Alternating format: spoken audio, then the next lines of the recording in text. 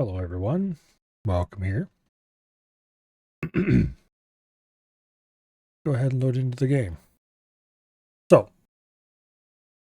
to start the day out, we are going to do a little bit of RuneScape because I have 50 construction, and that is what I need to get all the stuff I need to build in my house built. So we're going to rattle off one quest to get a required item we need, which is the main reason why I'm going to stream this, because I want to do as many of the quests as possible, preferably all of them, on stream. And then we are going to build the basics in the house. So, let's start with a good old Lumbridge home teleport. This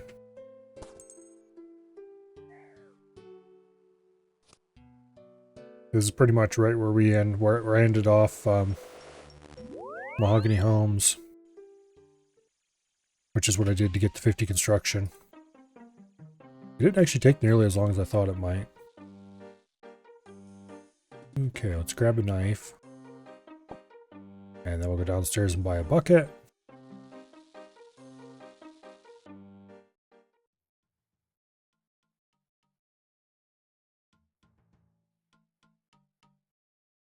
Okay.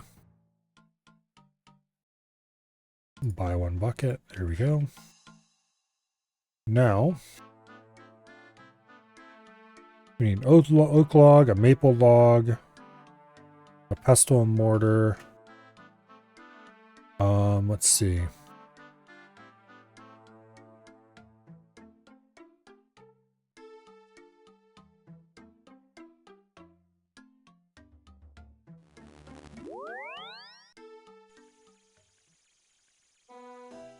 There's a maple right over here.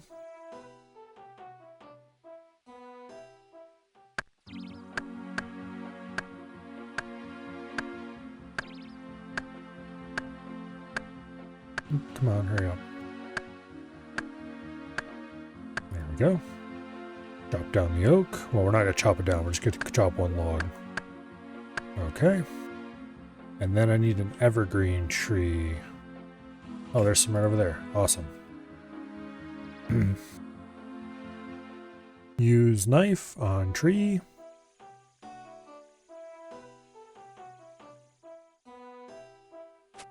And that gives us a bucket of sap. Okay, what else do we need? Pestle and mortar. Then we have to go to a mage training arena. Okay. Let's see. Pestle and mortar. We can get that in Taverley, I know for sure. Can't remember if the Port Sarim Magic Shop sells it. Hello, Dread. Welcome here. Okay, who else sells pestle and mortar?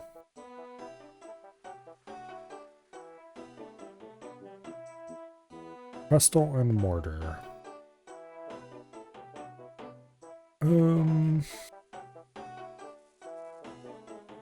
Trana, we're definitely not going there. Taverley, Karjama. Okay, Taverley is definitely the easiest place to get this. Easiest ways to get to Taverley. Oh, my house is currently in Taverley, isn't it? I can just teleport to house.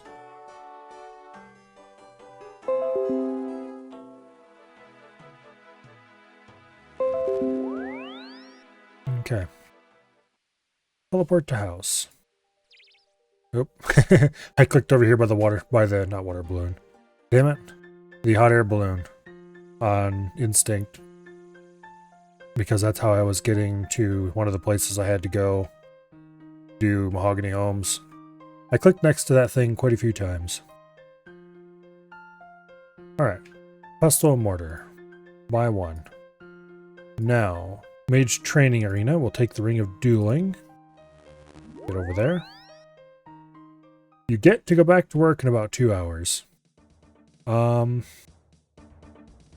Why do I suspect that that is a get should probably be replaced by have?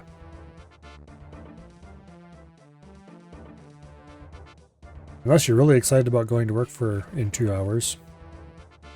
I guess that would depend on how much overtime they're planning to pay you. I'm correct in that assumption. Alright. So, quite a while ago now, I did MTA to get my magic levels up. And also because we're going to need some stuff from here eventually. The Bones to Peaches spell is just kind of something you should crank out to be able to do a, what do you call it? An achievement diary later. But the real reason why you have to do this is to get the mud rune. Because we need one of those for the quest we're about to do. Now that we've acquired the mud rune and have the ability to cast Bones to Peaches for no particular reason.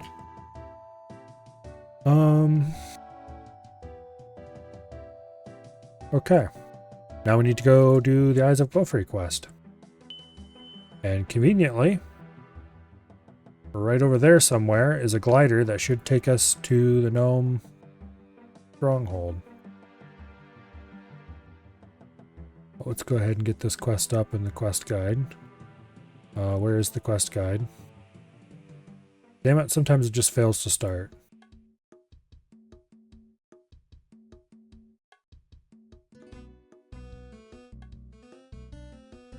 Alright, well.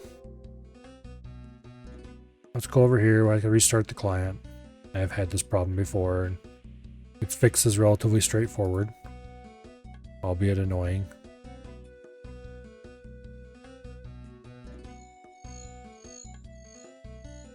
Anyway, this quest should not take long to do.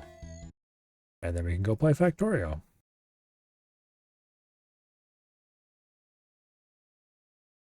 Okay, restart the client.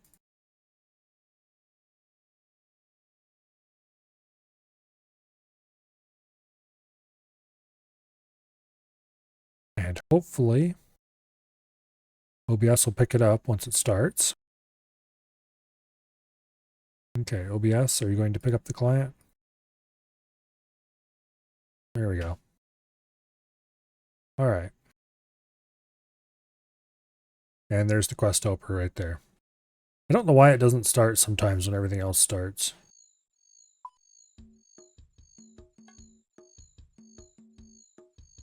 Okay, the Eyes of Glowfree. We have all the items we require already because I was a diligent little boy and got them all.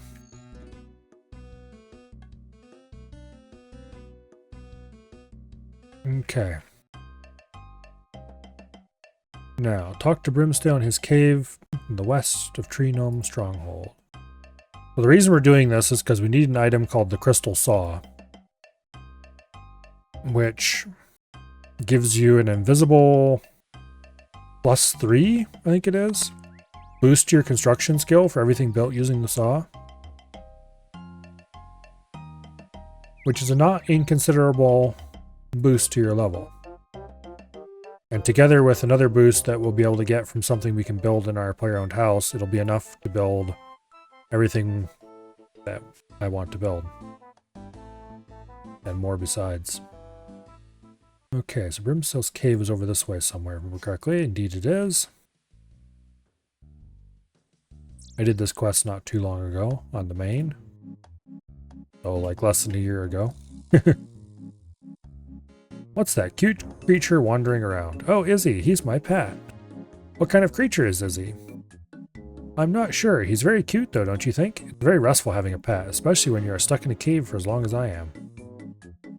So why are you down here? What do you do down here anyway? Isn't that obvious? I investigate thaumaturgy. Thaumaturgy? Not sure how yeah, I don't know how that's actually supposed to be pronounced. Anyway. I research the arcane, I attempt to explain the inexplicable.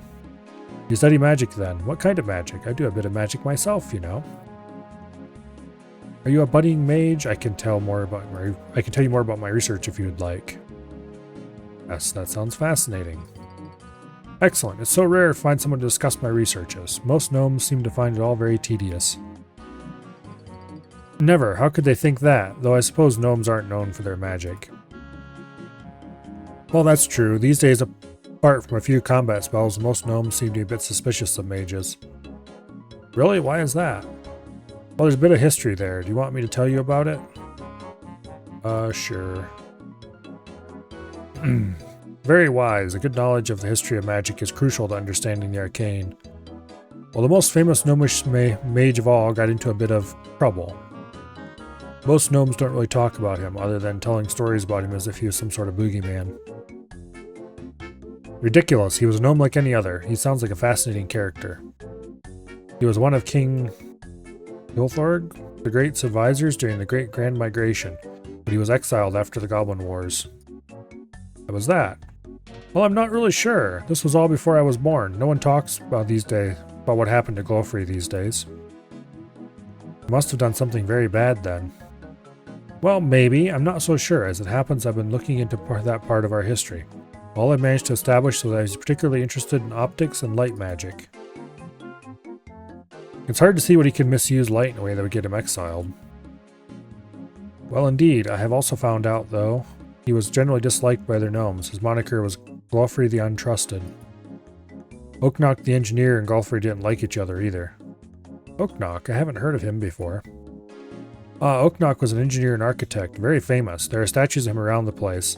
His reputation amongst gnomes is second only to King Hilthorg himself. He built most of the stronghold, you know.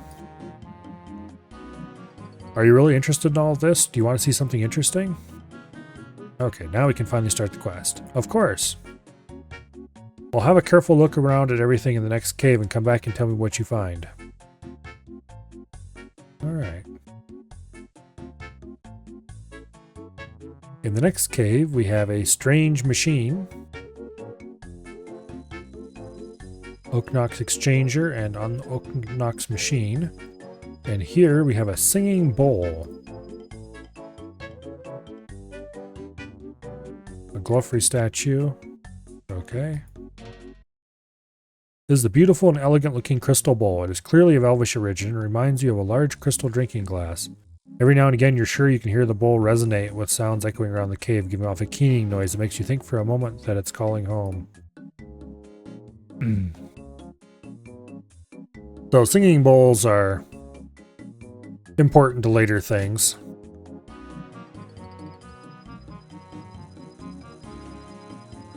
Okay, you look at the machine. It's an impressive piece of work, though it looks like it was made using a strange combination of materials.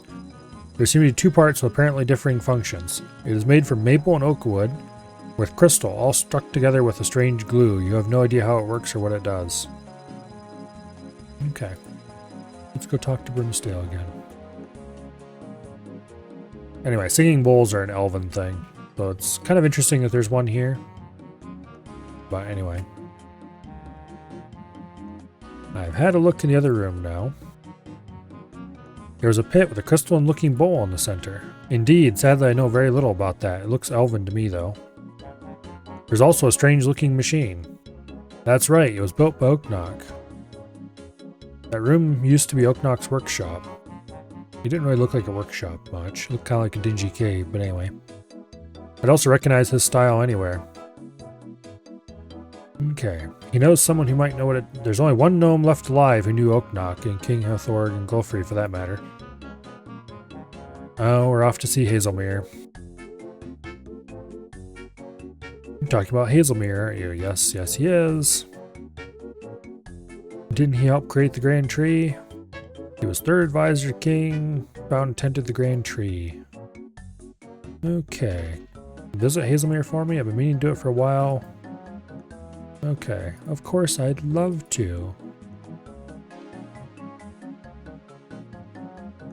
He's such an old-fashioned kind of gnome, he doesn't like visitors much, but I'm sure he'll want to talk about the old days. But he only speaks ancient gnomish. That may be true, though he may just be faking it to deter visitors. Either way, he's a nice old gnome. If he really wants to talk to you, I'm sure he'll find a way. Well, alright, if you say so. What do you want me to ask him? Well, ask him if he knows anything about Oaknock's machine. And anything you can find about Glowfrey would be interesting, wouldn't you agree? Right then, I better be on my way. I'll be back soon. Okay, so this suggests using the fairy ring. I can't do that because I don't have a staff for that. Largely because I discarded it to open up some inventory space.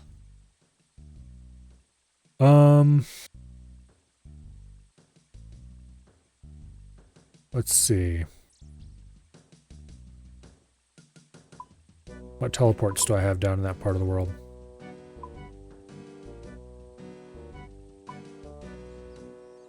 Oh.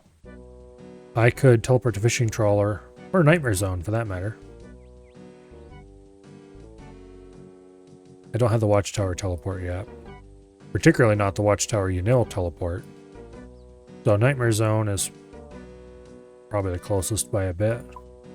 I think Nightmare Zone is a teleport. I've used it before, I'm pretty sure. Yeah, it does. Okay, cool. Off we go.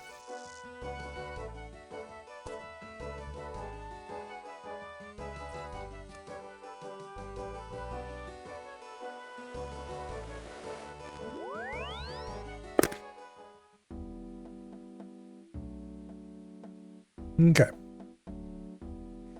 Hazelmere lives over here. He is a... Why are we going that direction? Stop that.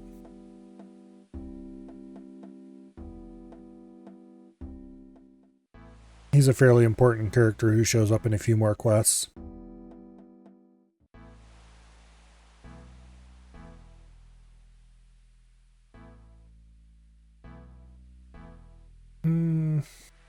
Let's see, what all quests does he even show up in? Several more, at least.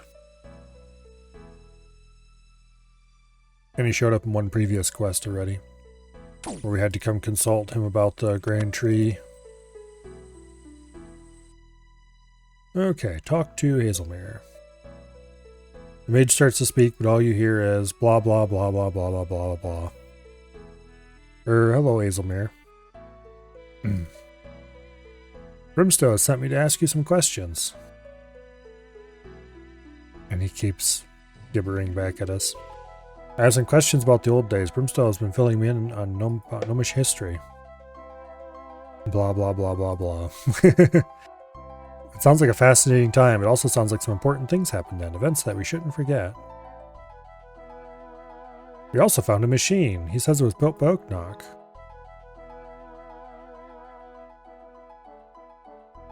He has quite a lot of gibberish to say about that. You feel very strange as if Hazelmere has started poking around in your head.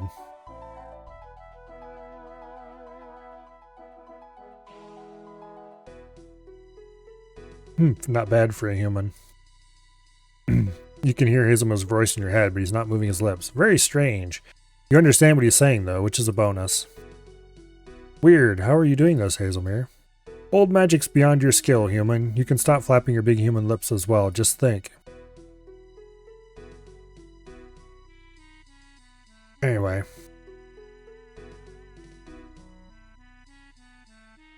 How do I do this? Wow, that's impressive. Brimstone was telling me that gnomes don't trust mages these days. Can you hear me? Glofrey wasn't it? Glofrey wasn't it? He did something bad and got exiled. Oh, I'm feeling a little dizzy. You knew him, didn't you? What can you tell me about him? And what's this machine that Oknok built? Isn't that magical as well? Do you know what it does? Stop wittering on. You're giving me a headache. Mind speech is hard enough without having to listen to your incoherent babbling. Think about nothing. Clear your mind. Anyway.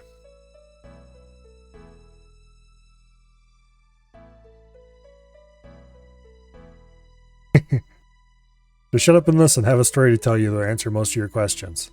Let us travel back in time to a time you humans call the Fourth Age. King Hilthorg had become king. The elves mysteriously decided to travel west, leaving most of Kandarian open to conquest. The humans weren't here yet. Only King Hilthorg and the gnomes to the north and a collection of goblin tribes to the south. And so we get a nice little, very short cutscene. Both armies moved to claim the lands and were of course destined to meet in battle.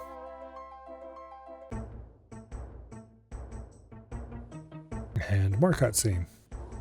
And so it came to pass the goblin and gnome armies met at the battle of something I'm not even going to bother trying to pronounce.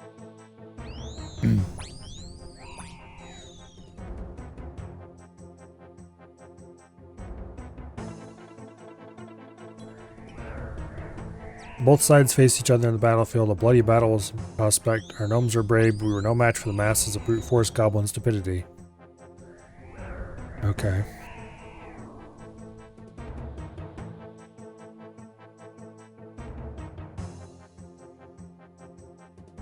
But Golifrey and King Helthorg had devised a plan. If you don't lead an invincible army, pretend you do.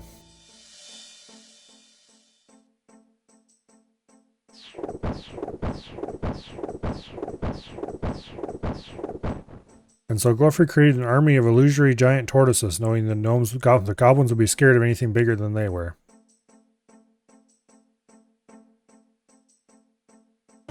Anyway, the goblins are appropriately frightened and run away. Ah, tortoises.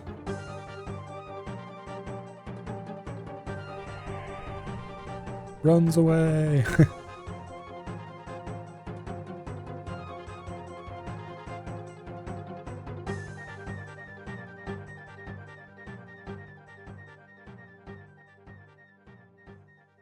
Anyway, we're Buzzeye. Oh yes.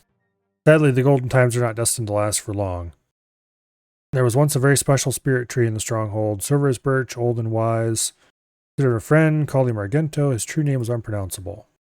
It was the first spirit tree I befriended and the one I knew the best. Sometimes travel finding other spirit trees, and during one such trip I was filled with a great sense of foreboding.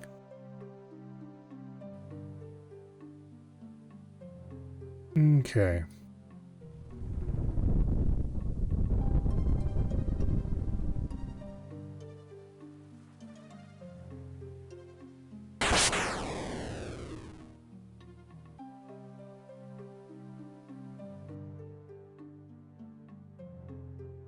Rushed straight back to the grand tree only to find that no one had noticed anything. But Argento was still standing and seemed alive, but I knew something was wrong. He refused to talk to me and his aura was no longer present. Someone had hidden his death. I talked to Oknok and he was incensed. He immediately blamed Glofrey, and although Oknok could be rather irrational when it came to Glofrey, they never saw eye to eye. I knew he was right this time. Glofrey had used his magic to hide the truth from all of us. Oknok had made a machine, an anti-illusion machine, with some help from the elves. He repaired it and summoned the advisor to Argento. Okay. Why have you summoned us here? You'll see, sire. Switch the machine on. What is the meaning of this? The silver spirit tree is dead. Glofrey has been using his foul arts to mask the truth. What other secrets has he been keeping? Explain yourself. I live to serve you, sire. I work for the good of us all. How can lying to your fellow gnomes be good? Some things are best kept secret. Even from your king? Occasionally. Enough. How can I trust a gnome who hides things from me? Okay, anyway. Glofrey, you're no longer my advisor. Leave this place. Only the naive believe they can rule without someone like me. Your empire will crack and gnomes will become but a joke. Anyway, and so Glofrey left and traveled with some companions to a place they called... I'm not going to try to pronounce that either. We have heard nothing but rumors about them since.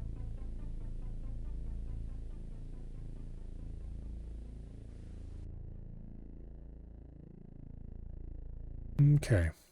Nobody knows for certain. Some are rocky, I suppose. The rumor is that after founding his new home, Glofrey used his magic to shroud the city in mist. It may not exist at all, however I suspect that Glofrey is still around one way or another. What do you think that? Just call it gnomish intuition. The machine that Brimstale has found is the one Oknok built to stop Glofrey's illusions. Do you know how it worked? I never studied it, but I believe it used elven magic, so it must have used crystals of some sort. Crystal discs, yes, that sounds familiar. Actually, come to think of it, I may have one lying around. Here, take this, maybe it will help you. Well, thank you, Hazelmere. You told me a lot of things I need to ponder for a while. Very well. Oh, and when you see that lazy toad Brimstall, tell him next time he needs some information to come himself. Okay. Now, to get back to the Grand Tree... trying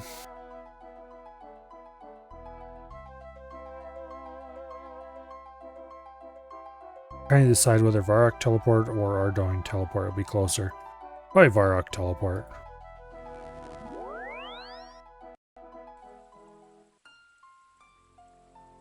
Unfortunately, I don't have Grand Exchange teleport yet.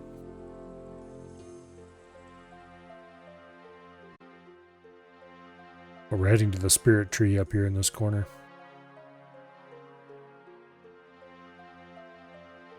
Maybe it would have been faster to run through the castle grounds. Oh well.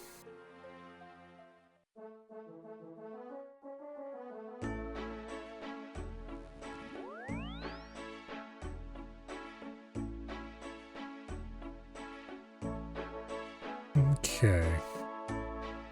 Travel to the Gnome Stronghold. And then we go back to Brimstale's Cave, which is over here in this corner somewhere. I think that's it right over there.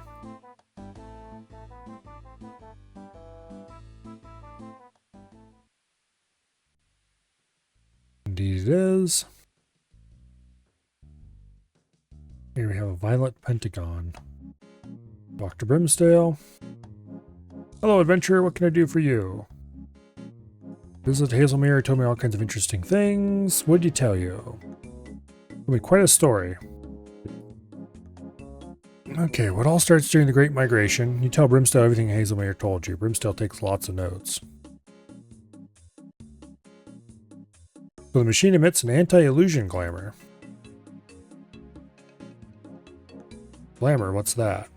Don't you know anything? Sigh. A glamour is a type of enchantment or magical effect. Okay. Oh, crystal disc. I may have a few of those in a drawer somewhere.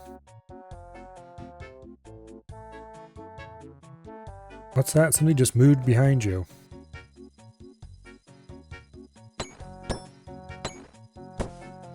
What is that banging noise?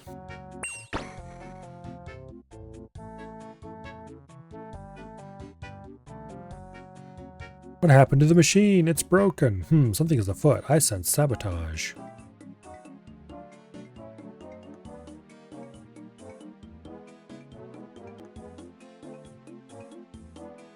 Okay.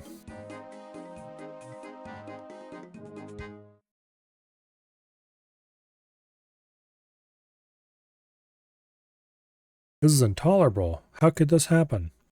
I'm confused. It must have happened while we were talking. Well, we were just standing here. How could someone get past us? I did see something odd behind you. Wait a minute. How did the saboteur know about the machine? You're the only person I've told about the machine. You don't look at me like that. The only person I've talked to is Hazelmere. Surely this couldn't be the work of Hazelmere. Wait. None of this makes any sense. There must be another explanation. Alright, someone snuck in here without us noticing. How? The intruder must have been invisible. Right, and how does one make oneself invisible? Illusion magic? Invisibility is a form of illusion magic, so that makes sense. So this was done by Glofrey? Is he still alive? Who knows, but he may well have been taught the skills to his gnomes. You mean the gnomes that went with Glofrey to, or how you pronounce that place?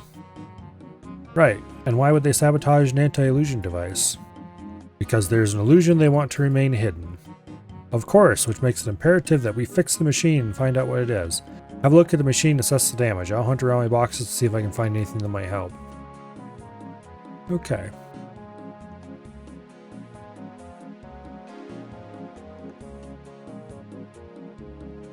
Now. Use Mudrune on Pestle, Mortar and Pestle. They get some ground Mudrune. Use that on the bucket of sap. That makes the fancy glue. Okay. Use the glue on the machine. There are two main wooden parts that need to be repaired. It looks like you'll have two types of wood, maple and oak, to repair them. Complete the repairs. It also looks as if everything was stuck together with some sort of resin-based glue that smells of pine and contains flecks of gray powder that glint and sparkle in a magical way. You'll think you'll need some skill in construction, level 5, and the standard construction tools to repair the machine. I have all that.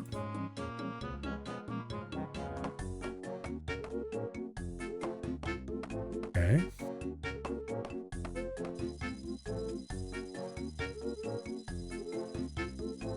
So the way you're supposed to know to use a Mudrune is you talk to what's-his-face, and he, I think he gives you a hint. Some sticky rune or something. is what he says, which is not very clear. But I guess the stickiest rune is the mud rune, so sort of makes a bit of sense. Okay. There appears to be some sort of lock on the front. I think I know what the discs are for though. There's a slot in the front that looks like it might fit a disc and a number. Okay. So he gives us more crystal discs. Ugh.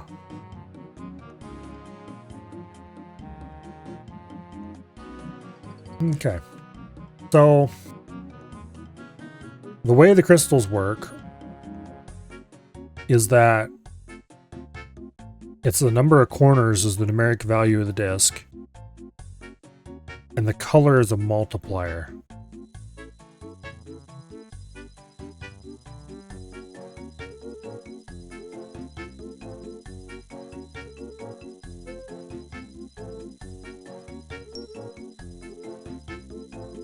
Okay.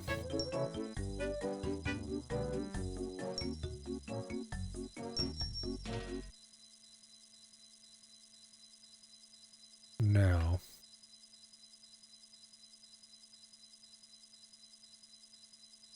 I don't remember what the multiplier is.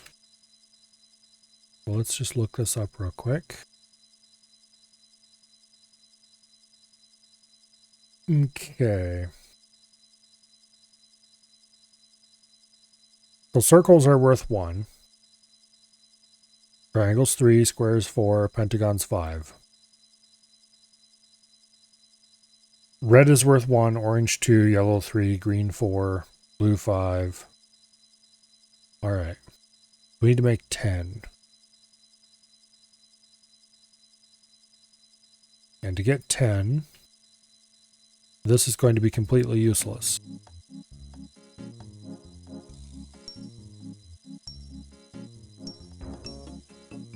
There we go. That's more shapes. Now, an orange pentagon would get us there directly. Sadly, we do have an orange pentagon.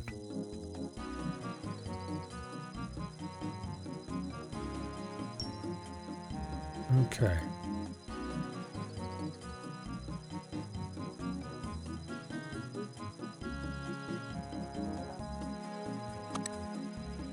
Okay.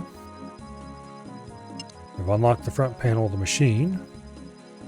Now we need 21. I should have kept that damn violet triangle. Okay, let's see. What other high value things do we have?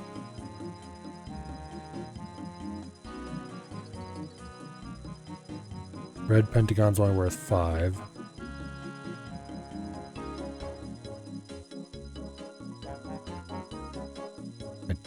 Okay. 2 tokens to make a 7. We can do that pretty easily.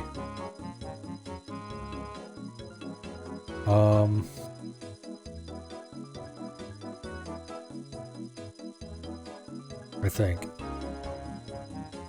See, this is a 4. This is a 4. This is a 1. That's a 5. Let's see, this is a 9. That's too much already.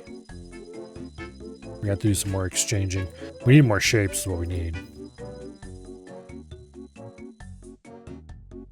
Let's go see if we can get some more.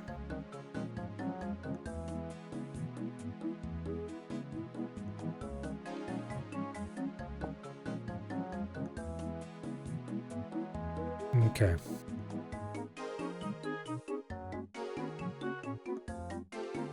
Get rid of this. I picked it up by accident. Drop those. Talk to Brimstale.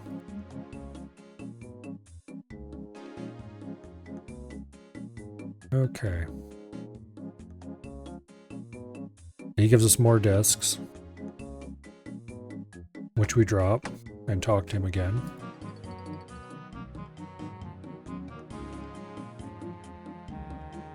And he gives us even more discs. Okay. So with these discs and our original discs, hopefully we should be able to make it now.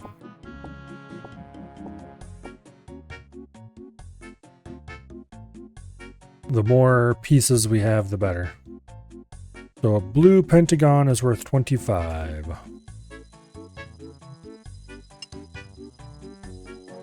So those are all too valuable for this. So let's go ahead and put one of these in. And then let's do that again.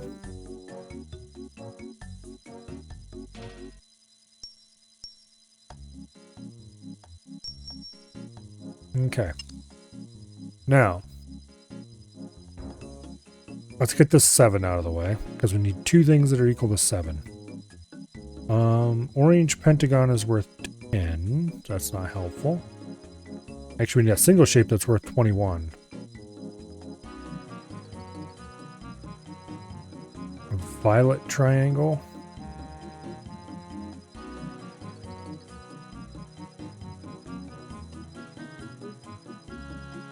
Okay, we might have to do a little bit more shifting here. Is there anything that's worth 11? No, there is not. Okay. Well, we can stick up to 3 things in. What's worth 10? Orange pentagon. And is there anything else worth 10? No. Okay, here, give me that back. Oh, fine, whatever.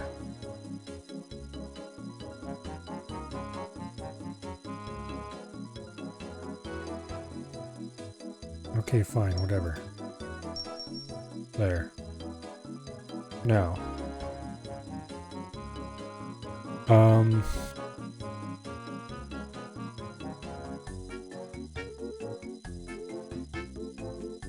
Let's see.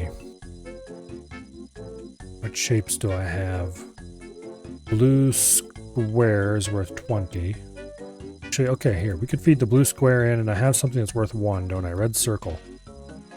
Here, feed that in. Blue square, feed that in. And we need indigo triangle. No, violet triangle.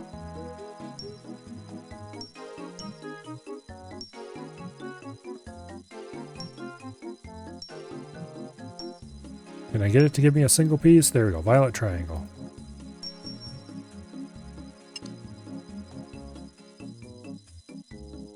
Now insert that in here.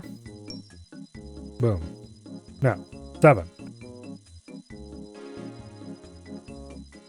An orange circle will be very useful. It would be worth 2, and we could stick a red pentagon and an orange circle in. We'll see if we can make an orange circle.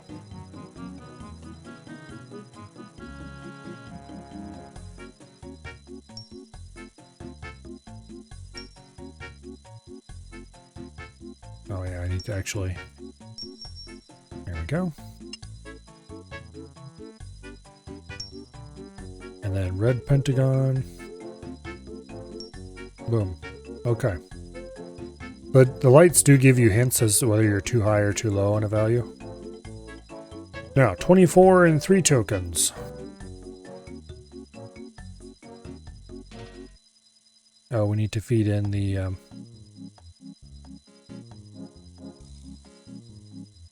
violet triangle as well.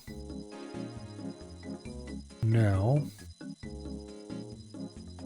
24 and 3. If we had an indigo square, we could do it in 1. Actually, I wonder, do we have to fill them all?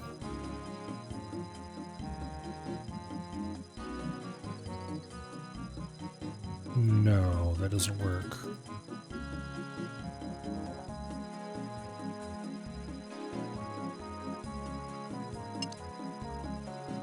Okay. Although, here, I've got a brilliant idea. Let's see. What pieces did we use for this?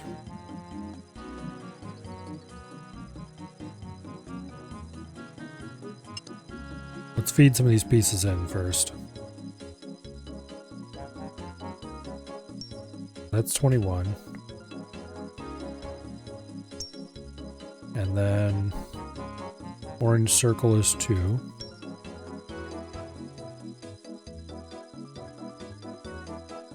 Okay. Orange circle, red pentagon, and violet triangle. And then it was indigo square.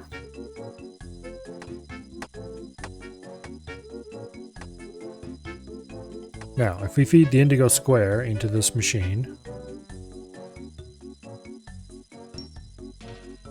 and hit exchange until it gives us 3, which it did right there, we should have effectively the cheat code for this.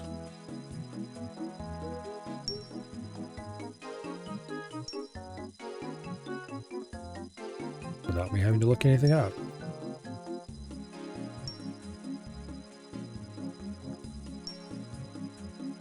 Boom. Alright, awesome. It's working!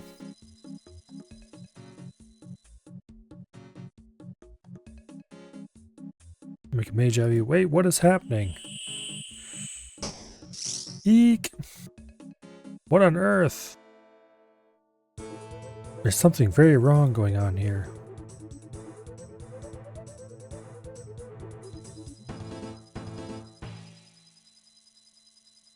Okay, so we don't need the rest of those shapes. We're done with them until a later quest where we need them again. Thankfully, we can get new ones then, so we don't have to worry about that.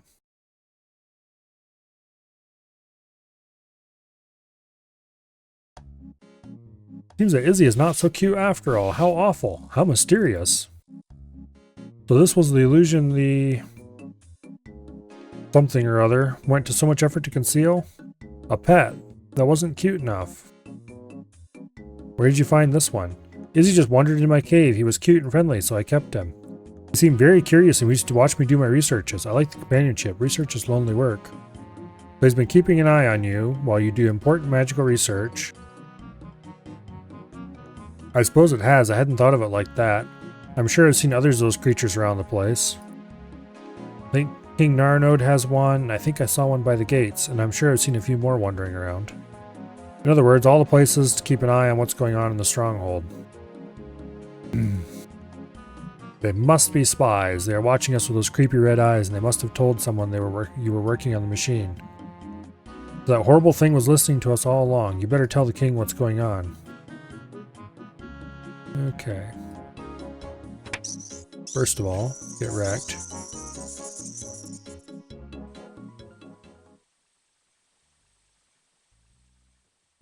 Let's go murder as many of these things as we can. And then we'll go tell the king that there's spies about. Or there were, anyway.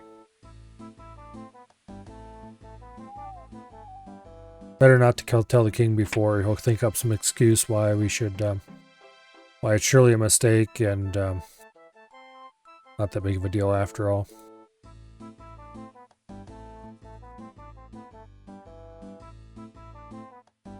In any case, we're just about done with this quest. Okay, northwest of the stronghold. What even is over here?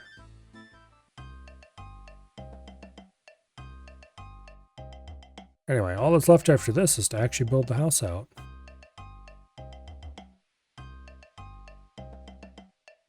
Some of which we'll do now and some which we'll do later. I won't bother getting all the runes together and building the portals and that kind of stuff today, but I will build some of the main furniture. If only so I can store my graceful right away. Getting tired of wearing it everywhere.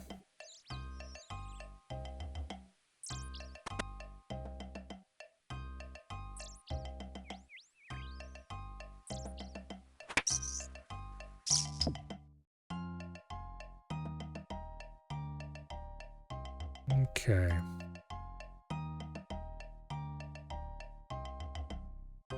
Smack that little bastard.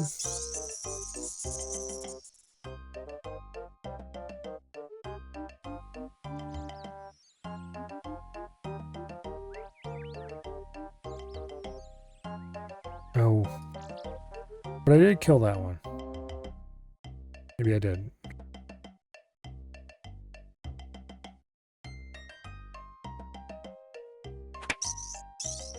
It didn't seem to register its death.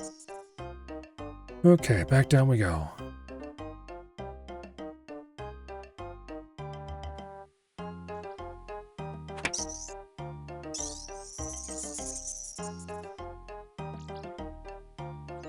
Found all the spies yet? I think so. There were 6 in total. Okay.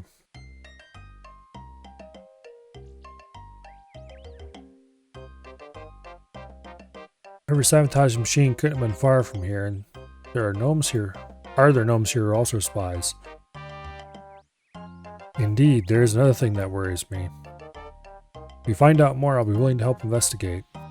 It may well be useful, thank you. I may call for your help again. Oh, before you leave, I have something you might like. Passed down to me from king to king. It belonged to Oknok. Proclaimed that only a hero of the gnomes should have it.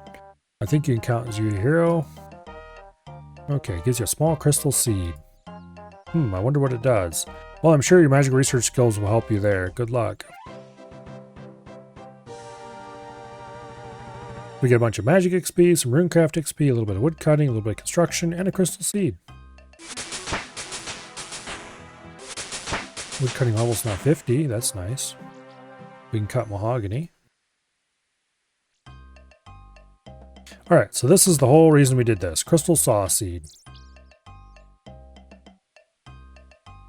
It is going to make me very happy. So we have to run all the way back to Brimstale's cave.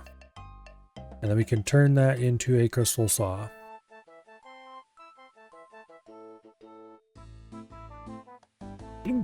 Using that singing bowl over in the corner. Okay, we don't need the pestle and mortar or the knife anymore, I don't think.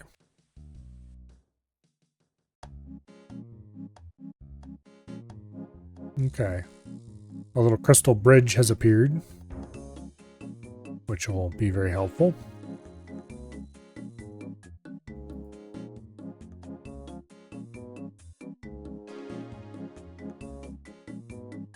Over we go.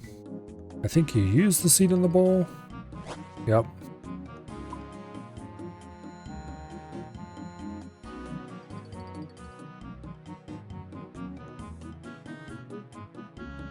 Okay, so we have the silver saw now.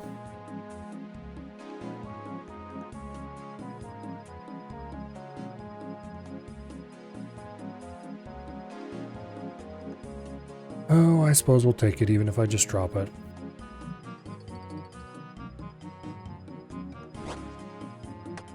Alright, let's drop our normal saw. We now have the crystal saw.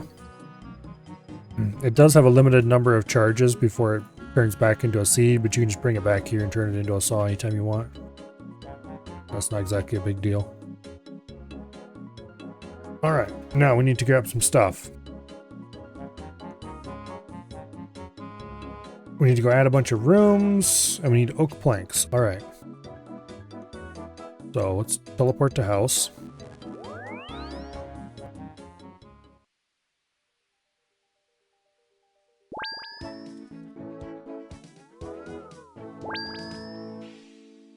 Build mode portal.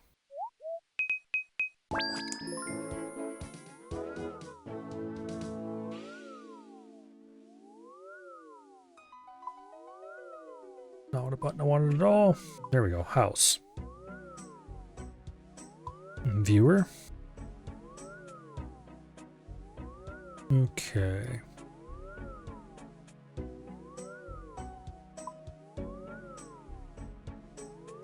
Now,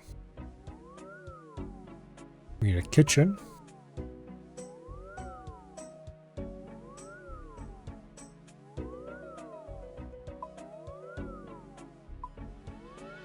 Remove the parlor.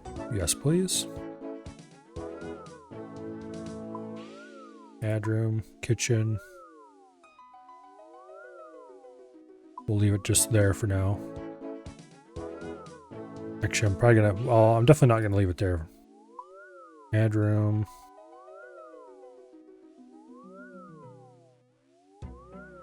Portal chamber, I believe. That's the main reason we need level 50 is because of this right here.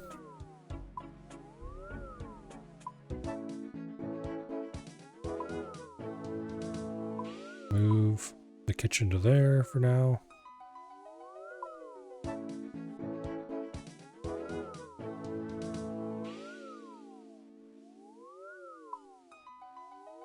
Add a second portal room. Right there.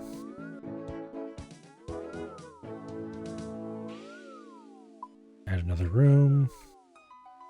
Specifically a third portal chamber.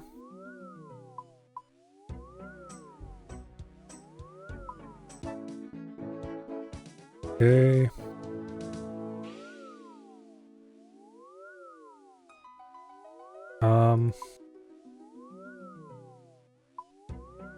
Move the kitchen over to there for now.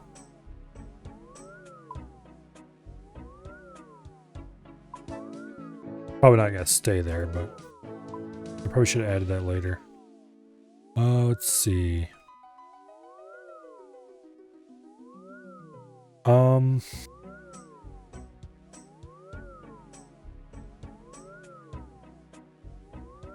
Let's see. Okay, we got the 3 portal rooms. We need a costume room, a chapel, a workshop. Workshop's not terribly important. The costume room, on the other hand, is absolutely critical.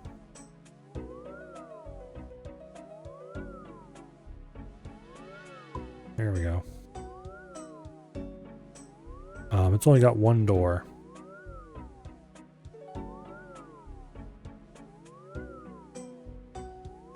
No, we're not going to put it there. Alright. Let's add that right there. Simply because I need more space.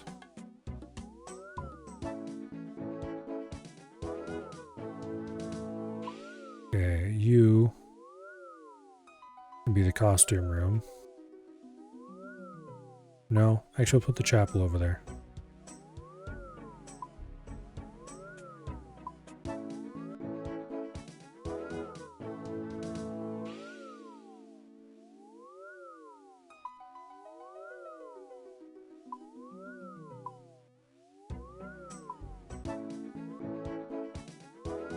Okay.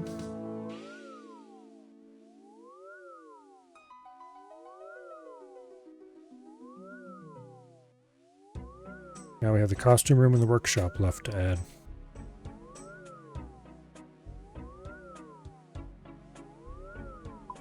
I think I know how I'm going to do these.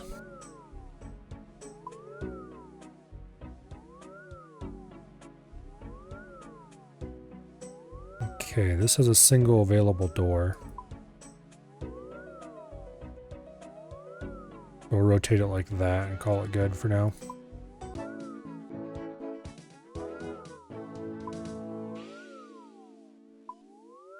And the workshop has 2 doors. We'll rotate it the same way. Okay. So here is our house as currently outlined. When we teleport in, we teleport to this room, which I'm going to rotate.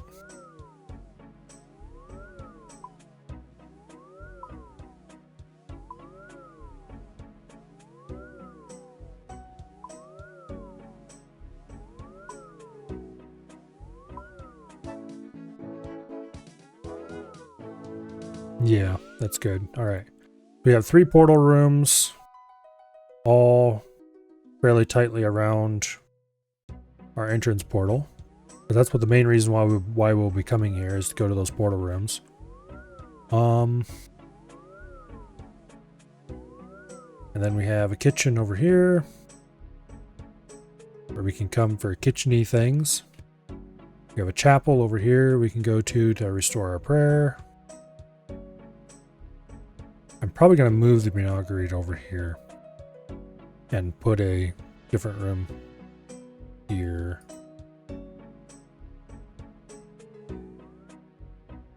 But this is the basic design so far. For now, I'm just going to leave it alone. All right. So what we need to go do now. How many oak planks as I can grab? We don't need those.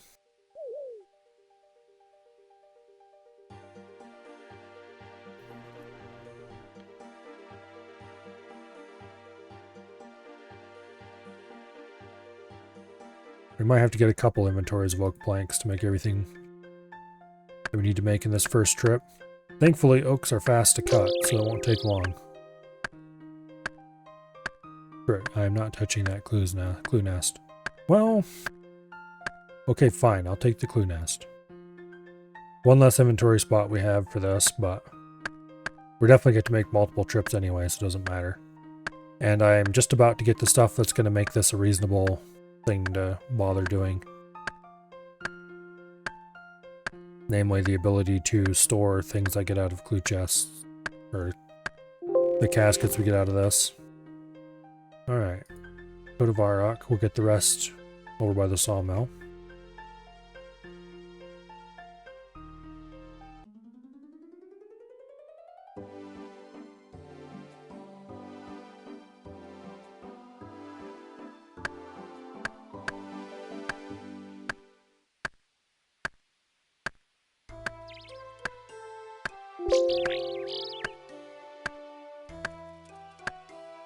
No.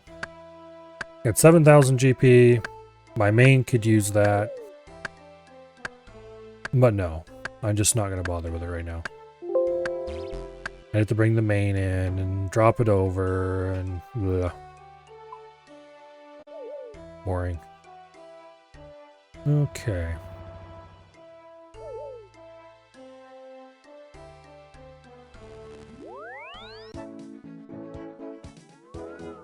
Okay. Now,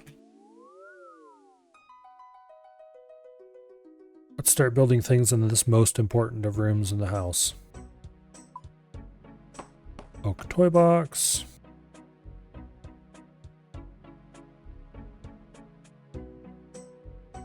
Oak fancy dress.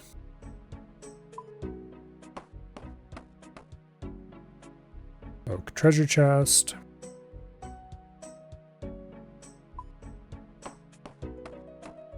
Oak armor case.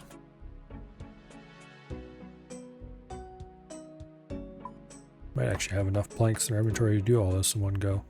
And of course,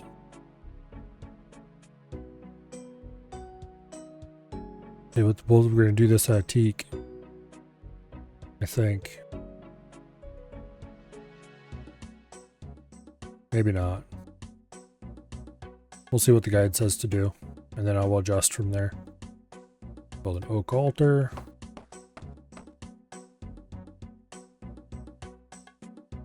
Which will allow us to restore our prayer points.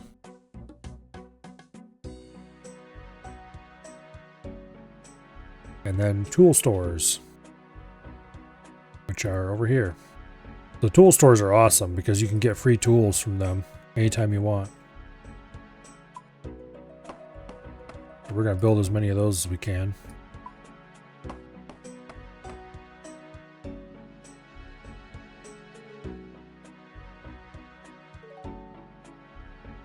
Okay, unfortunately we're short 4 planks, roughly, from what they wanted us to do in the first inventory load. We're going to have to make at least one full extra trip.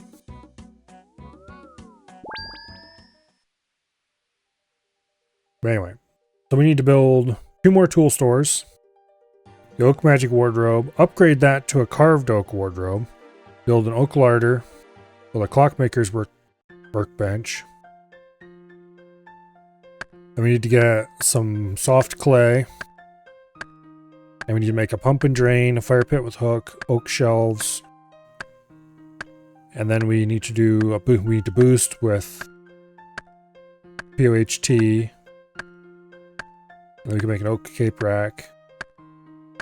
And then we need to build all the portals and that kind of stuff.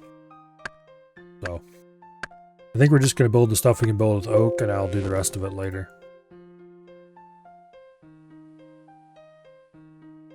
because after this step, we're going to be able to store my graceful, which is what I really, really, really want to do. Not because I don't like graceful. Graceful is extremely useful, but because I want to be able to get other sets of armor without losing the graceful. And I do not want to do the grind to get graceful back. It's very, very painful.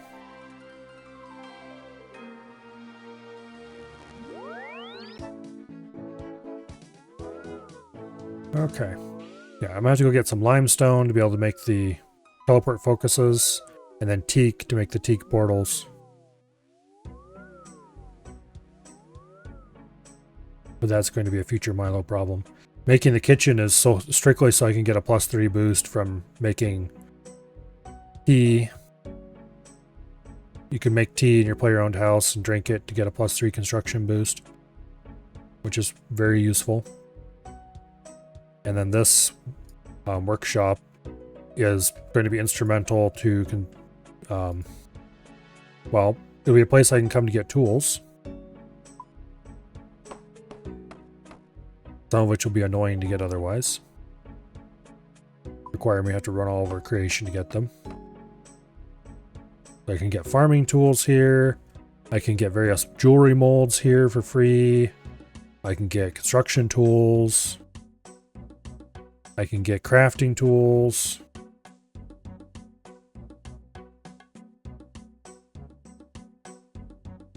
Not quite high enough level to get the tool store 5. I could boost for it though. Okay. Let's build the magic wardrobe, because that's where I'm going to store my graceful. Oak wardrobe. And upgrade it to a carved oak wardrobe.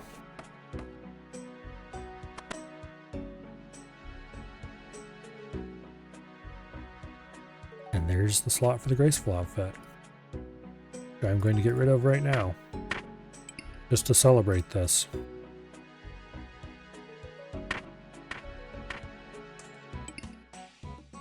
Isn't it beautiful? So there's a limit to how many outfits you can store in this at a time. Starting very limited for the low level versions of this, and getting eventually up to the point where it's unlimited. So I'm not sure how many the carved oak wardrobe can store, but it's not that many. But it will be enough to store the 2 or 3 things that I actually am going to need to store in there. Okay, then we need an oak larder. How many planks do I have left? 3? Yeah, we can probably build the oak larder yet. And then we'll need to go get another load of oak planks. Or partial load at least. Okay, no, we need 8 planks for this. So 8 planks. We'll build a clockmaker's workshop. Workbench. Nope, we don't have enough for that either.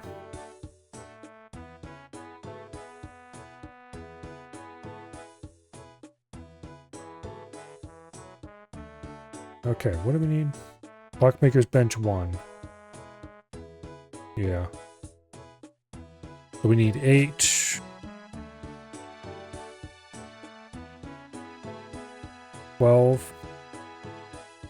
Should be enough for everything. Total. Go chop a few more oak logs and finish off the last of the oak furniture. And the rest of the stuff is going to be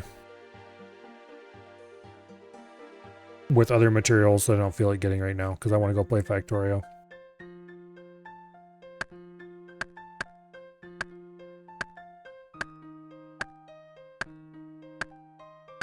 Okay, you got 6, 7, 8,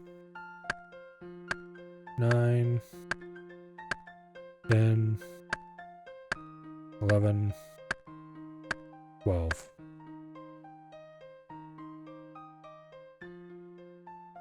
We will need 7 more oak planks, but we also need a bunch of other materials that I don't have on me, so.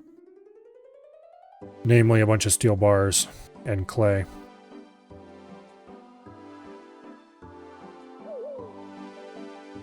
I have some steel bars, but not enough.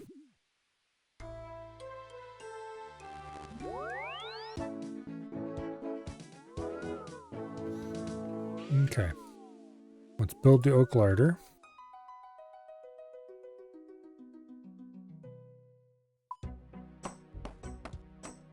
So that's going to, this has free food in it, basically. And some other useful stuff. And let's build the clockmaker's bench.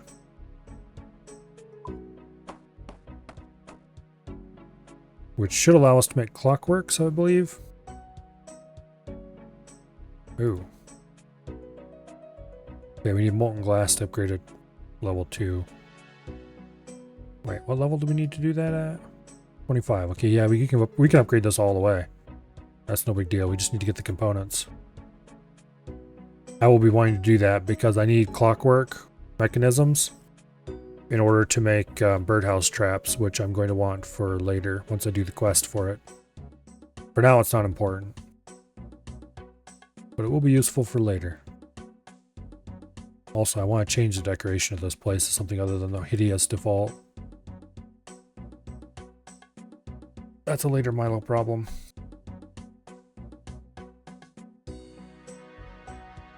Okay. Then I have to go to Varrock. Well, I have to go to Blast Furnace, have to get some steel bars. Or buy the materials for the steel bars from the merchant at Blast Furnace. And then make them elsewhere. Namely, I'll superheat them probably. Because I'm lazy, that's easy. And then mine 8 soft clay. Make 7 more planks, make a pump and drain, make a fire pit and hook, oak shelves too. Boost up with the tea, and then make all the portals and that kind of stuff. I'll do that tonight on my own time. And then I can finally enjoy the fruits of having my own house. For now, though, let's switch over to Factorio.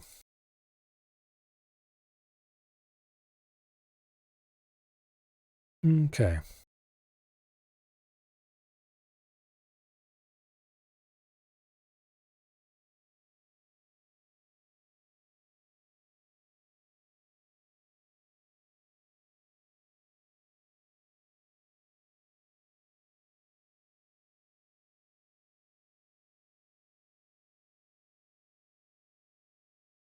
Well, it would help if I changed the category. Oh, I did change the category. I just didn't recognize it. Oh, OBS, why do you do that sometimes? It annoys me. Alright, anyway. Start the game. And switch scene.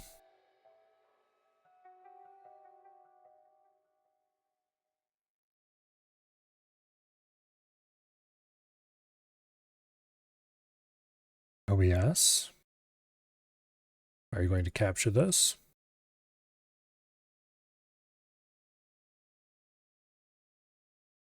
No, it's not going to capture this.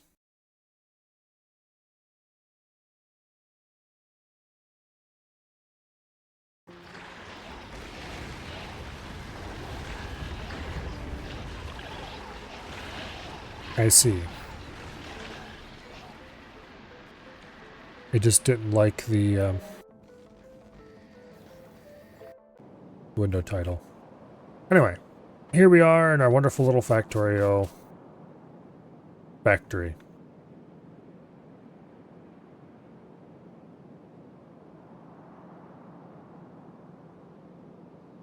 So,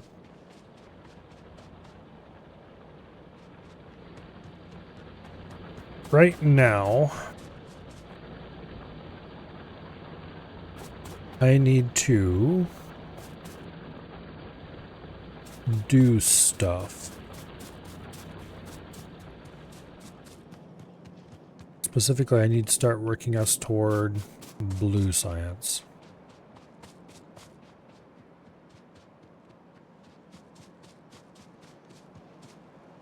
And to do that, we're going to need oil. I do know of some oil nearby. This is a very not great patch. This is a much better one.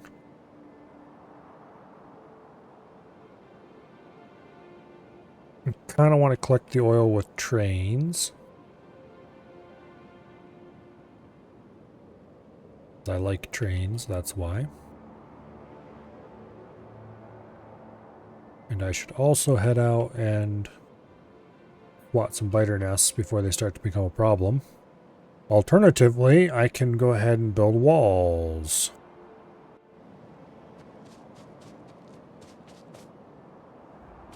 Which I should probably go ahead and do.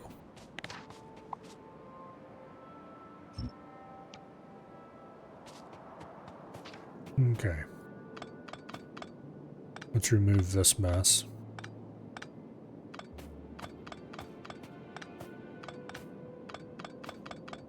I'm certainly not going to have a random oddball T-junction right there in the middle of everything.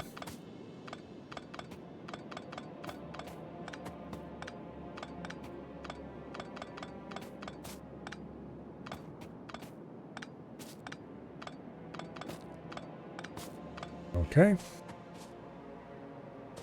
Now,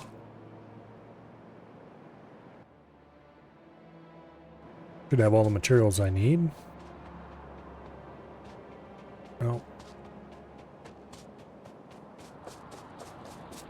Looks like one of our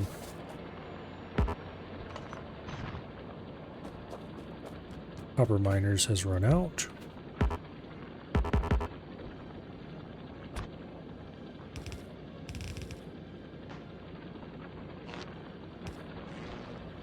Get that started back up again.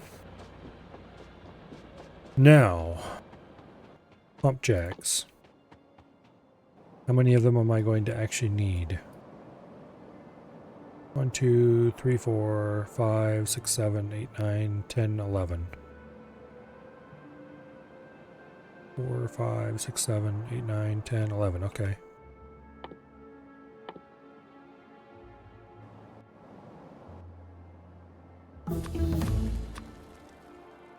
I had to order 11 pump jacks to be crafted.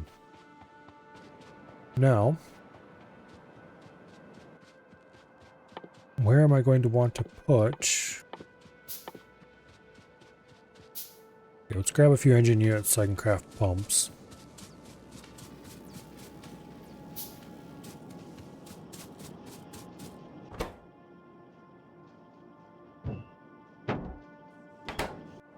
Okay.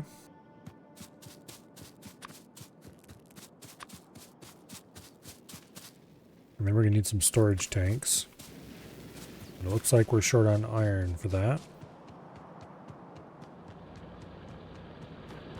I should probably shorten that statement just to, it looks like we are short on iron. Alright, well. Let's go improve our iron mining capability then, why don't we? Yeah, a bunch of drills have run out, and in general, it doesn't look like things are going great over here.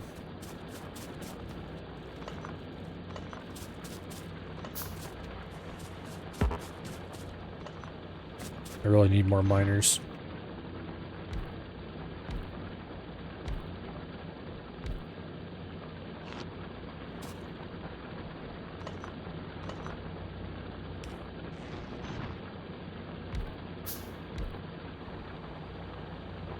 Yeah. I need a bit of everything to craft miners. Alternatively, I don't have any space on the crafting loop anymore. I could make another crafting loop. I would have to deal with this mess, make that work, but that's probably what I should do. Yeah, let's do that.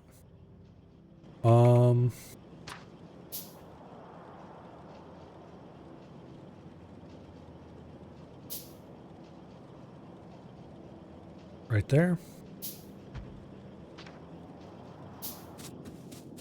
Of course, I still have to build it by hand, which sucks.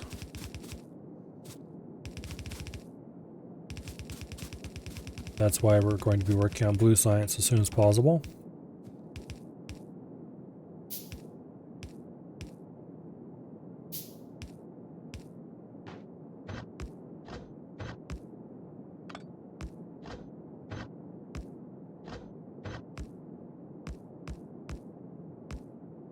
Okay.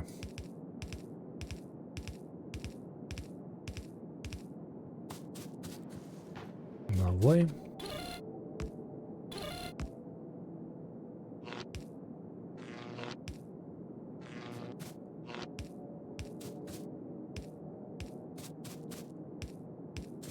Got all these in place.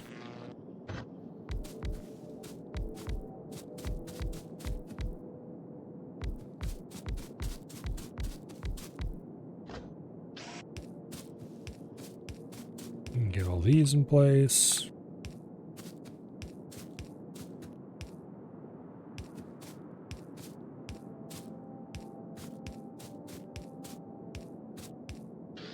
Okay. And we're done. Ha ha ha ha ha ha ha ha ha.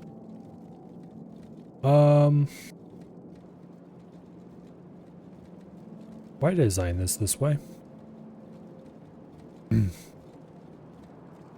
Should invent some robots to help me build? Yes. To do that, though, I need this little known technology known as blue science. Very strange and rare.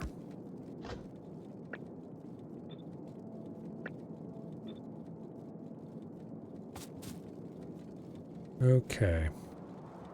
I really should have placed this farther up. But at the time, there was stuff in the way up there. Now there is no longer.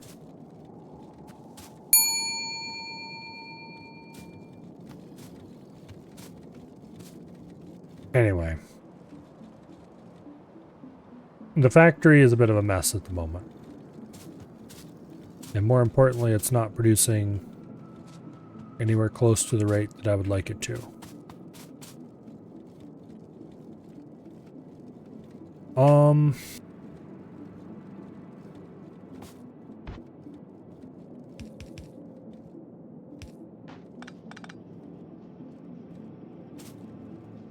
Okay, getting the copper over there is going to be the most annoying part of this. How am I going to do that?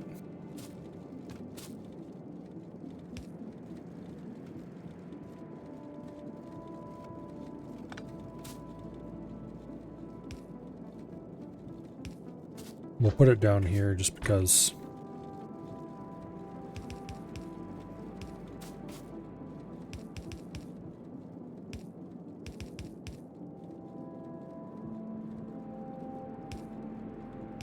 Okay, I guess that'll work. Now for the iron.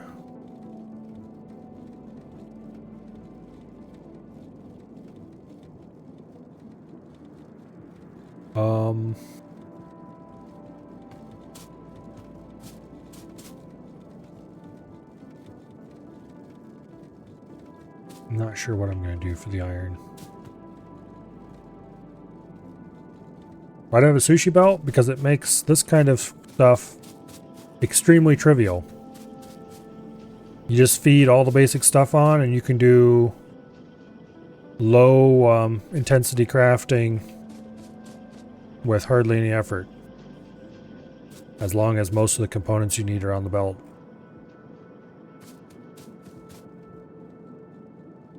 So anything that just takes the materials that we're feeding in could just be quickly set up. Makes it very easy to automate trivial things like rail signals, for example, so I don't have to handcraft them all the time. Okay, so the iron, getting the iron over there is going to be the annoying part. Actually, I can probably make this a little better by doing that. And then we can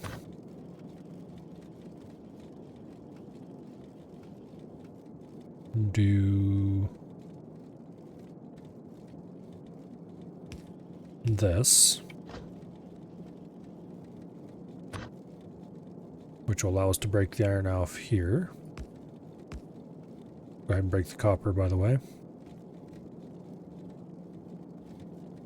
And then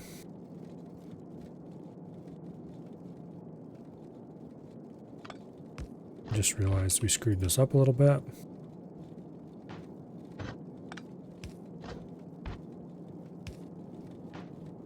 Okay.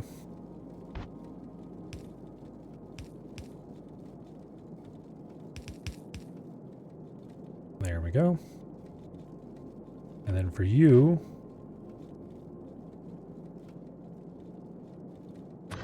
we're going to split this here.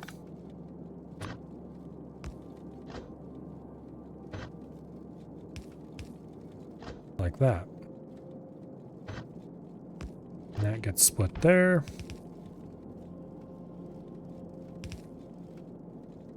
Alright, unfortunately these are a little bit woven around each other again. But iron goes there.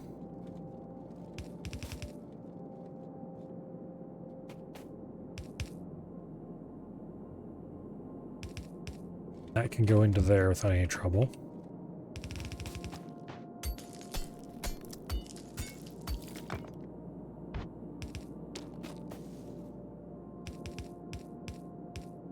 That can go into there. And I believe that's it. Okay.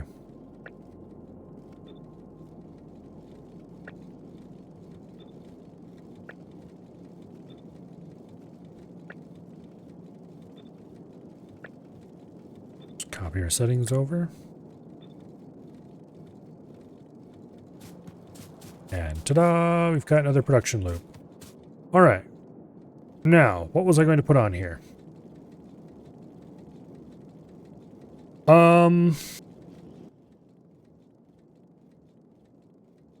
Pump jack is a strong contender. Storage tanks are pretty easy. Let's see.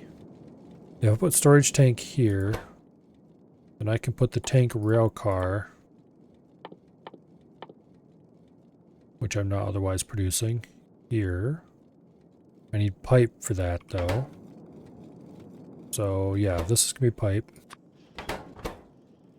This is going to be the tank rail car. And this is going to be storage tanks. Okay. We also need pipe for the pump jack.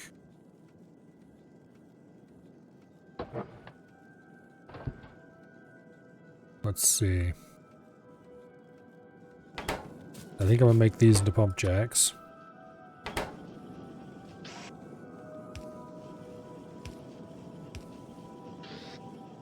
Okay. Those and those and those are all things that I want. One stack of pump jacks should be fine. We'll do 2 stacks of those. And 2 stacks of those.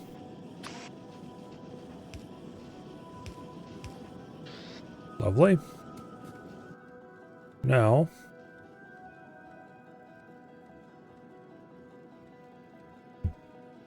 let's see, what else am I using in large quantities at the moment? I could do assembly machine 1 and 2 right here. And that would free up my assembly machine crafting machinery up there, but I don't think I want to do that currently. There was something in particular that was like, oh, I want to put that in the loop. Now I've forgotten what it was.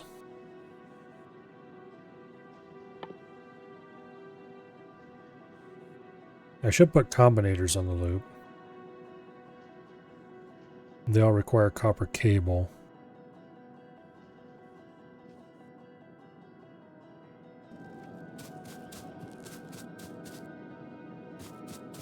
Means I probably should put the combinators here and make this copper cable.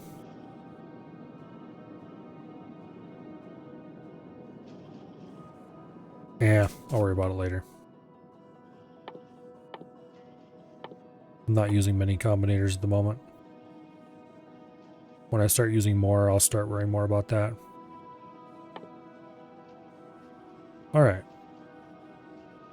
For now, though,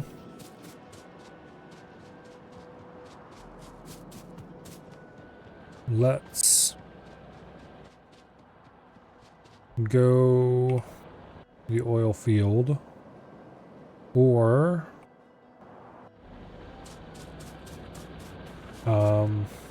no, grab walls, because I'm going to want to start building walls. Okay, you know what? One thing I definitely should get on. Oh wait, I have it on the loop already. Right here. Gun turrets. I'm going to remove this old wall assembler since I have walls in the loop as well.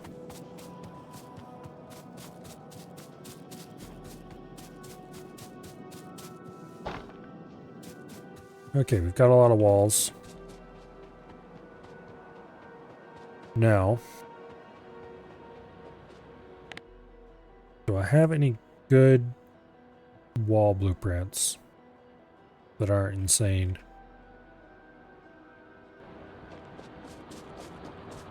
Not really, they're kind of all outdated.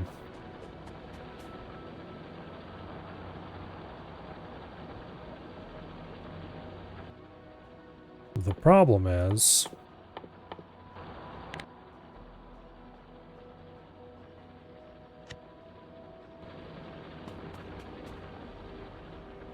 okay, so these walls are built around bots.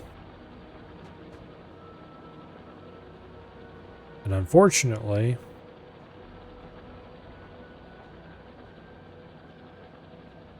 they're great walls, but the rail corners aren't valid anymore. I'm going to have to redo all of these, at least partially. There, light wall corner.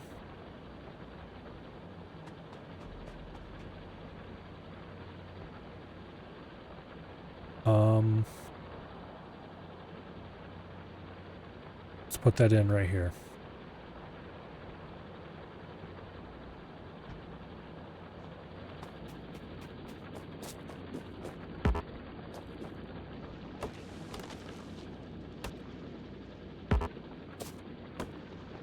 Okay. Pop some wood out of the way.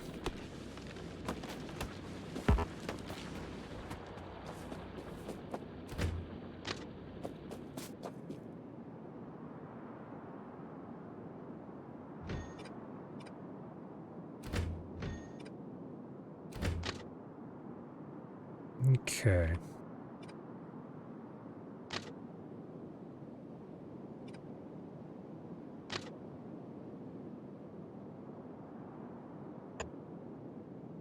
That should work.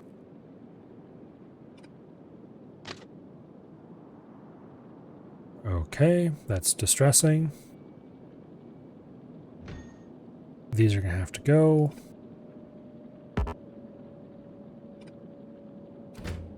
And I wasn't exactly going to be able to build them right away anyway, but that's beside the point.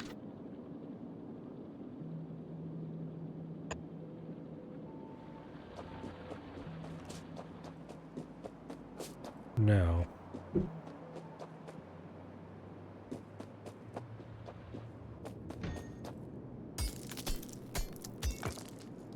So these walls are bi-directional ammo belt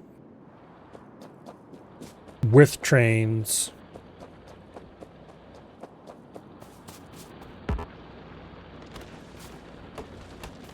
Designed to come in 3 different thicknesses that can be pasted over top of each other. So you can just easily and quickly upgrade your walls later.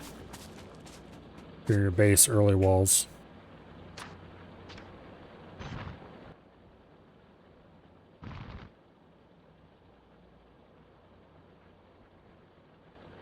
Okay. Let's actually grab that book.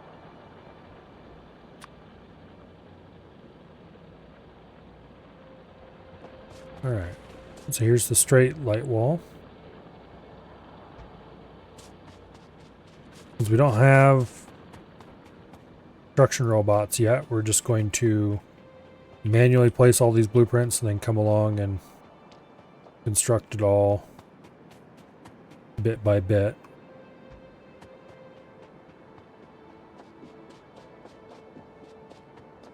But this will define the main base perimeter for now. Okay.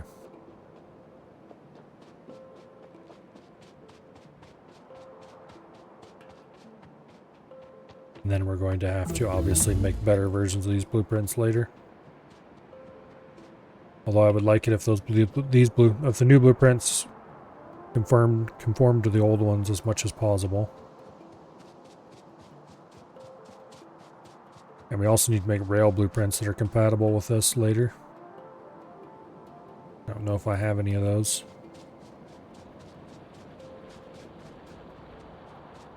This is a pretty ambitious plan. Did I paste that right? No, I didn't. Damn it.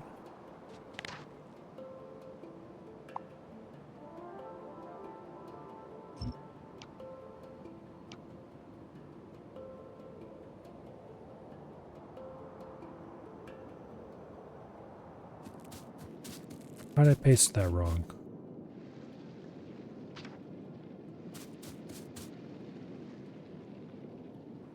Wait.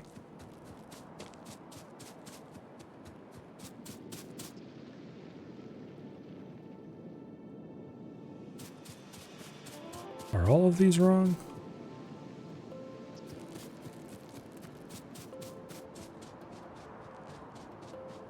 No way.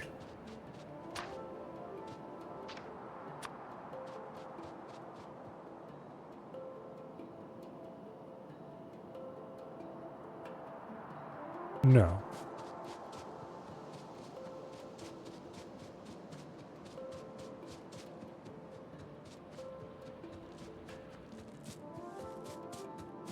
Okay.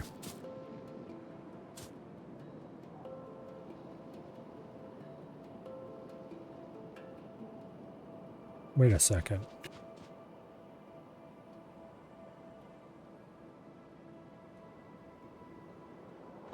Yeah, where did you come from?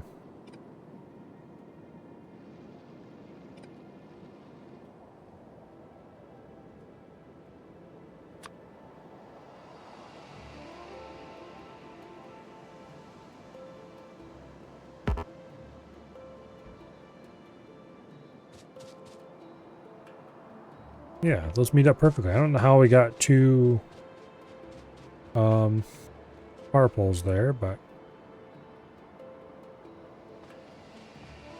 okay, let's go south one more. Oh, come on. And then we will use the wall corner.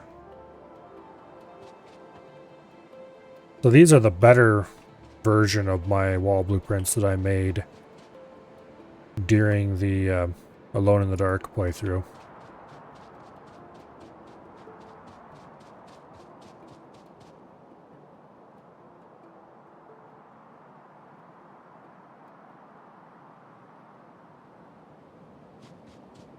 Which served very well there. That is why they have some interesting little things like bidirectional ammo belts.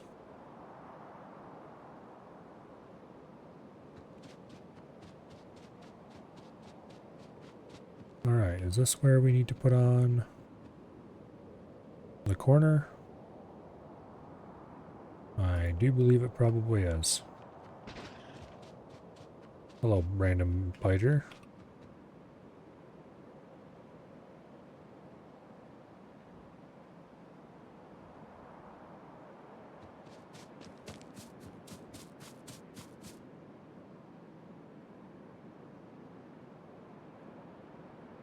Oh.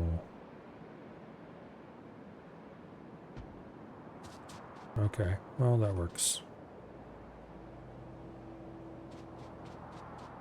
Okay, hopefully we discover everything lines up perfectly when we get up to this next section, because I'm going to be very annoyed if there's some tiny off by one error somewhere in my placement.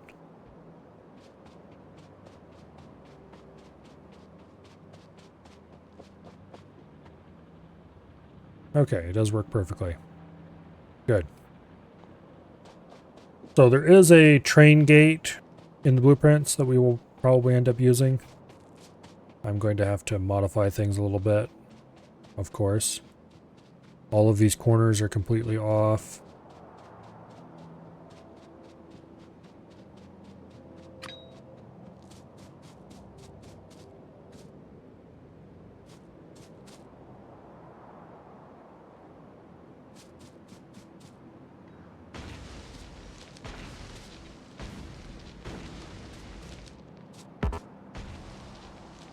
Okay. We need to make lots of grenades. I should automate it. Coal and iron plate. Actually, quite a lot of coal. We can grab off this line, though, and just set up some automated grenades somewhere for a little bit.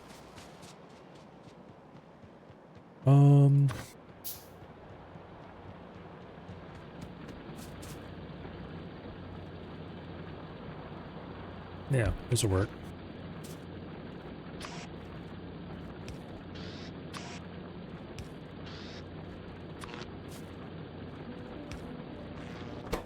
Okay, you will make fun throwy things.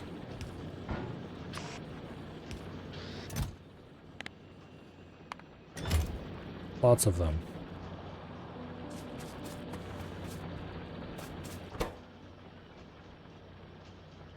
Okay.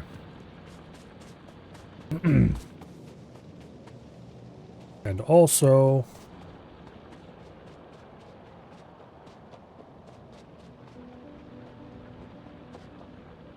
we need to set up the ammo belt. So since this is a full loop, we don't need the inner loop of the ammo belt. I'm just going to go delete that. A lot of this is going to stay blueprints forever until we get the tech we need for it. So specifically the what are you going to call it?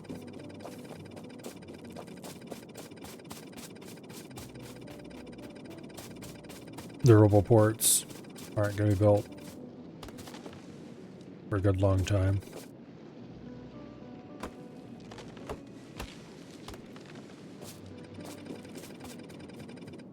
Alright, we'll delete some of the rest of that later, because I don't want to fight my way through the trees. We'll get sections that aren't in trees first.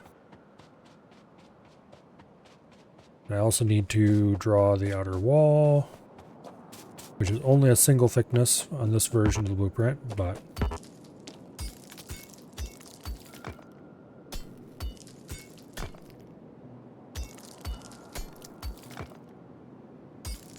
there are these damn rocks. Okay.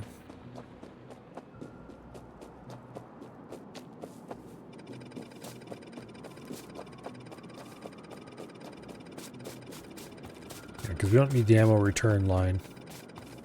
So these walls were originally intended to be used in linear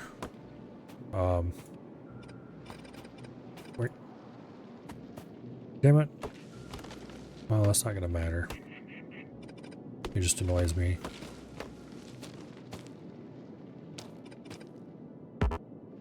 Yeah.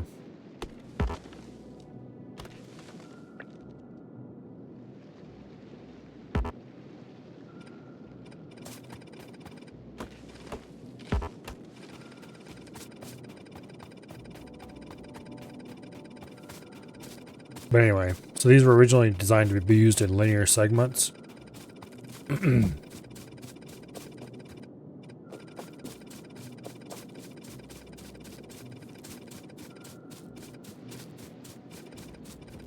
However, that plan never really survived. Or it's not going to survive here for sure. I mean, it's worked great on the Alone in the Dark map where I had lots of short sections of straight wall in between giant stretches of cliff.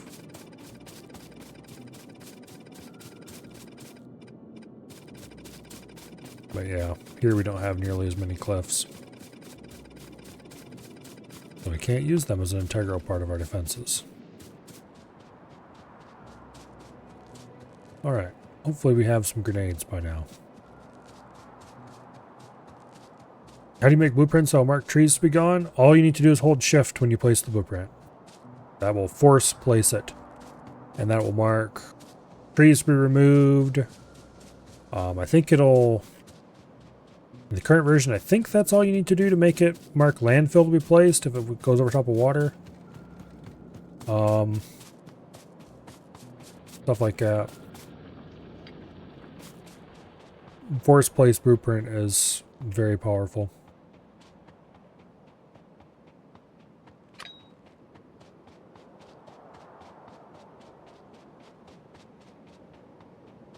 Anyway, let's go grenade some trees.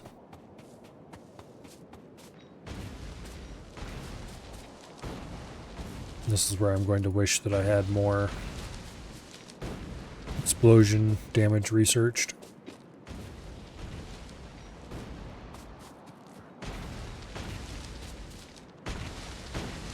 As with just a few explosion damage researches, I could destroy trees in one grenade instead of two.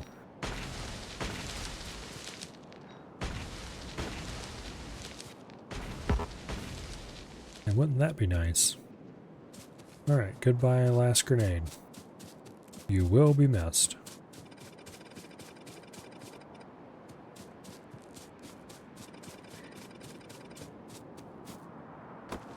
So that got us a lot of progress. Oops.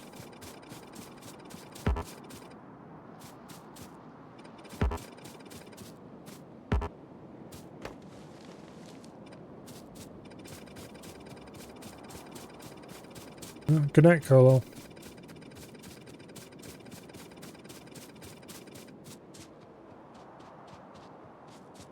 Well, let's start placing wall pieces.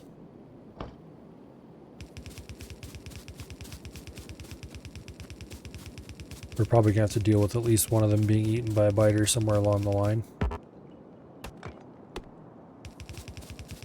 Which is why the next step is going to be placing turrets.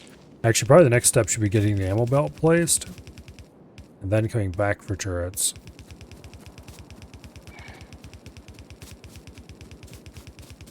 Because if I place the turrets before the ammo belt, then there'll be no way to feed them. Speaking of no way to feed them, I really need to automate my ammo production right away. And I might as well go straight for red ammo because I don't want to fill the belt with tons of crap ammo. I should probably actually do that now.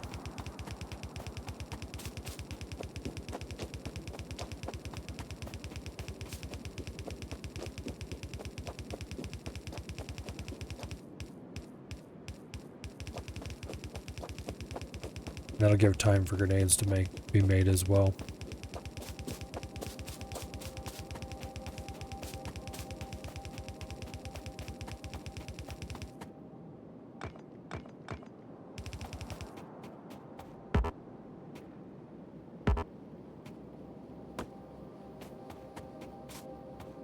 The vanilla build distance is really obnoxious sometimes.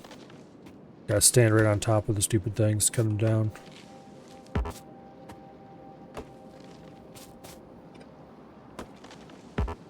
Alright.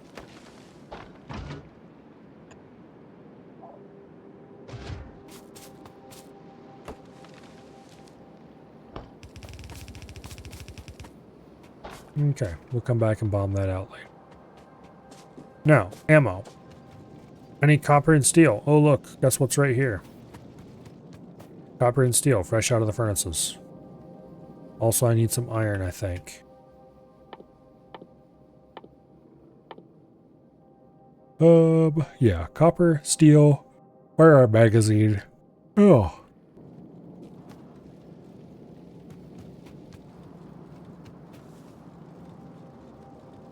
Alright, this is surprisingly going to be annoying to deal with.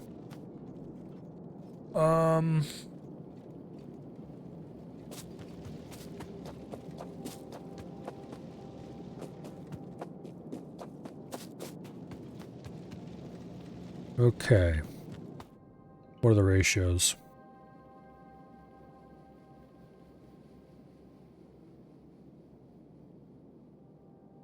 One to 3. I think I'm gonna do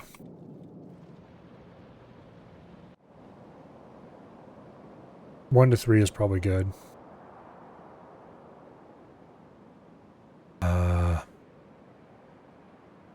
No, I'm gonna do 2 to 6.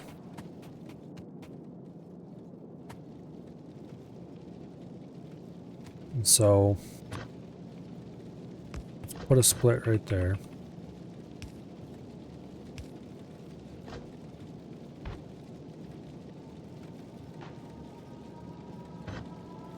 Give me a damn red belt. There we go.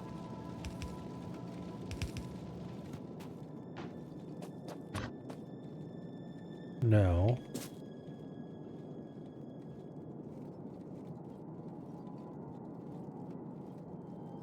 I'm also going to want to grab copper.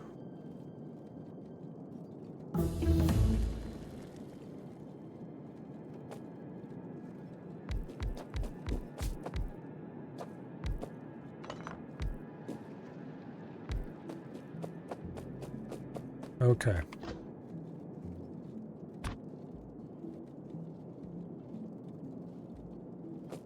This is annoyingly in the way.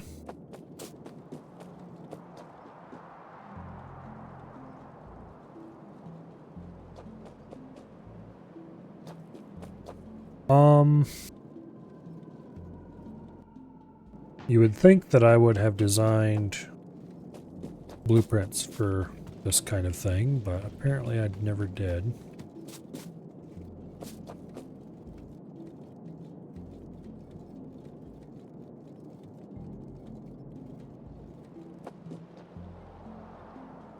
Okay, you know what?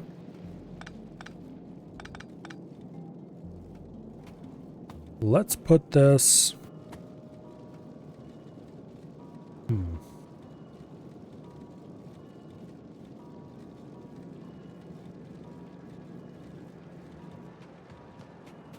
We're not going to run it here. It's too narrow. I could fit it in there. I know I could, I just don't want to. So I think we'll put it out here somewhere. Also, is there anything else I want to dispose of that I've gotten recently? There was something that I saw in my inventory. I was like, oh yeah, I need to throw that away. Oh yeah, burner mining drills. Get out of here. Okay.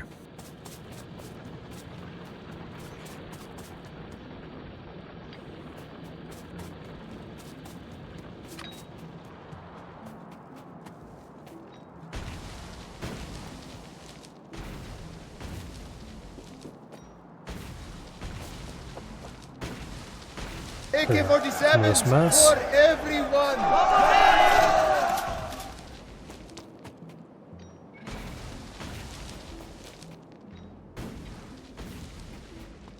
Okay.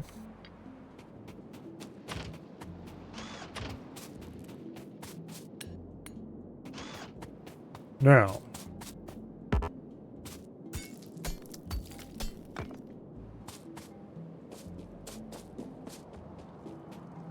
Now, we're probably not going to go to space today, but an attempt will be made. Not an actual attempt to go to space, though, because that would, while nice, be unrealistic.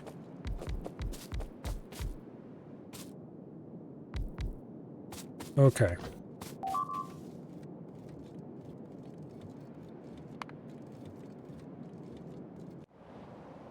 Yep. Knew that was going to happen. Stop eating my walls, you scumbags.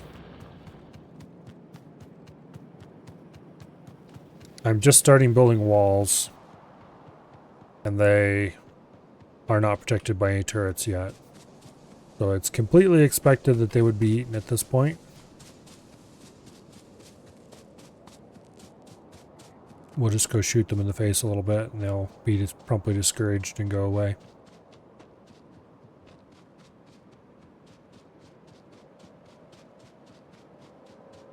Or maybe they'll go away on their own. Whatever. Don't know exactly what happened there.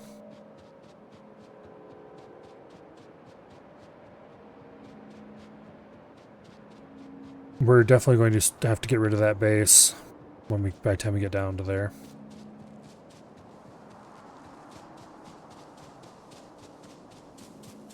Speaking of which, let's grab these turrets as we go by.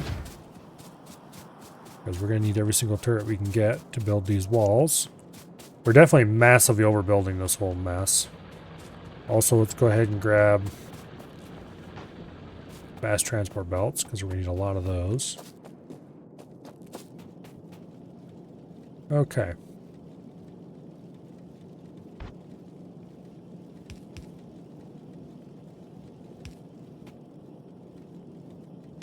Copper.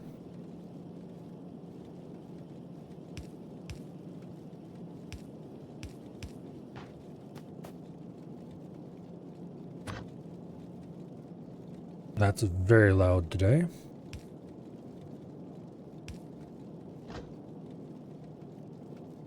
I'm going to have to cut this off.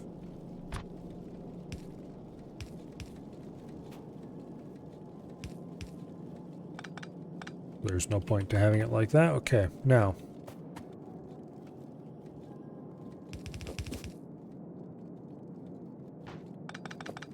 So how about we don't do it that way?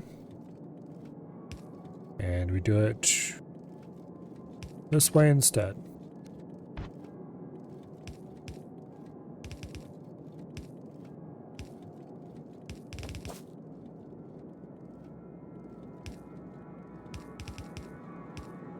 Okay.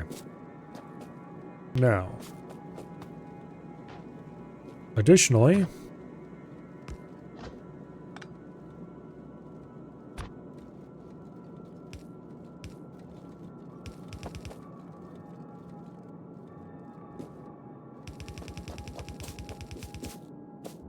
we'll run the steel across that way.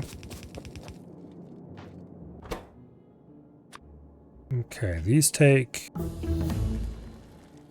5 copper, 1 steel, 1 firearm magazine.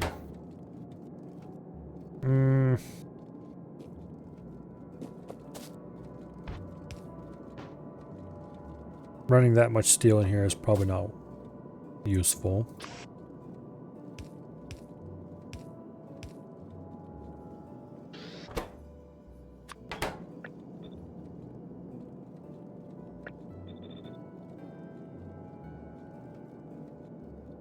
We definitely want to load the copper off the short bus, so to speak. So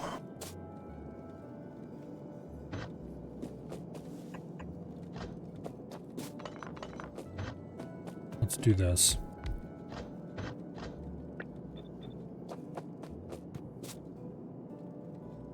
And then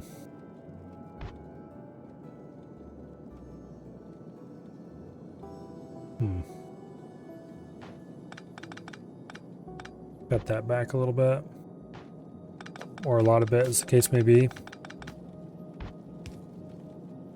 And we'll bring it in on the bottom side here, and side load steel right there before it gets to this area.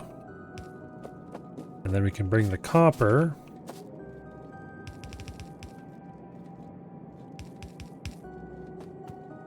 in like this.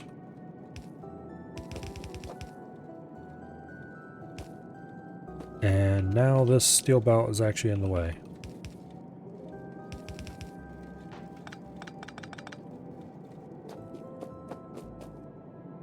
Okay. So this got to be shifted over a bit, but that's fine.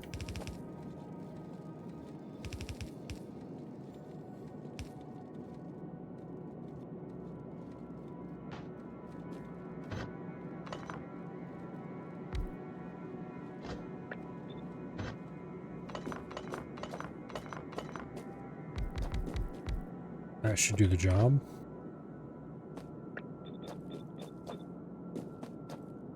Now,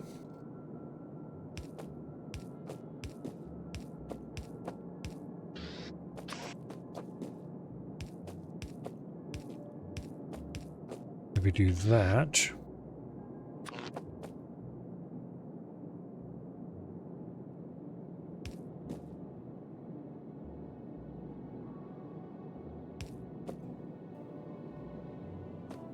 well, that's annoying.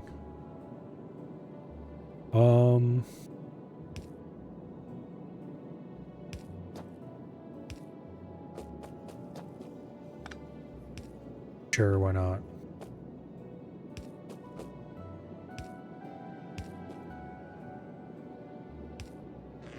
Okay.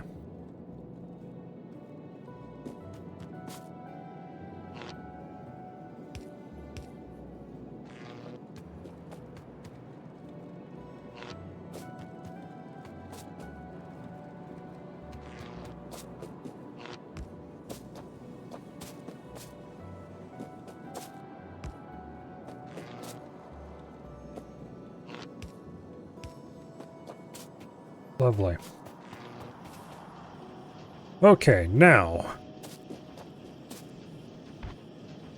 the output belt run right along here. Get away from me, you little bastard. Of course, it somehow doesn't respect the blueprints.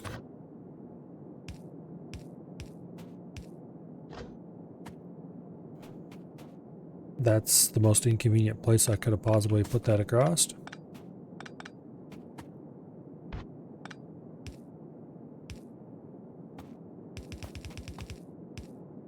Okay. Now, do I have a blueprint for... No, I do not have a wall feeder blueprint. Really? I don't have a wall feeder blueprint?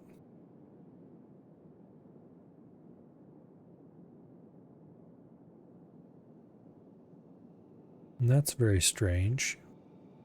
You would think I would have one of those.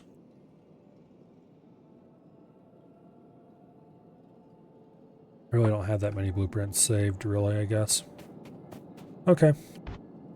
Well, a wall feeder's not that complicated.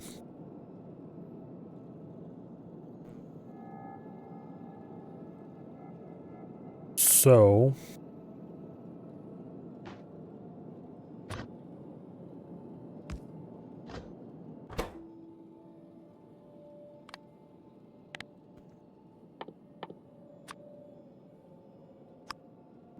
there. This will prevent a couple of magazines from sitting there at the end of the belt. And then we do that.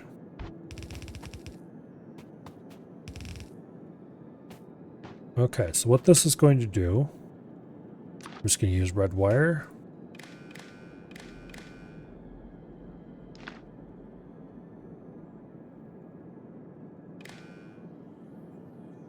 Okay.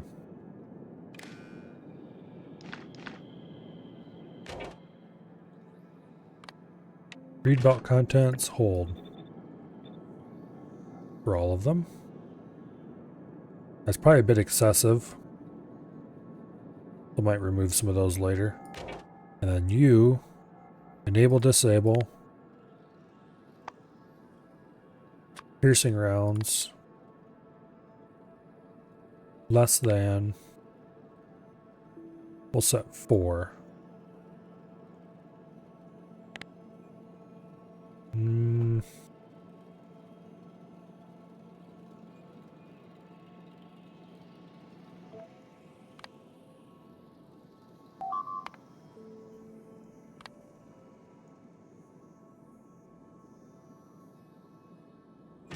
Okay, what's being eaten and where? Down there again? I'll go deal with that in a minute. Unless they keep destroying stuff, it's not that big of a deal. I want to...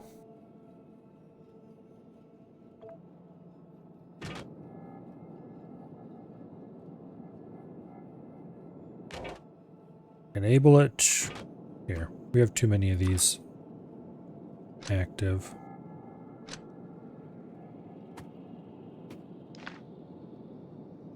I want to enable it when there's no piercing rounds in this section. So, to enable, the cert condition has to pass. Piercing rounds less than 1 should do it just fine. Additionally,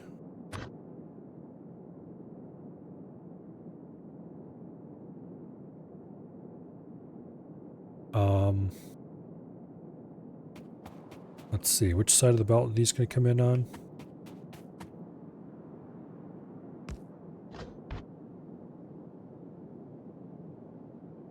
This type is not going to work. Because they're going to come in on the inside of the belt. This side right here.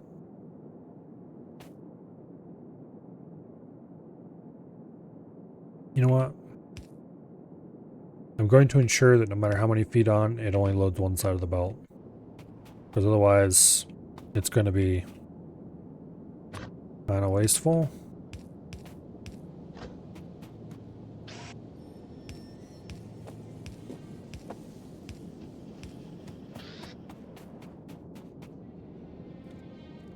Okay, see how it spaces them out?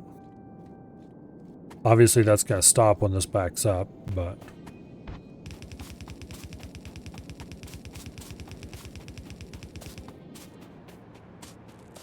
How many of these belts do I have? Not even close to enough. Let's go get more.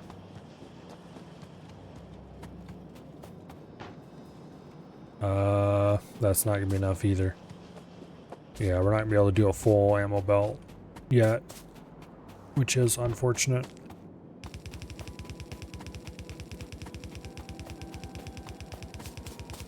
Okay. Looks like we're out of research again. Grab tool belt.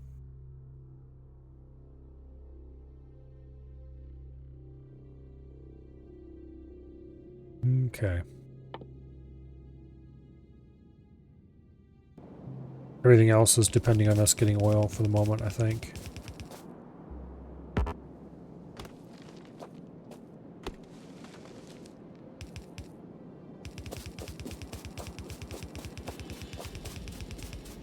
And there goes the last of our belts.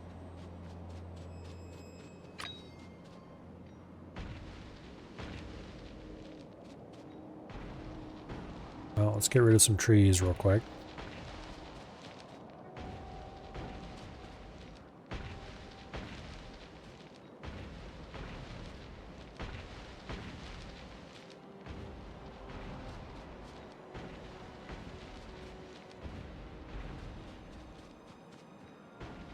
Clean things up quite a bit.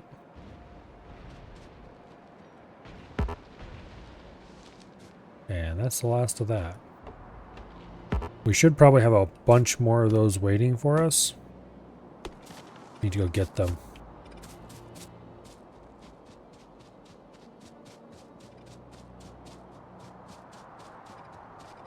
In the meantime... Oh, I know what I was going to automate at the... Okay. Let's go back. And I think I'm going to build...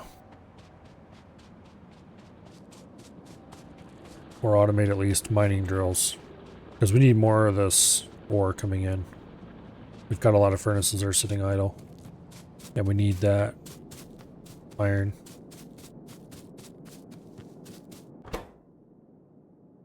And we should just be able to produce these here without anything special.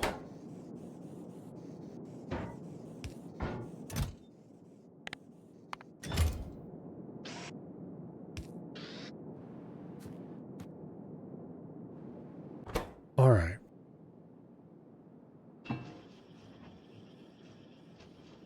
Get this started producing.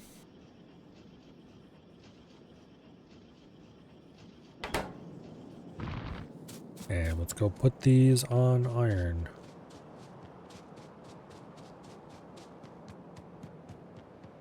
This is also... The fact that a bunch of these have run out relatively recently is also contributing to the iron crisis.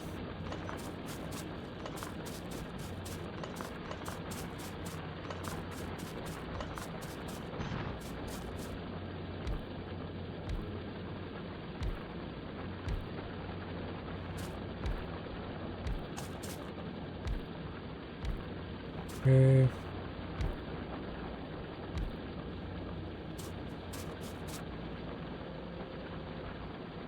We're going to have to remove the upper belt.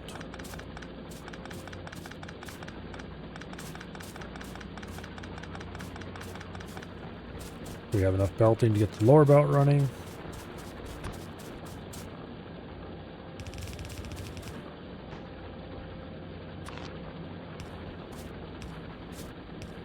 And there we go.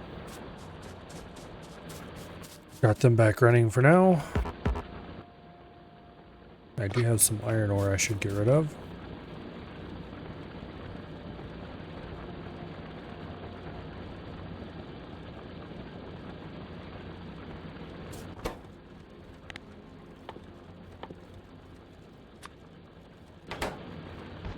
Okay. Let's get rid of that little bit that's sitting on the end of the thing. It always annoys me.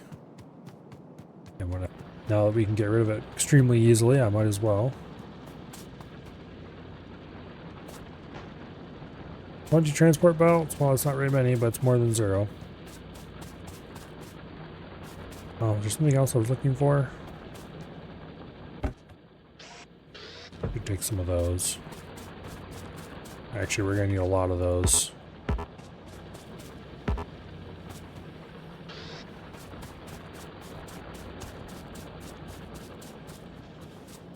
Okay.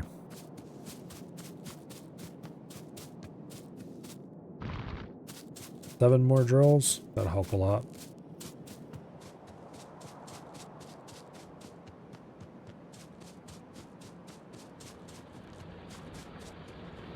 Yeah, this was the mining drills was the thing that I was thinking of that I wanted to put into the loop.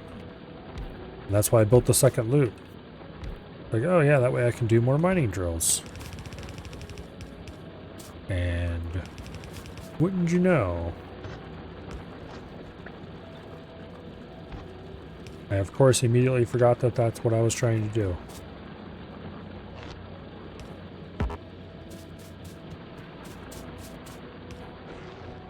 Okay, so that'll help a lot. We're going to run out of this iron patch real fast. Do I even know of any more iron patches around? No, we're going to have to go scouting with the car. Alright. Well, that's the not too distant future Milo. That's a not too distant future Milo problem. So, we will worry about that later. Oh.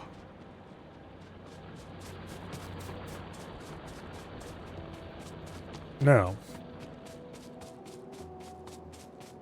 Oh yes, grenades.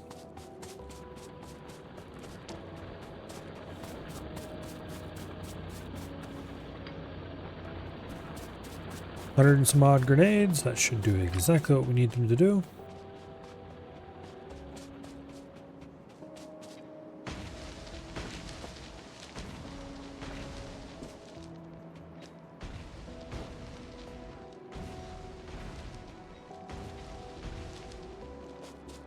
Alright.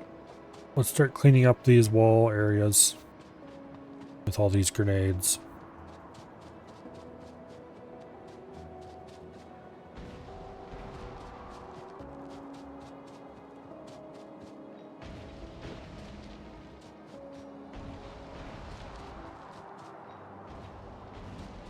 Get all these in the way trees out of here.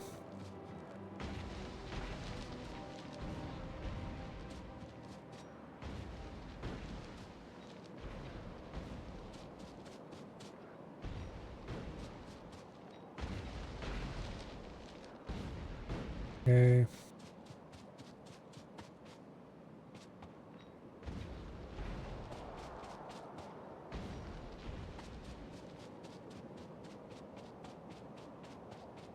Very nice.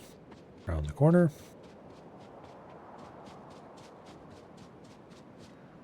We've almost cleared all the trees.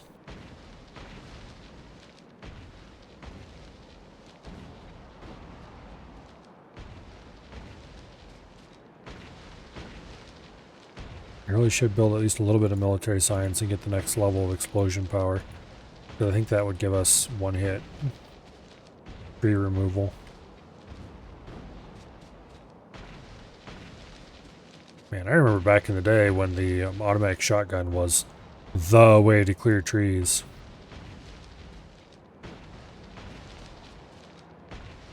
Those days were kind of funny.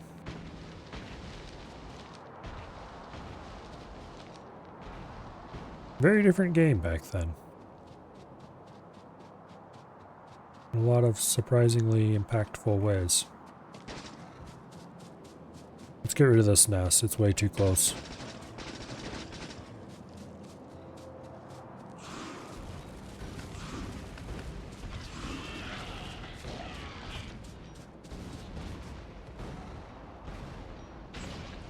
Okay.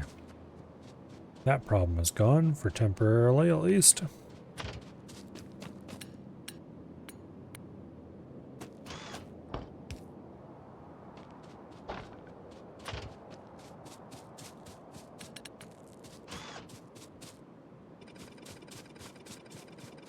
Move this inner belt.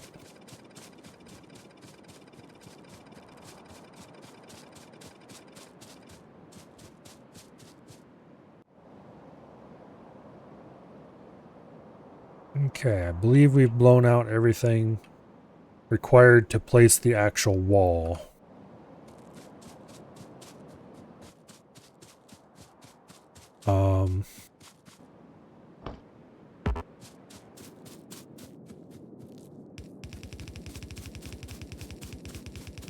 We definitely don't have the belt pieces required to make the ammo belt. We definitely don't have enough turrets to turret the whole thing.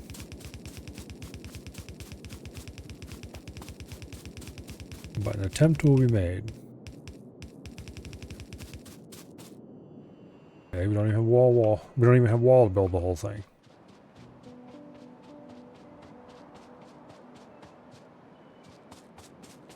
Or, for that matter, probably enough rail either.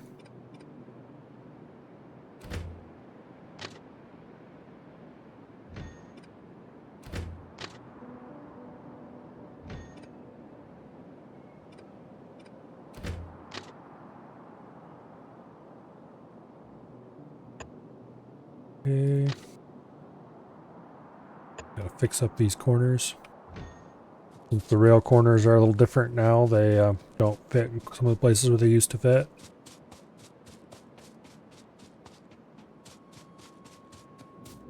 Which can be problematic.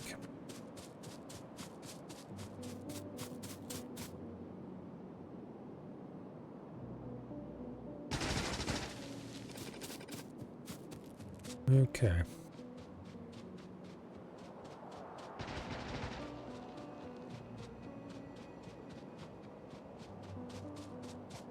Yeah, I might have to fix these blueprints, but I'm going to do it later.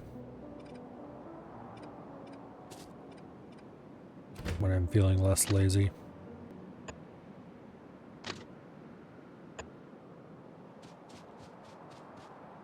Okay, now.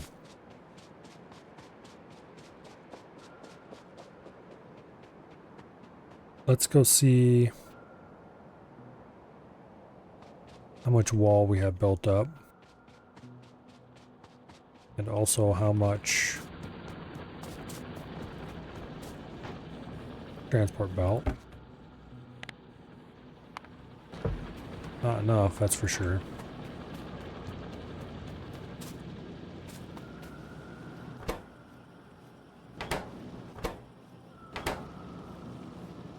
Yeah.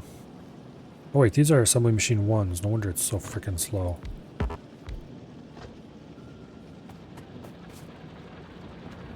Okay. Boost that up a little bit. Speaking of which, I have a bunch of assembly machine 1s that we can go stick in there.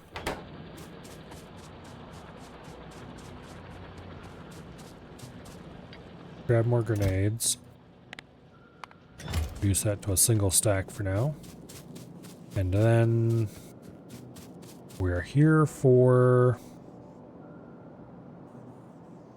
stuff. What am I looking for again?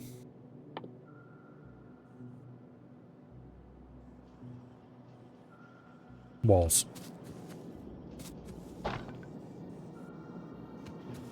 Yeah, we just grabbed 500 of them. Considering we had about 700 and maybe got 2/3-ish of the way done. We should be able to finish this off without too much trouble.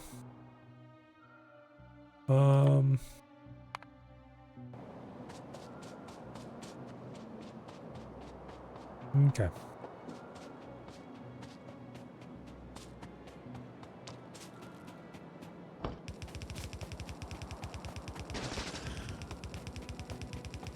Let's go destroy that nest up north.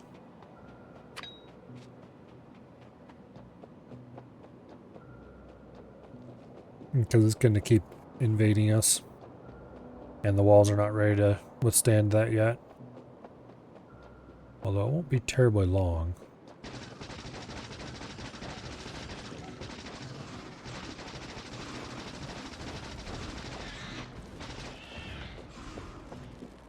Yeah, get wrecked, worms.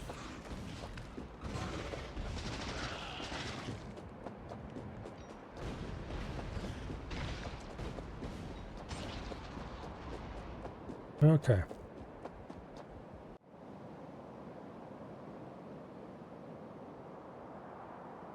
That's the next one's in danger of being pollution touched, but we'll work that out when the time comes. For now, let's get down and continue building these walls.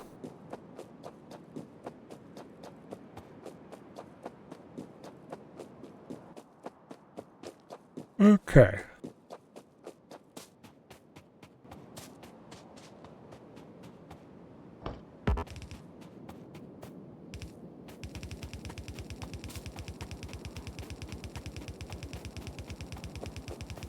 On the one hand, these biter attacks are very easy, the few that do happen.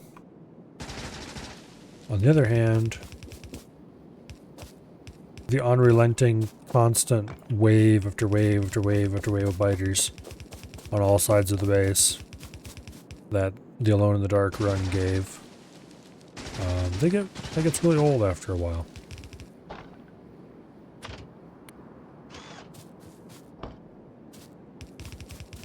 This much more peaceful version of Factorio is fine by me for now. I will definitely want to crank the biters up for any future runs, though.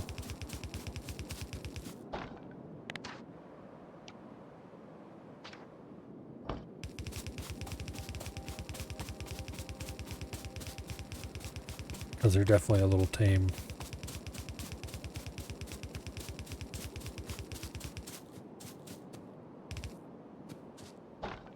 Okay.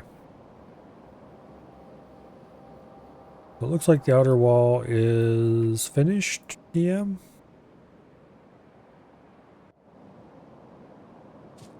Okay. Let's go place more ammo belt. Oh, another thing we're going to have to do is run the electric all around. Which is going to be interesting.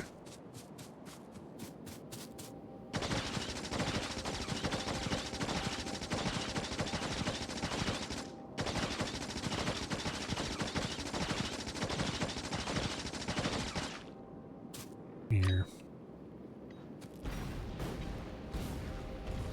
Get rid of these stupid rocks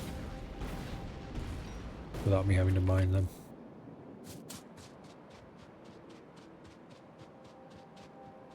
Once we got the full loop, then we can turn the ammo on and let it flow.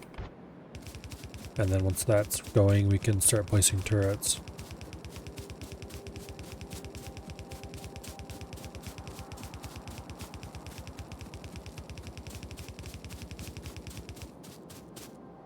Okay, there's the last of that.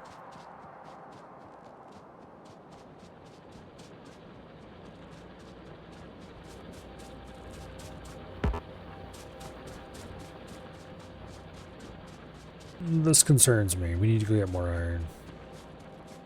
And to get more iron, we're going to have to set up trains. Yeah.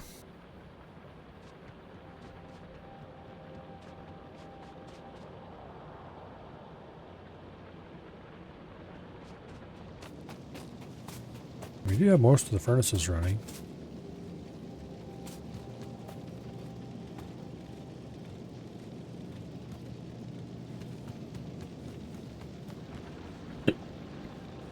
All right.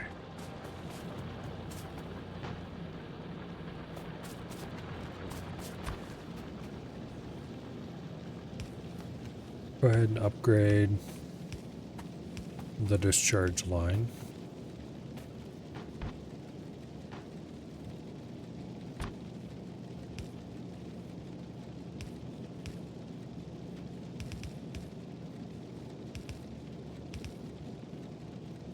Okay. Gee, how did I miss these two? Into this one, where I was replacing all the rest of... whatever.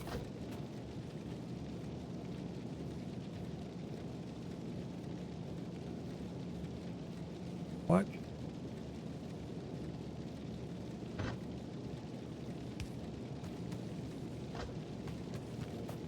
Not sure how that happened. Oh. Well, it's running again.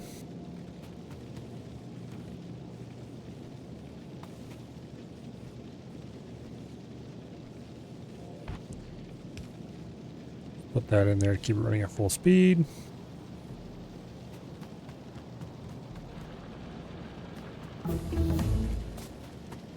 Okay.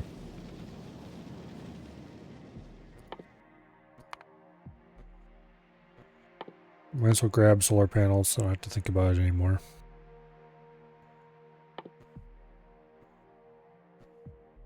Alright.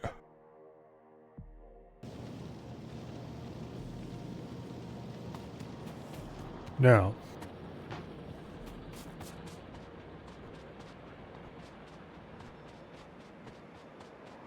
Let's not run all the way down that direction. Instead, lay out the line heading away from there.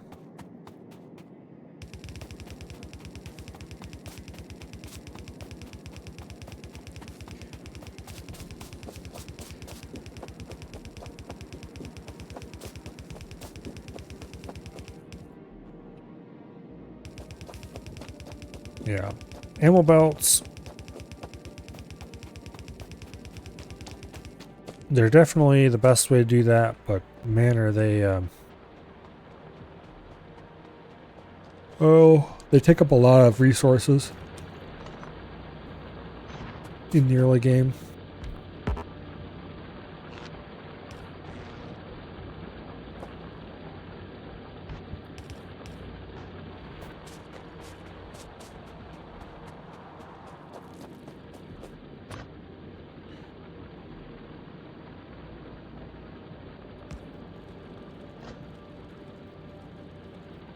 Okay. That should give it at least rudimentary balancing. Now, what do we have going on over here?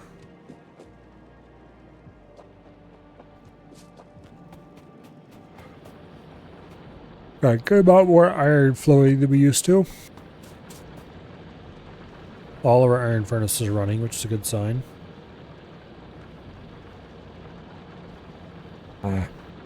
As much as I want to just pump more ore into this and build more furnaces and all that kind of stuff, we're going to run that iron patch dry real fast, and then we're going to be stuck with no iron. How much iron do we even have left? 160k? I really better go looking for more iron. As much as I want that crude oil, we need iron more.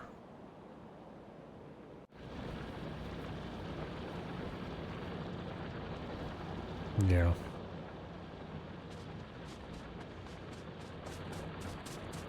Yeah, I think that's what we need to do.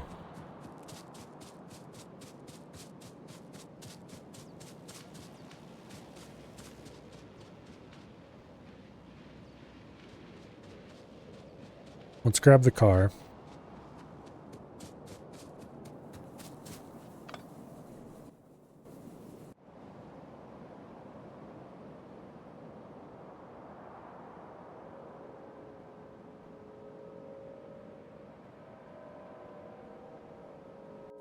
The ammo belt's actually almost done.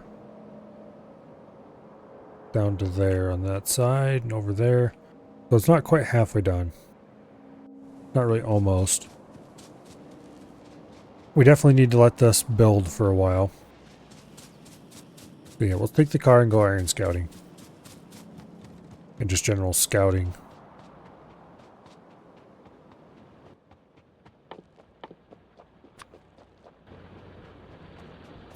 And I need to decide where I'm going to put the train stations in this base.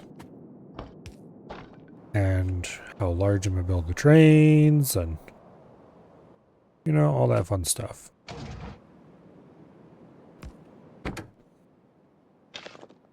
Also, I should go get some red ammo. I can stop using the craptastic yellow. And I should feed all my ammo into the red ammo assemblers.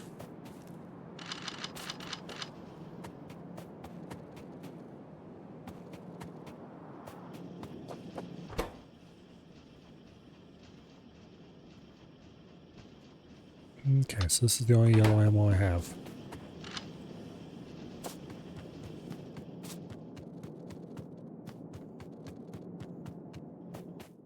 Okay.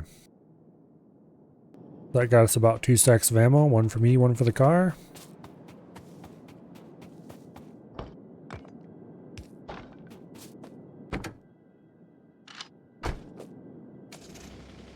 Okay.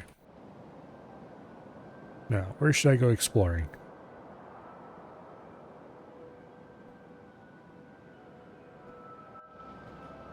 Let's just head north. And see what we run into there for now. Got a bit of uranium. Got a couple of biters.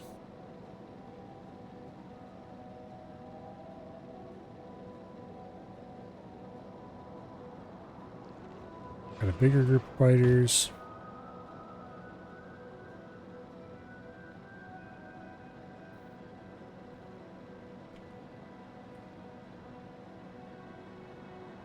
Biters, however, don't make iron.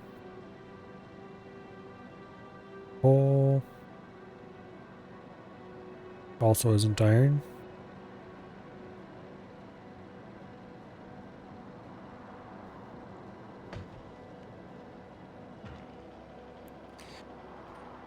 Come on.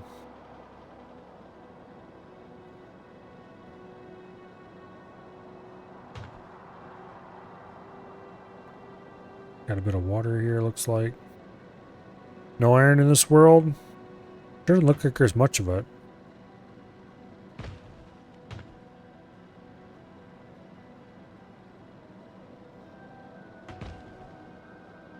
Well, that's a dead end if I ever saw one. How large is this body of water?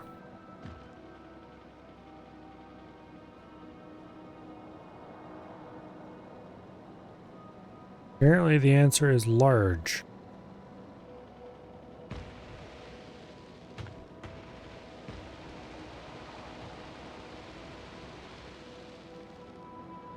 Okay.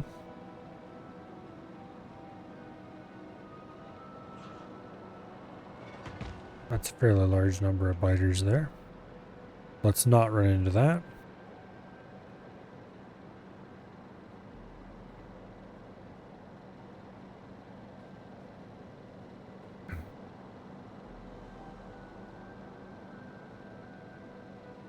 Okay.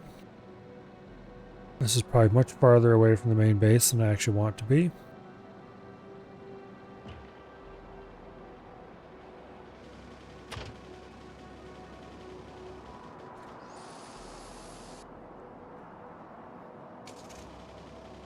Okay.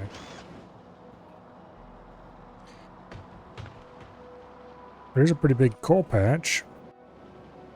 Millions of coal.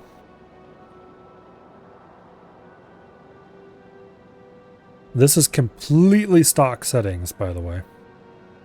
So, my standard practice of increasing the size of the, well, everything and reducing the frequency was not done on this map.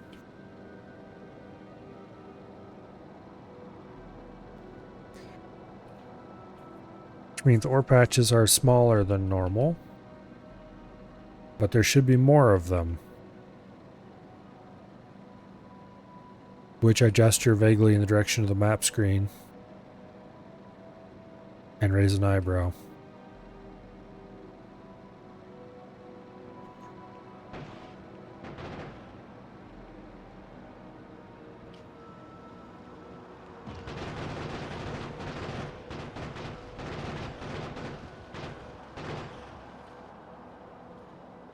Okay. We are pretty far away from base out here. I want to get through here so I can investigate just how large this body of water is.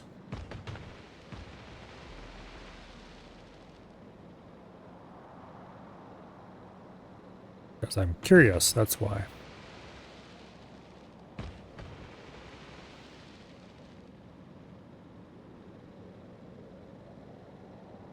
And not because I actually want to find iron way out here.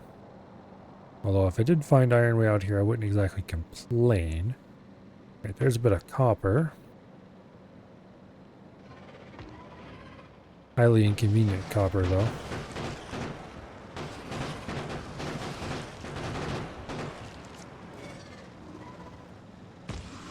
Okay. There's iron. If we have to, we'll use that iron up. If we can't find anything better, fairly quickly. Building a rail line all the way out there is going to be a task.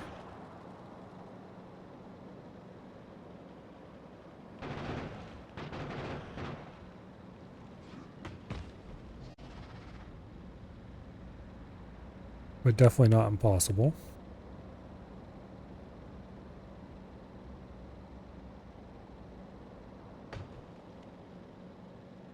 Okay.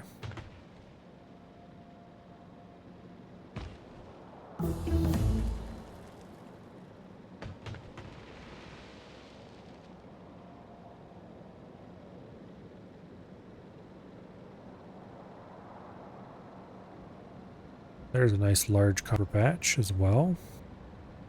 Fortunately, I'm not looking for copper.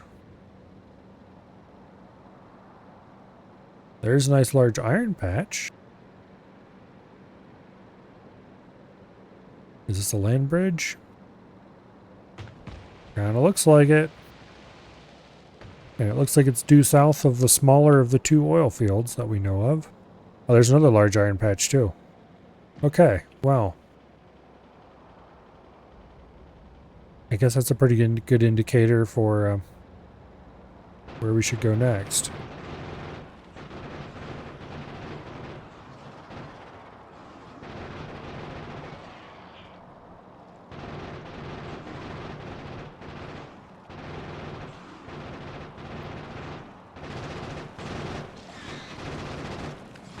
Here, I never actually checked. Can I throw grenades out of car windows? Yes, I can.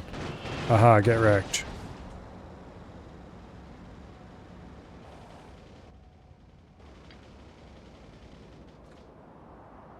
Okay.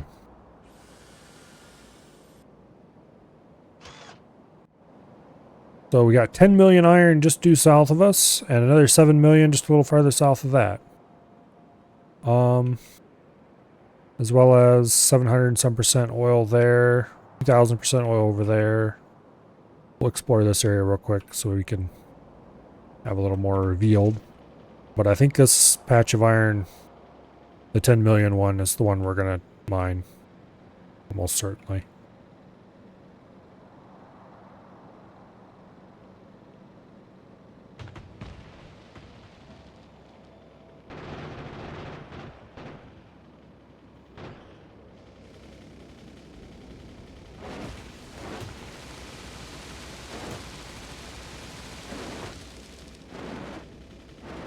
Dang rocks. Okay. Oh, this place has got huge lakes everywhere.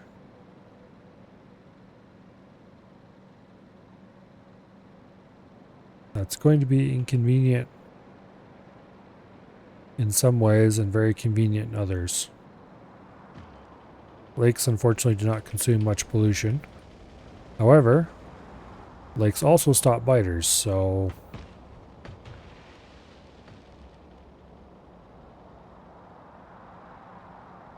yeah.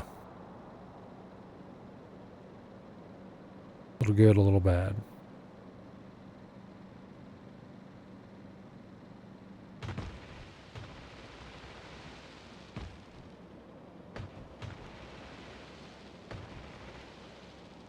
Okay.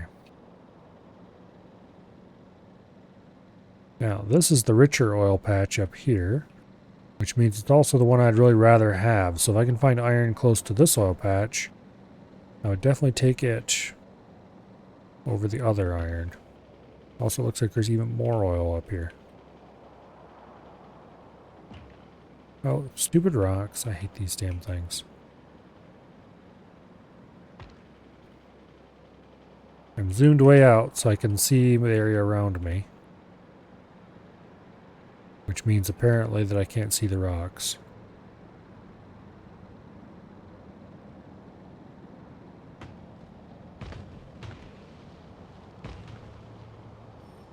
In my defense, they are very sneaky rocks.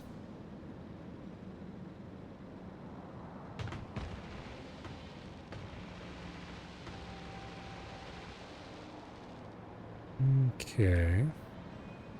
Bit of stone.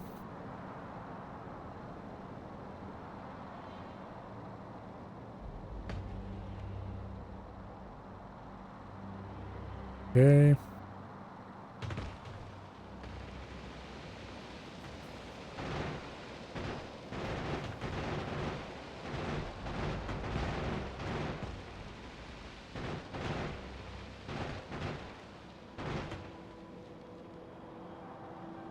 Okay. If we look at the map, uncovered a bit of oil over there. Nothing too fancy. Coal all over the place. On the iron that we're probably going to mine down here.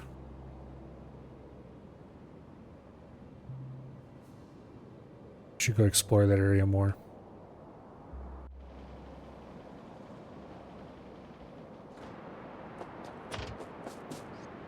Hey, you get back here. Okay.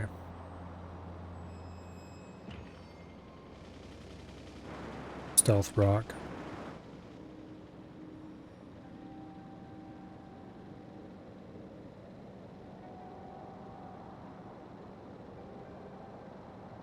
Okay. Well, that was a wall.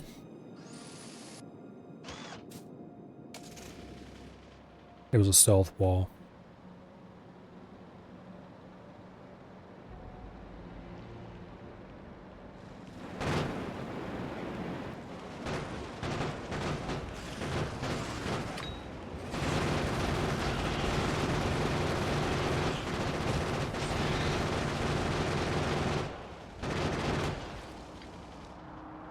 Okay.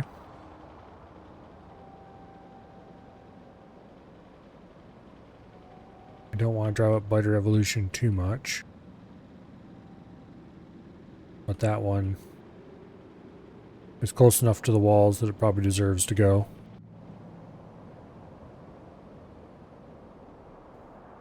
This one over here deserves to go as well, but we'll leave it for now.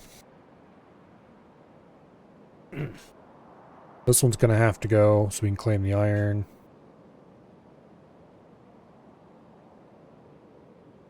I think we're going to put the train station over here, which means we're probably going to put the train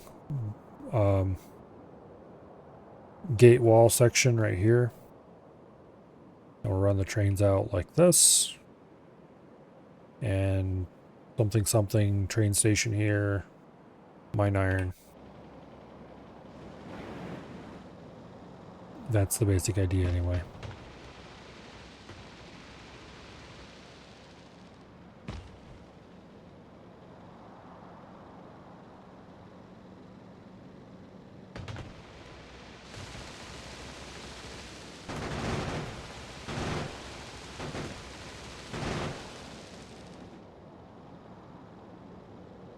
Okay.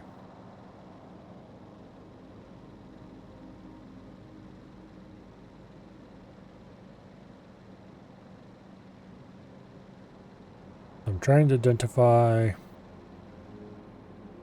what areas I'm going to have to worry about attacks from, choke points that are worth dealing.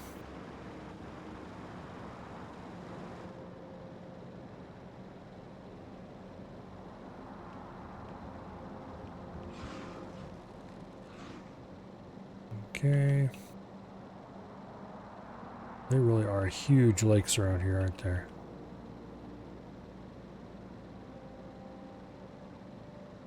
Okay.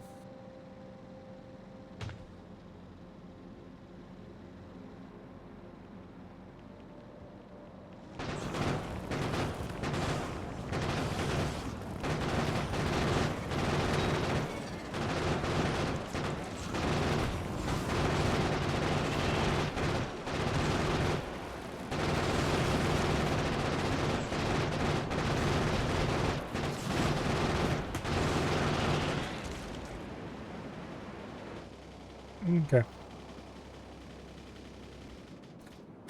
Let's head back home.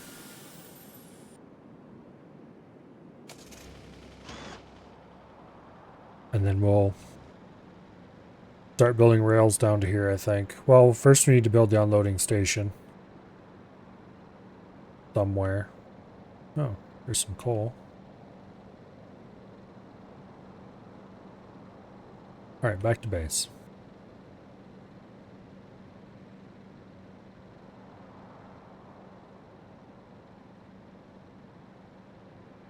Back to base.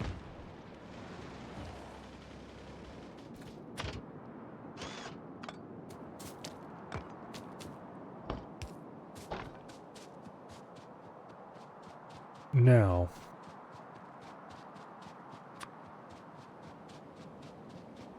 railgate. Here we go.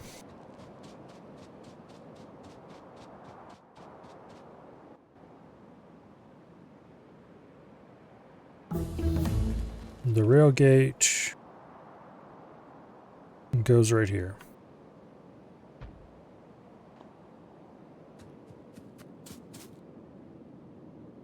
Okay.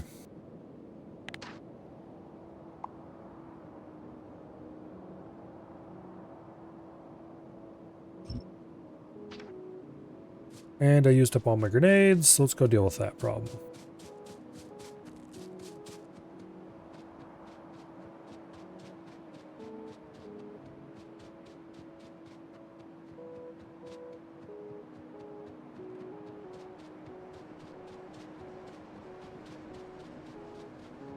We should have plenty of grenades left stockpiled up here.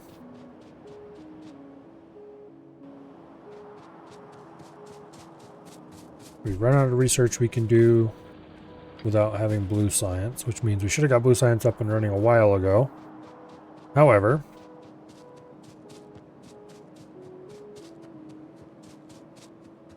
we'll probably let the factory slowly shut down for a while. Or at least run at reduced speed for a while I figure out all of the other things we need to get done. And improve my infrastructure, because I like having really good infrastructure, even when it is objectively not required.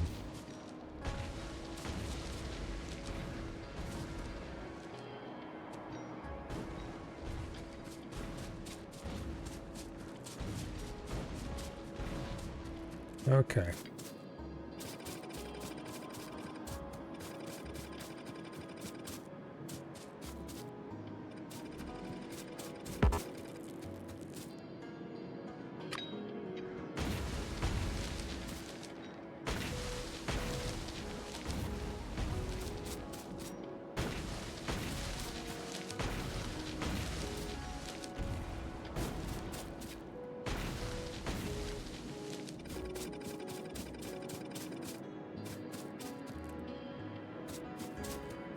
Um,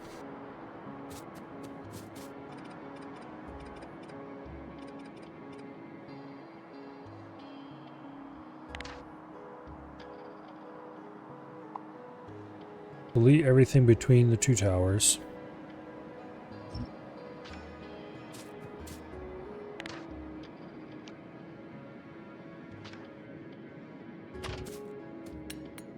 Because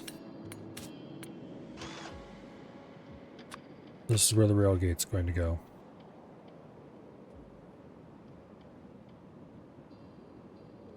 So the rail gate goes right here.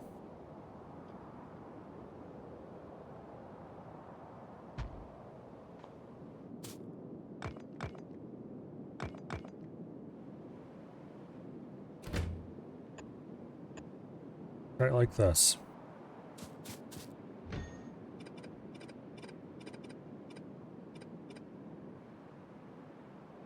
Okay. Inner line, not required. The outer line.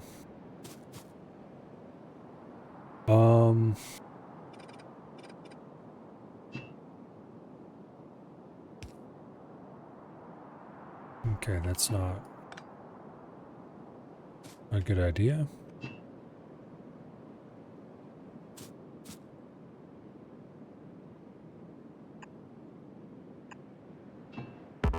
Okay.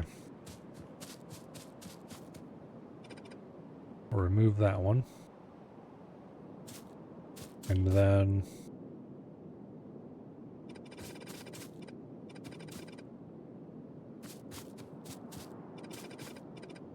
oops.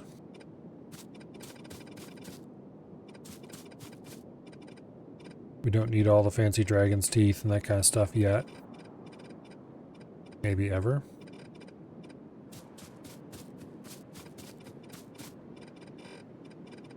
It'll depend on what kind of path we take for biter management. These walls may or may not ever be attacked at that kind of intensity.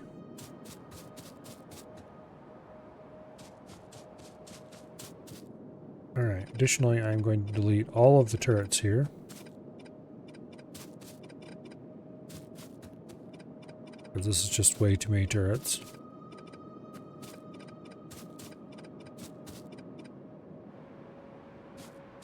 And then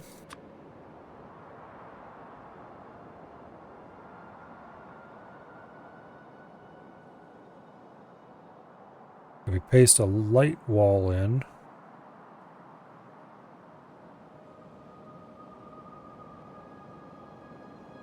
that will tell us what we should and should not have deleted.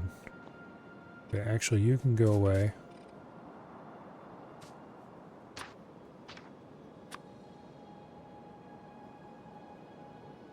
Okay.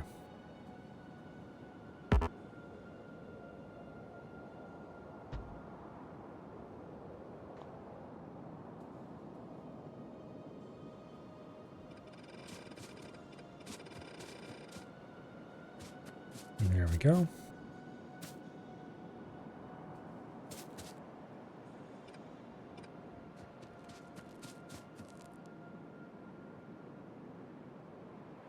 All right. That's looking pretty reasonable. Now,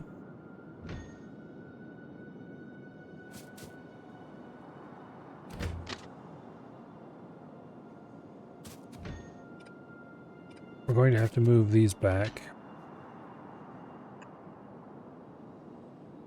Shouldn't have deleted those, but oh well.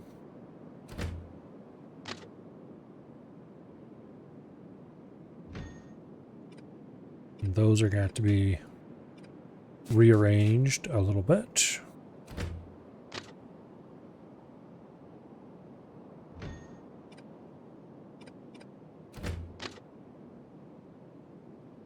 And there we go.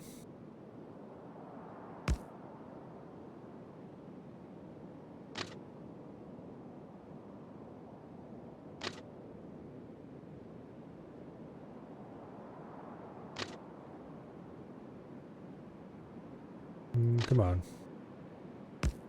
There we go. Now,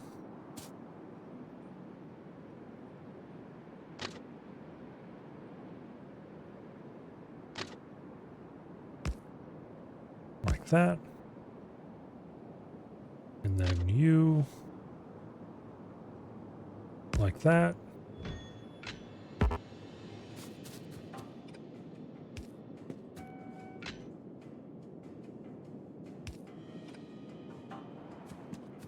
Okay.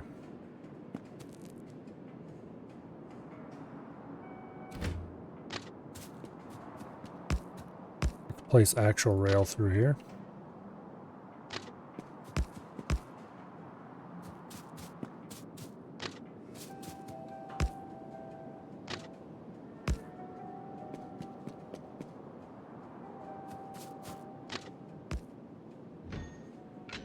Okay. So that's an entry.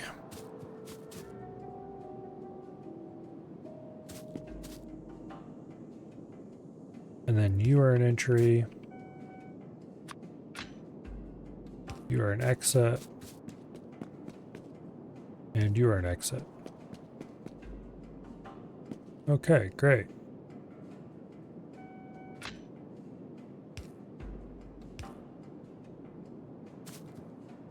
Now, all the points inside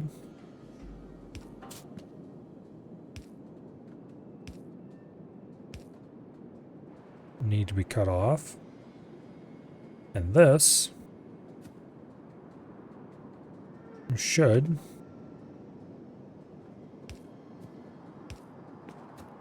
allow trains to go to multiple destinations without blocking other trains.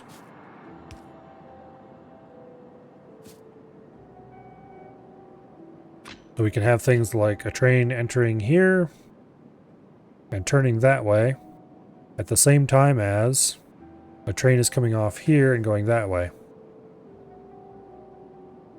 So basically the only thing you can't do is actually cross trains, but trains that are like turning with each other and such like, or trains that are turning with each other basically can pass straight through the junction like they don't even exist.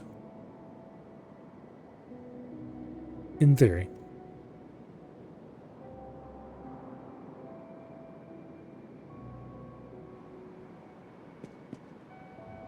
A little complicated, but anyway.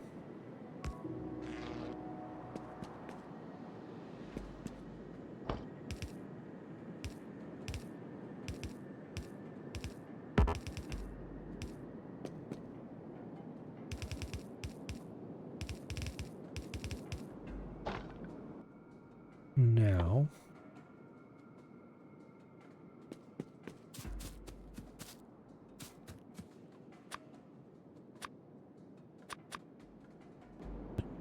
get some gates.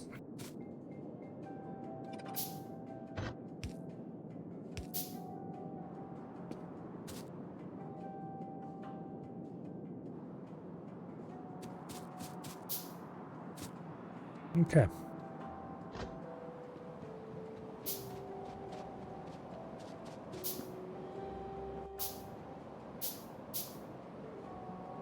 The train station can go anywhere around the exterior of this monstrosity without too much trouble, because it can just branch off of the inner line here, which is why we have this line here, because I can just put train stations wherever they're convenient.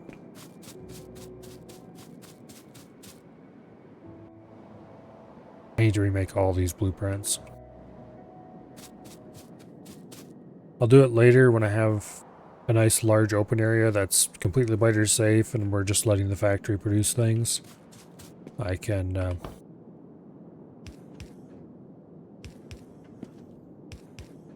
deal with the problem then. Okay. Now, next things.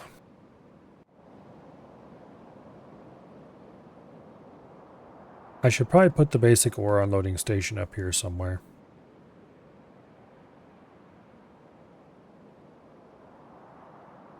We'll see.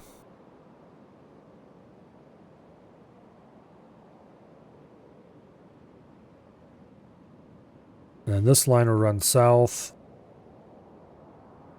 turn here somewhere and head this way, and turn into a station down here. Possibly branch off to a station there. And we might put another train gate on the north to go over here, but we'll see. For now, no.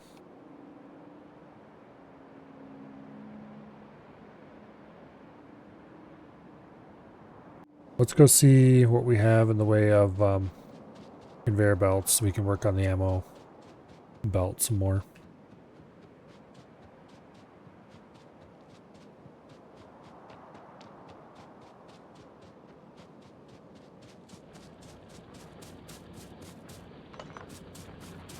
Looks like the factory is ground to a halt. I approve.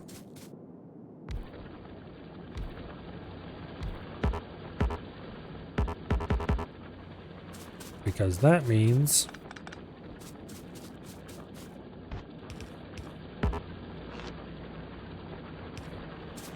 that there's less pollution being produced and the trees around here can clean it up. And we won't have to deal with biters for a while, and I'll have plenty of time to deal with the train setup.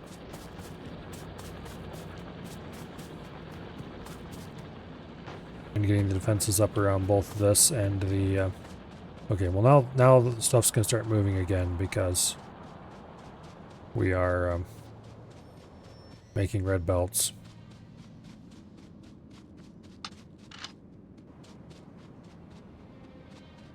Okay, so the red belt line is right here somewhere, so we might have to go a bit north to meet up with it.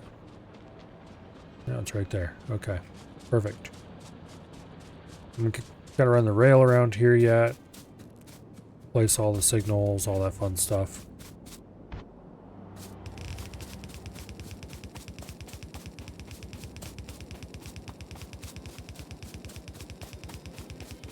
I probably should get just enough. Well, if I wasn't so close to running out of iron, I would ignore all this stuff and deal with it all later and instead just rush oil. As it is, I want to do this properly, so we're going to waste a whole bunch of materials to ensure our iron supply, and then count on being able to turn that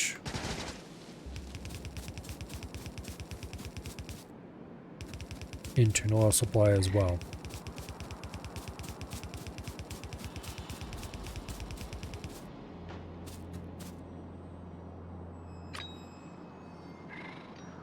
I thought you said you were going to go to bed, Colo.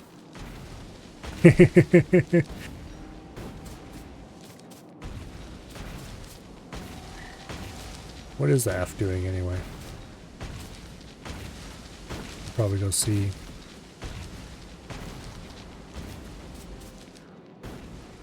You are in bed?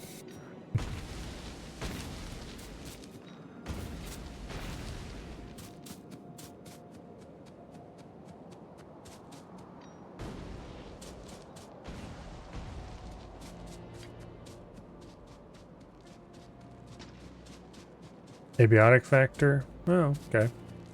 That's pretty cool.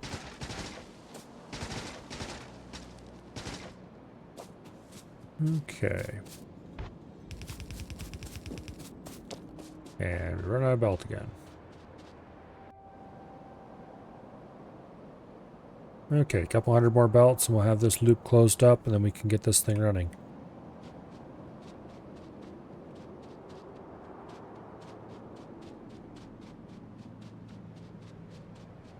Okay, now.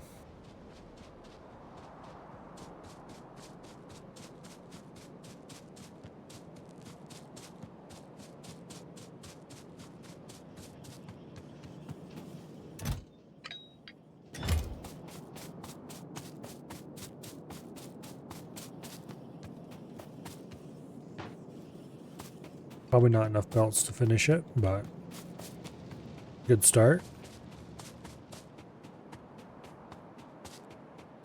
Or at least a start.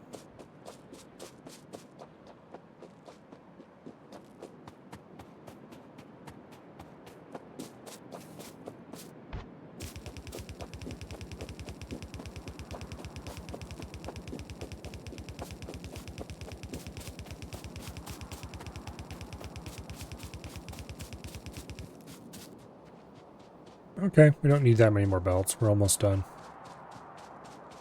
And then we can start placing turrets. I don't think I'm going to place all those turrets just yet, but...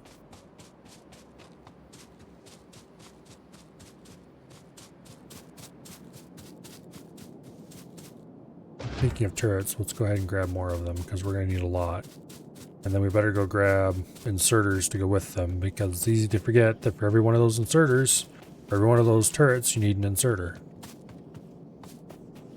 And then you wonder why you don't have enough. Also, I should be stockpiling more inserters than that. Alright.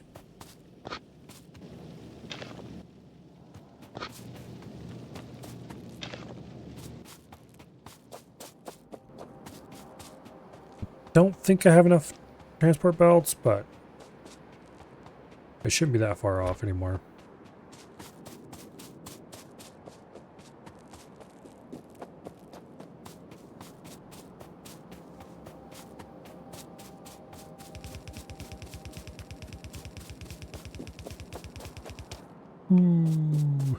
We have exactly enough to get the belt going. Because we need one more to close the gap over here. Exactly enough.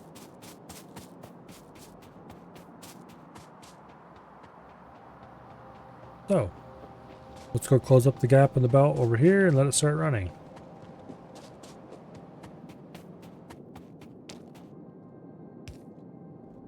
Now,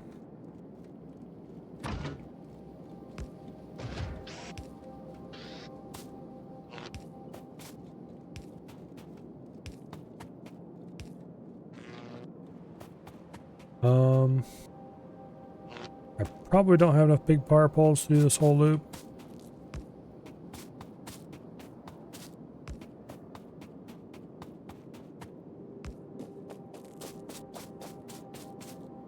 But let's make an effort. Technically, we don't need these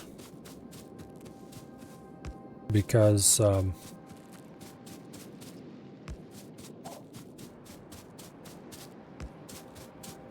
there's an unbroken line of medium power poles out front. However, biters dearly love to eat your power poles sometimes, so having redundant power poles running a bit behind the defenses, where they're less likely to be immediately eaten, not a bad idea. That's why this is set up the way it is.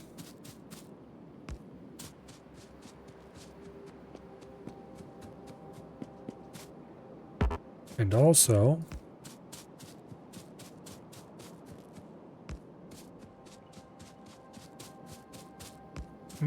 yeah, anyway.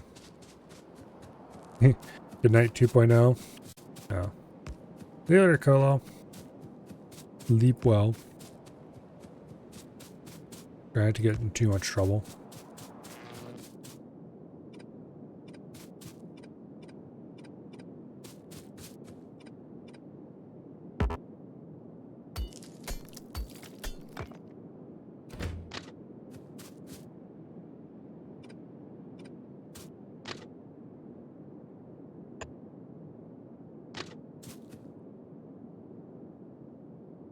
Okay.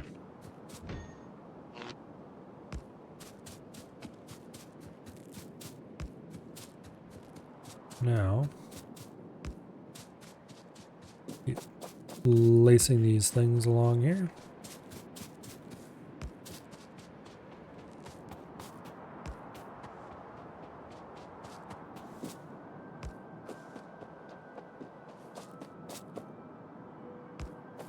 We need an awful lot of medium power poles, so we should probably go back and get a couple stacks of those.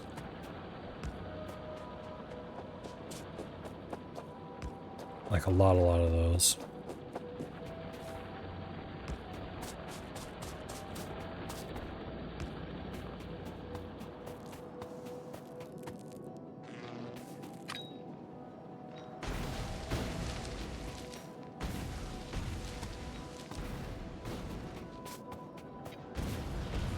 Okay.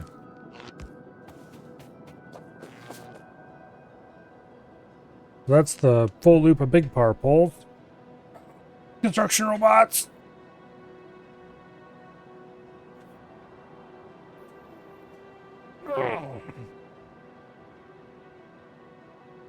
Oh, now comes the real painful part.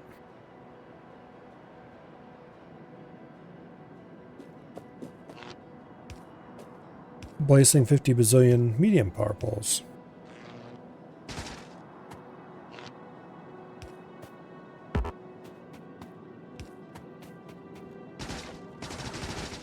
Oops.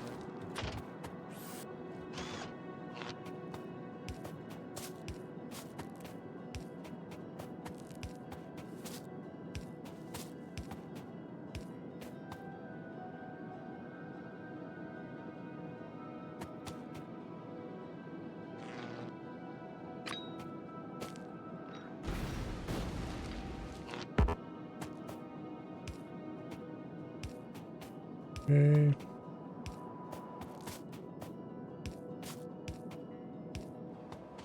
So the purpose of these periodic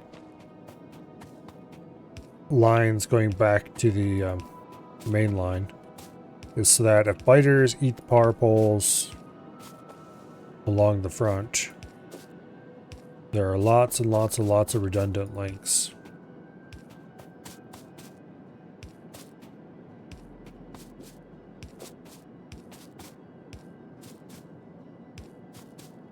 Lots and lots and lots of them.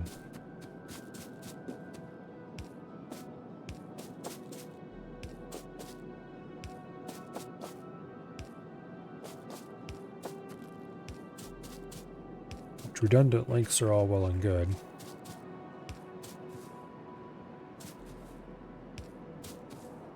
However,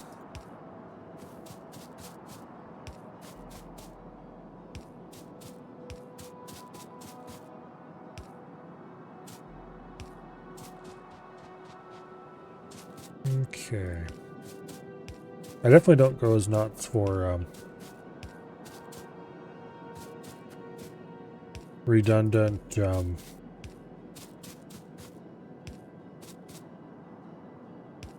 extra stuff like this.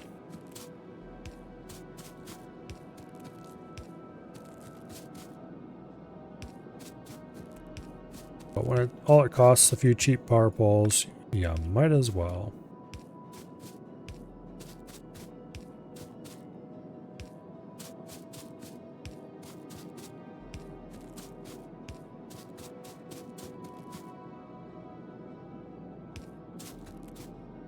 And we've run out of medium power poles. So we got a good amount of that fixed up. These are shaped a little weirdly because game's weird sometimes. Go grab more medium power poles from the assembler loops. I think that's where they're at.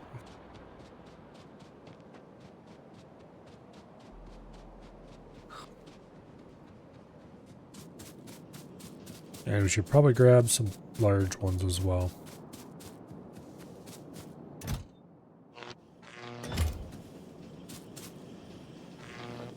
Okay. Now.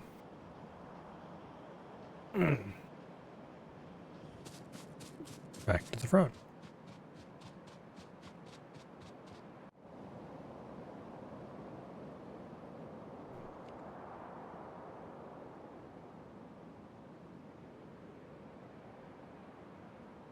It looks like I missed a couple of large power poles. Oops. Oh well, I'll get them when I get over there.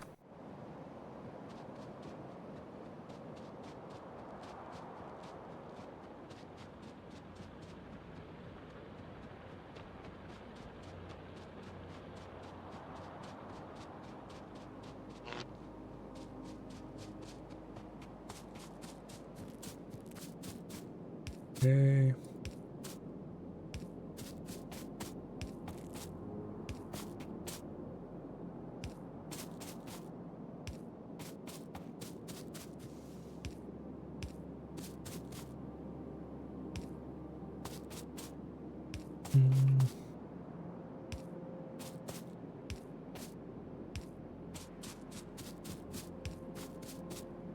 Missed a spot. Onward.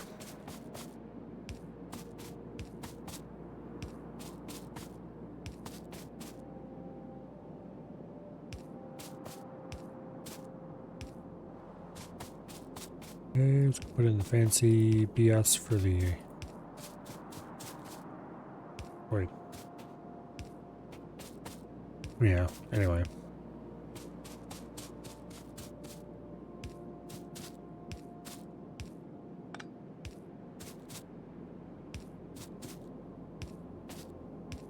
I really, really wish that I had some construction bots.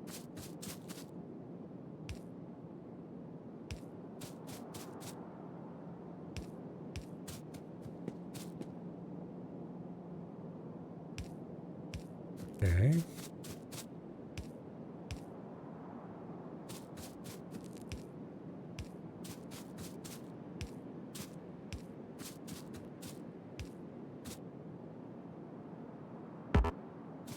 Oh, come on. There we go.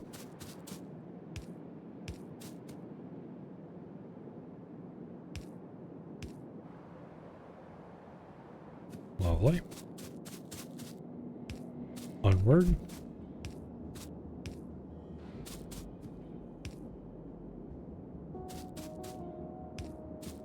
Really wish we had flamethrower turrets at this point.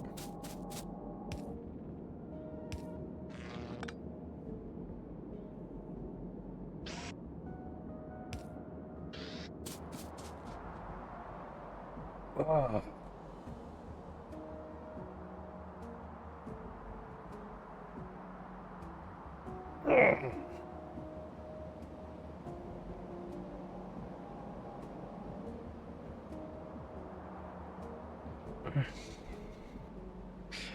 Don't worry, this isn't tedious at all. I want construction bots.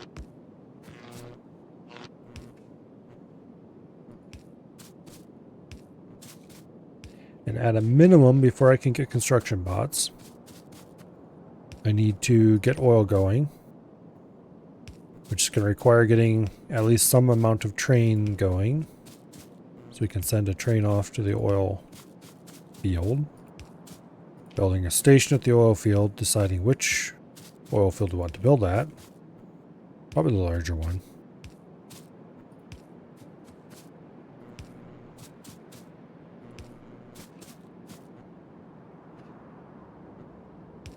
Anyway.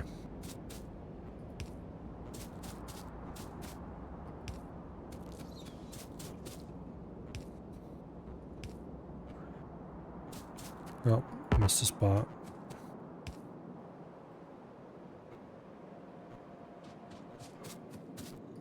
Okay. And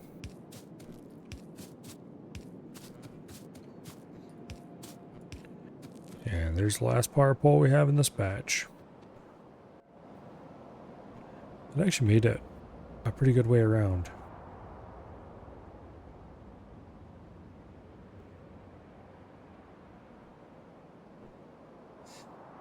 So with the power, the walls, the ammo turret, we just need to actually place the turrets.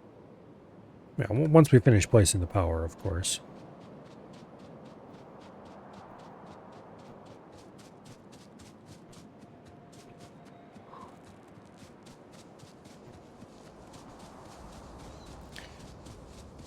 And that Should make all of this much easier. Let's see, we need medium power poles. They should be in that box.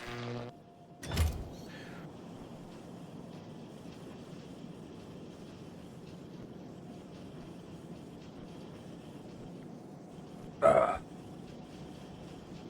wasn't feeling too tired before, and now all of a sudden it's like, ready to fall over. Anyway. Let's see. Do I need any more materials? Probably lots of turrets, but that's for the next phase. I think I probably have enough power poles for this phase. I better have enough power poles for this phase. Got 100 of them.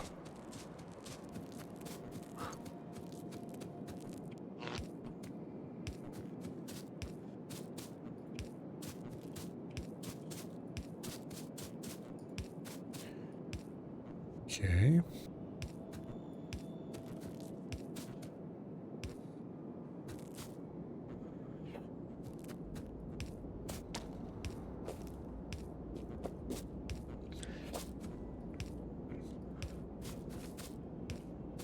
Get all these placed. Every blasted little one.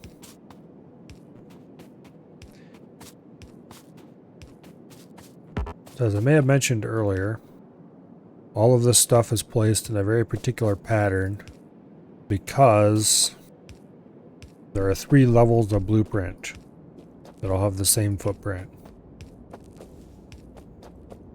There are light walls, medium walls, and heavy walls.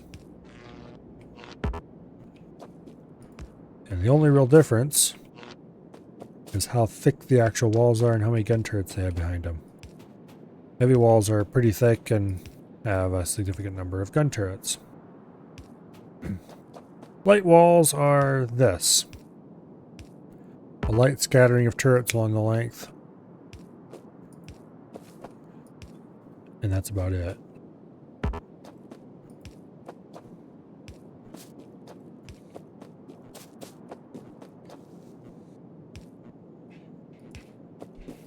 Okay.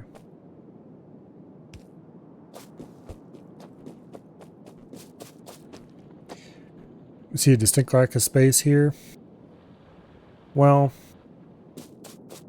it'll take a little bit to get the rocket built.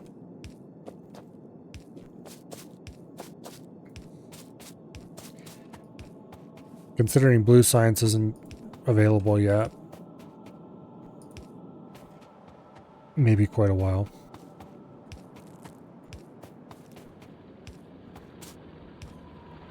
Not too surprising. Alright, any breaks in the... There's one.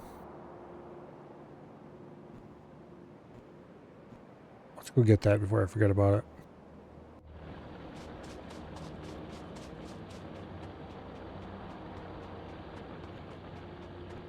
Anyway, hello survey, welcome here.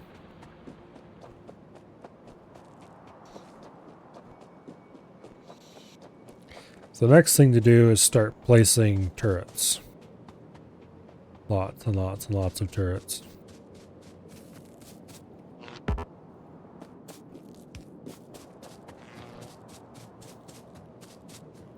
You've been here the whole time? Well, I can't exactly say hello unless you say something. So...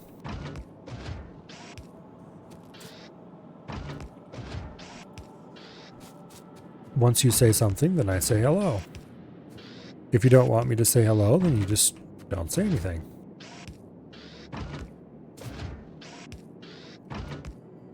Very simple. Is there a break in the belt somewhere?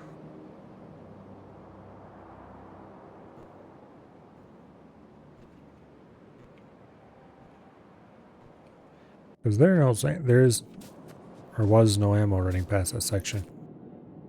There's no way it took that long for the ammo to get over here.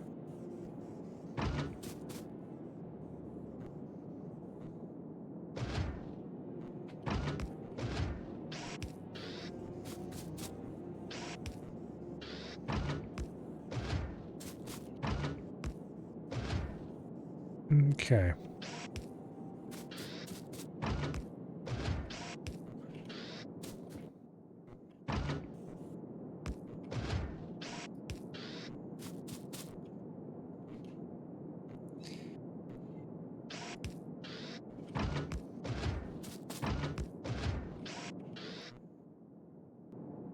All I wanted to do.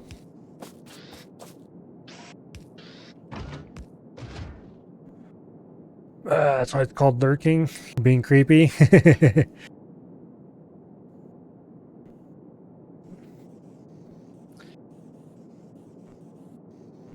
Something like that anyway.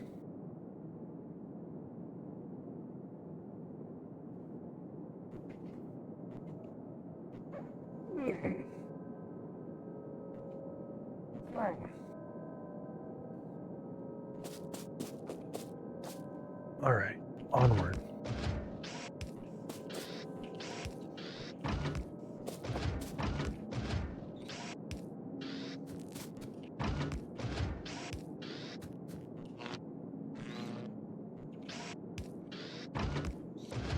Okay. This guy takes so long to get the whole thing filled with turrets.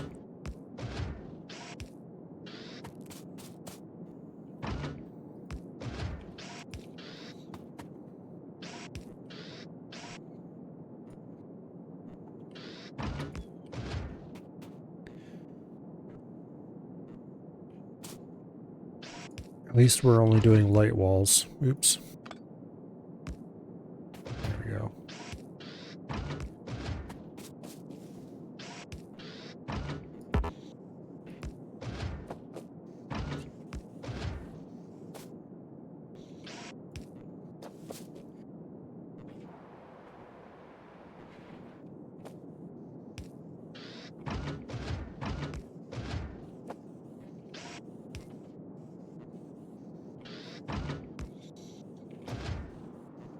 Where's the space you were promised?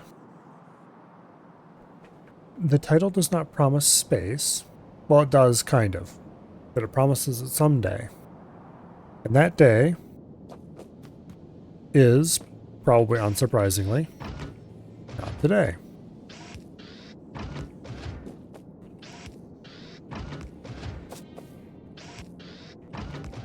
But it will arrive eventually, TM.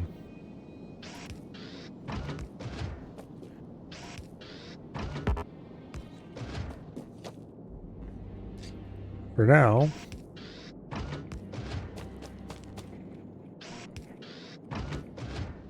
the main defensive walls, at least for the current factory and its not too distant expansions, is going in right here.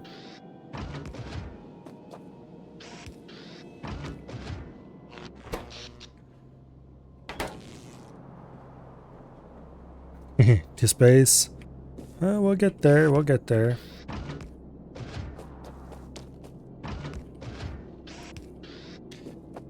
But first we have to have the traditional extremely slow Milo early game, where I waste as much time as I possibly can.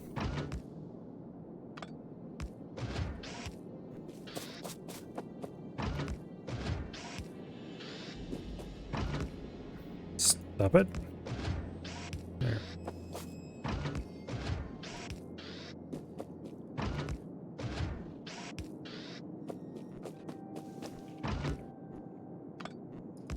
Hope I didn't misplace them constantly.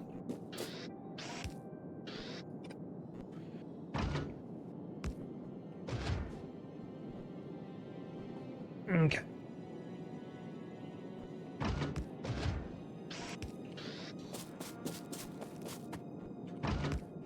I wish I had the flamethrower turrets to really fill these out, but don't have the research for those yet. And the game won't let me research them until I mine some oil. Which I'm going to do into trains, and before I start screwing around extensively with trains, I want defenses around my base. And so here we are.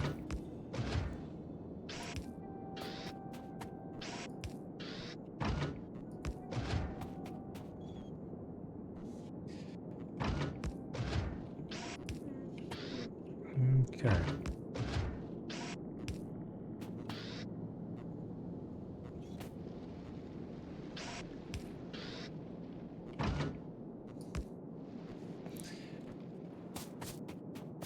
Okay. How many more of these do we have left? From roughly here to here. So we're about, oh,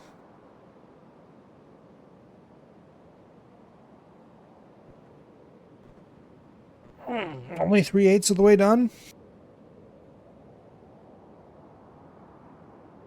That looks about right.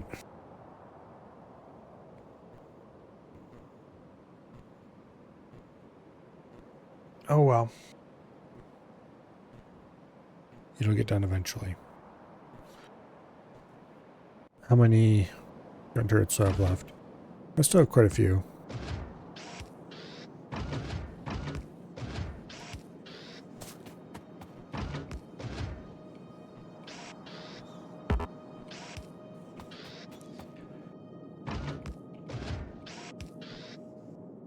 Okay.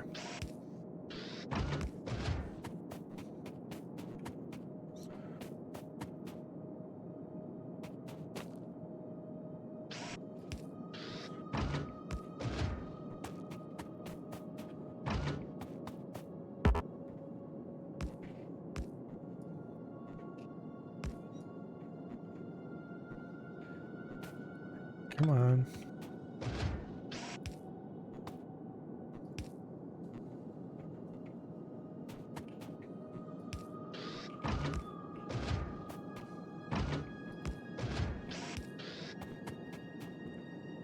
We're almost to the corner.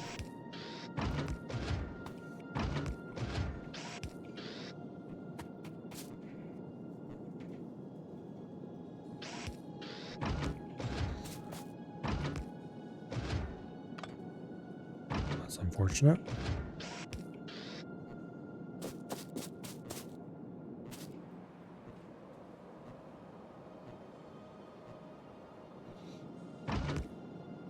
Stop misplacing the one tile, damn it.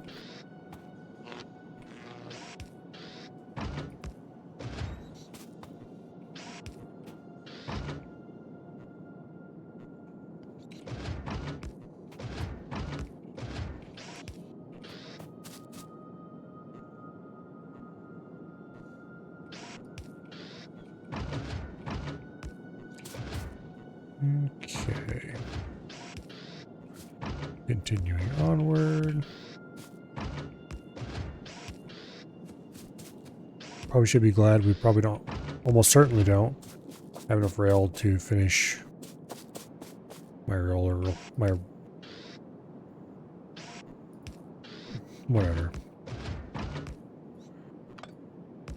I'm too tired.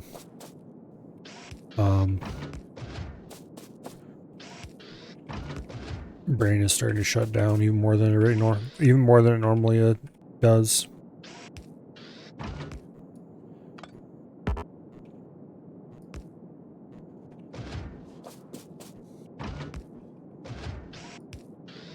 Okay.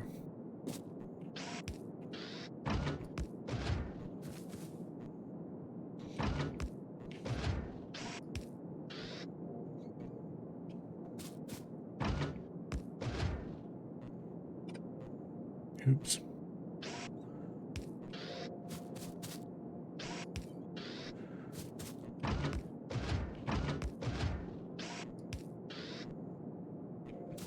Okay.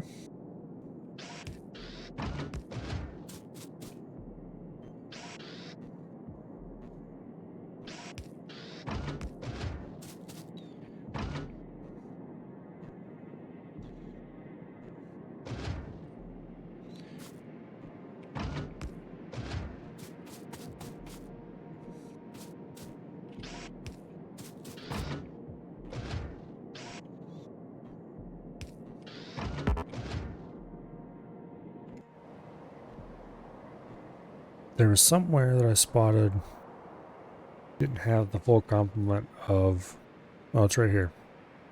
Right. Well, actually, it might be right here. Or both.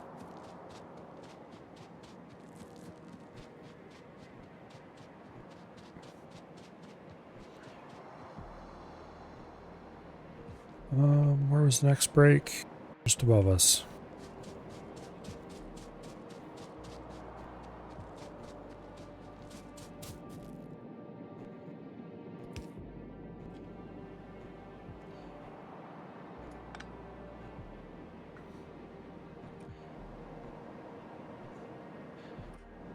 South of here, actually. Probably walked past it multiple times.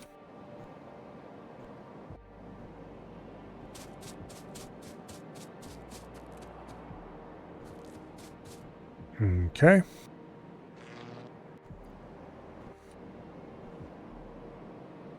There is probably... yeah, not worth it. Let's go back and continue placing turrets.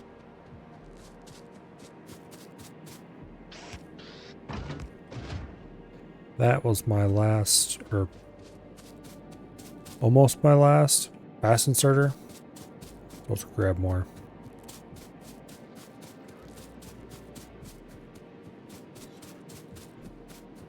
Let's go grab some more.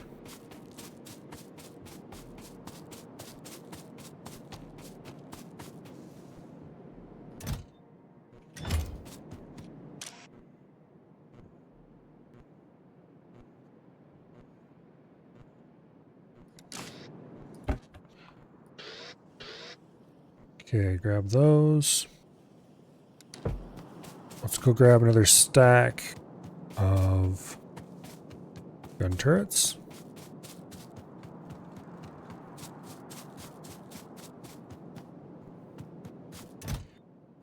Boom. All right. Yeah.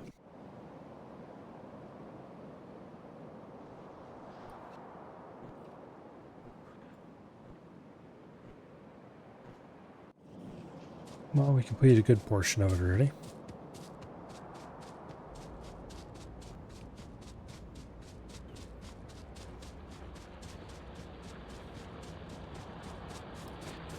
There's not much we can do about these blinking bits except move them to this end, I guess. We could do that.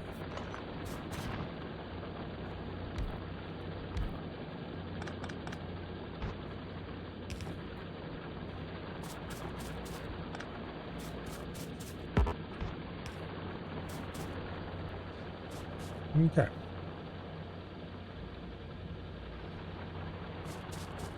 There's still some blinking at me, but we have the whole patch covered, which is not really a good thing, because that is the last iron until we probably capture this one. Which is what we are sort of, kind of working on right now.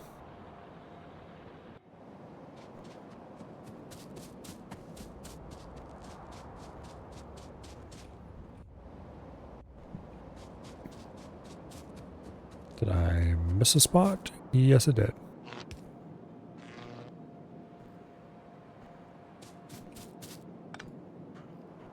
Misplaced that one, I think.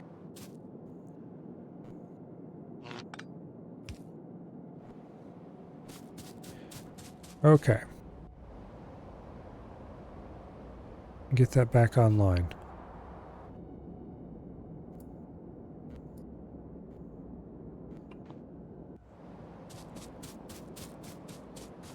Alright, where is the red X? There it is.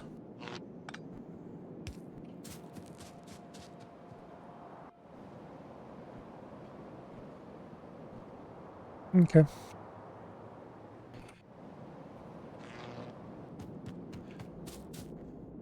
Now,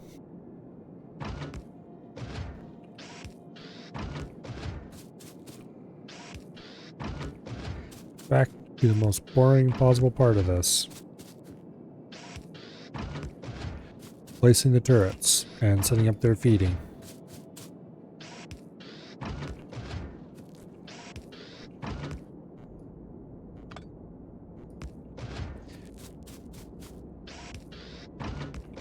Okay.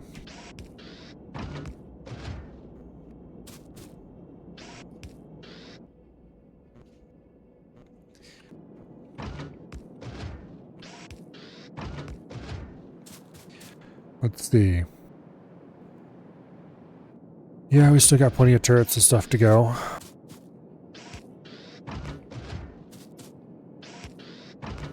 Which is good because we have a lot of them to place.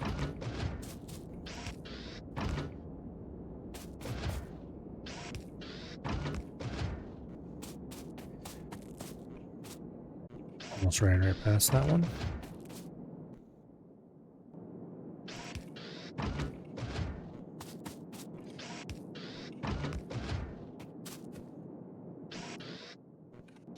Stop it.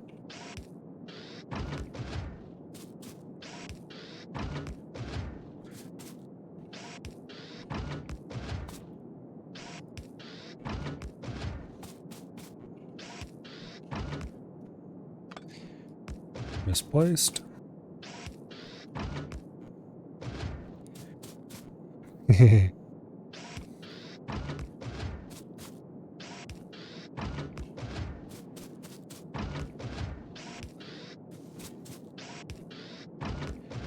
don't know if this is better or worse than building the power lines was.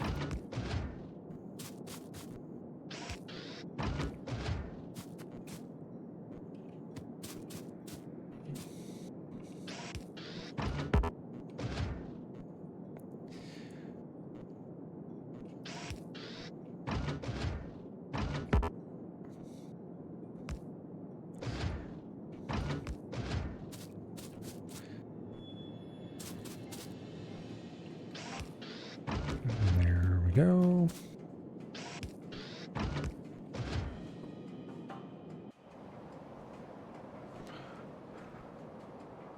Alright, so I think, yeah, we have turrets in that corner. We got turrets in this corner now. This bottom wall is all that has to be turreted. And then it's just a matter of how much ammo is enough ammo. Guessing this is a base blueprint of sorts? It is not. These are just outer wall blueprints that I dumped here. And I'm not even building them to full spec either.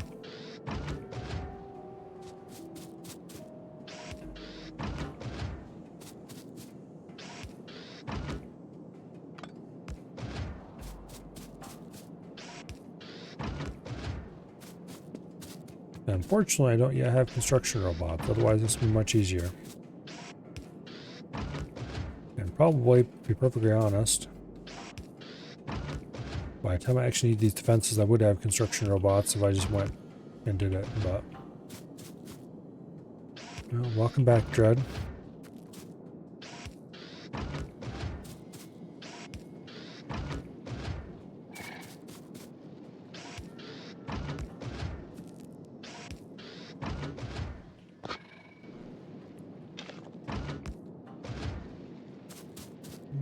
Okay.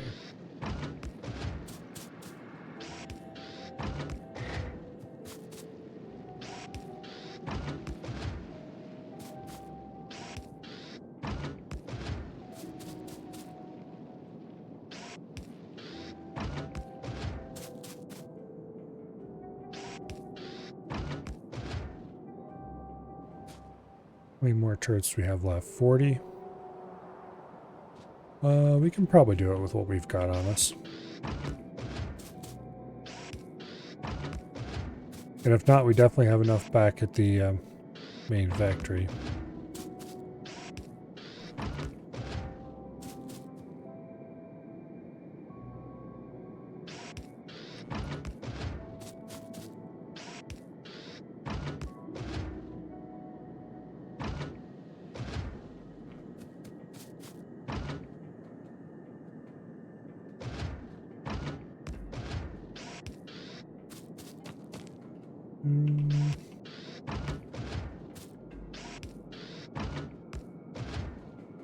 Alright, we're almost done, I think.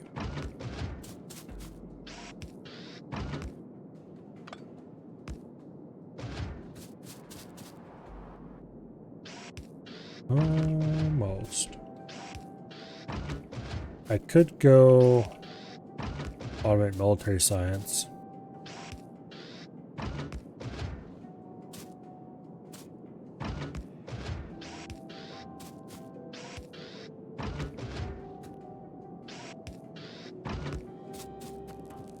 Problem with that is I'd rather wait till most of my fundamental sciences are done.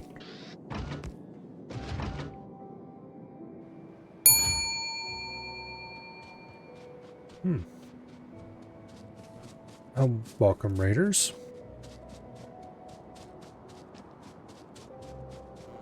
Sensha, welcome here. I assume that's how it's pronounced. I assume you guys are probably playing Factorio as well. Let's see, was that the last of the turrets? Yes, that looks like the last of the turrets. Alright, good. Outer walls are done. Now, gotta go check on the ammo factory and see why I haven't saw any ammo for a long time. Probably because the turrets are eating it all, but I want to confirm that. Thought you went overkill on flamers? Well, none of these flamers are real yet.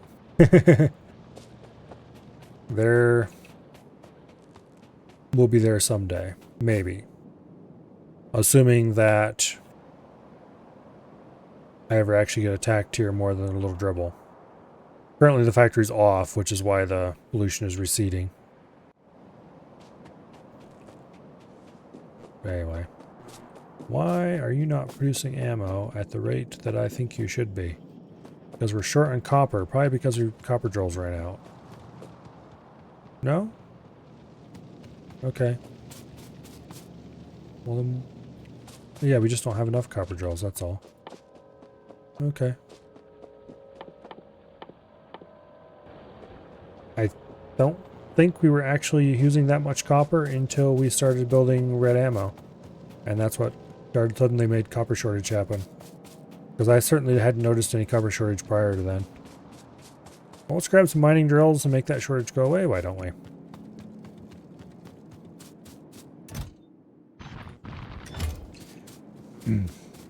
Just finished the starter base. Next stream you're gonna get stuff up, transition to real base. Yeah, I'm kind of working on... Honestly, this isn't much past the starter base itself. Well, we can remove that. Ah, damn it, I need to grab belts. Anyway. It's just got red and green science, which the reason the base is off is because we've run out of things to research with just red and green science. I was going to go get oil, but our iron patch is running short, which means I want to go get this iron patch down here. It's got 10 million. That should last us for a long time.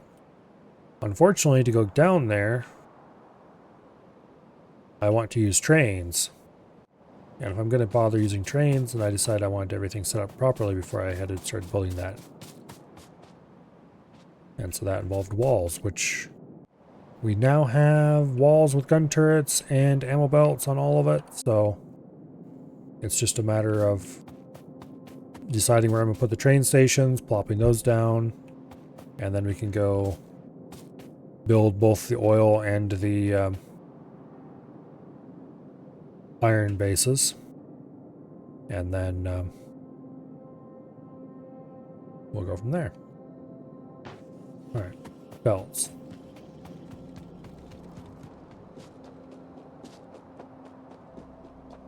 Yeah. I'm probably not going to build the full rail loop yet.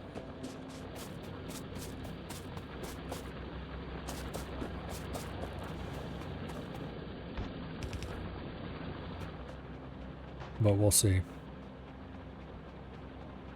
You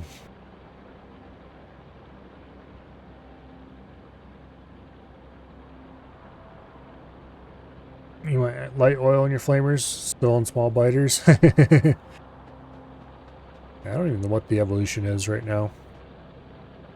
But I'm probably a good long ways away from even spitters. I've killed a couple of little bases, but not enough that it's going to make any real difference. Alright, so where do I want to put my ore unloading?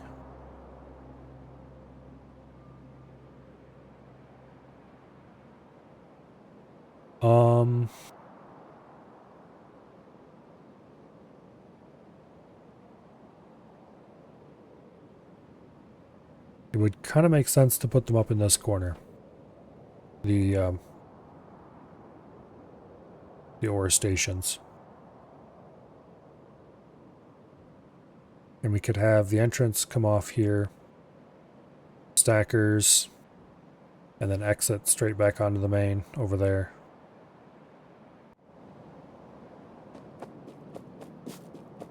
Better grab more rails, because if I'm gonna actually, I probably should go ahead and build the loop, which means that I might as well grab more rails. So let's see, rails, right there. Let's store up 1,000 rails. Yeah, yellow belt copper line's fine. No more than the number of furnaces we have. It was... the copper supply we had was more than fine until I started producing red ammo. And then it suddenly was not fine anymore.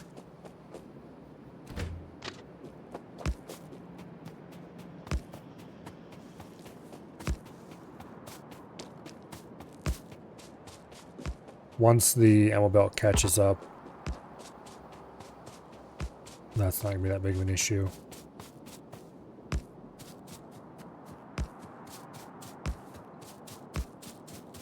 Yeah, unfortunately, all my train blueprints are messed up because all the curves are trashed. I'm going to have to redo all of those.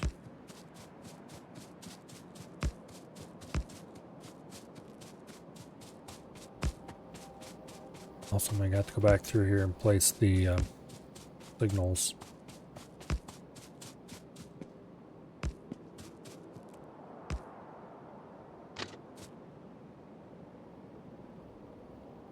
Okay.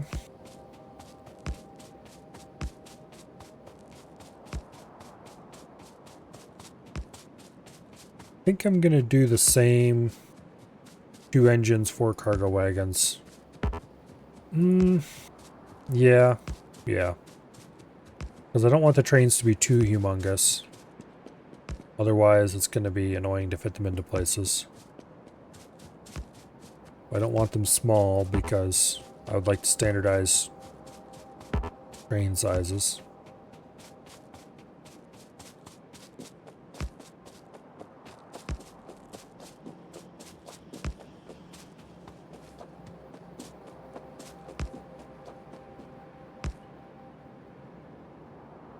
Alright.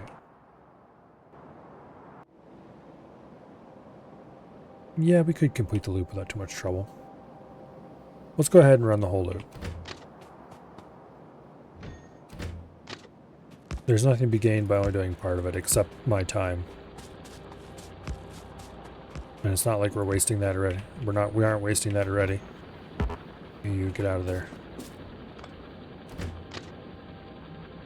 I did notice it's a lot easier to select rails that are overlapping in this version compared to the older ones, which I'm very happy about. It makes it much easier to deconstruct a misplaced rail in the middle of a junction. Usually start at 6.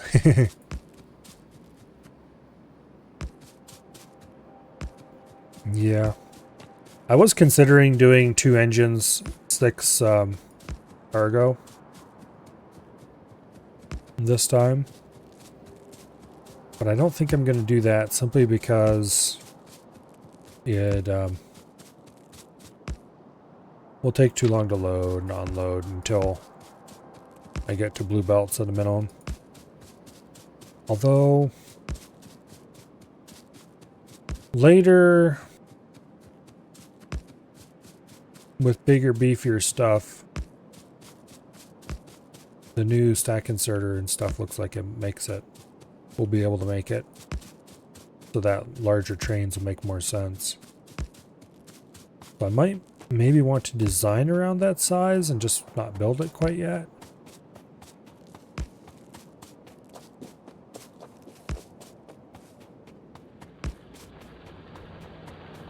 But also that doesn't make total sense either, because if I don't start building them right away, then I'm just going to have a bunch of shorter stations and... Oh, and I ran out of rail. Alright, let's go grab more rail.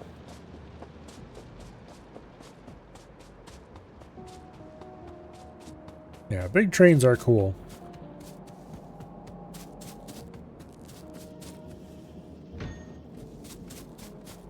Looks like we got plenty of rails made while we were off placing the rest, so we should have enough to build the train station.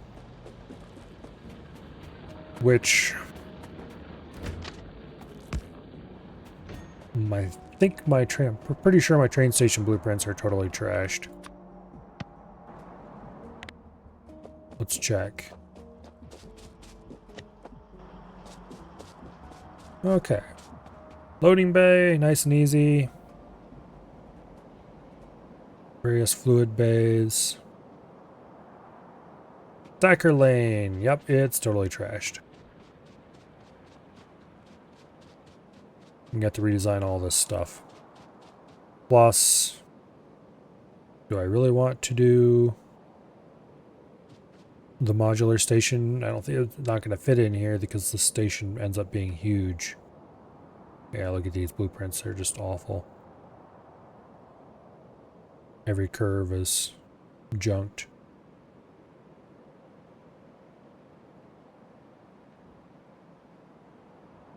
Oh well.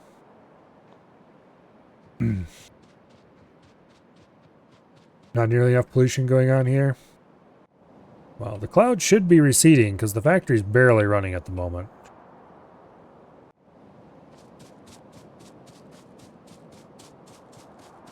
Alright, well, let's go place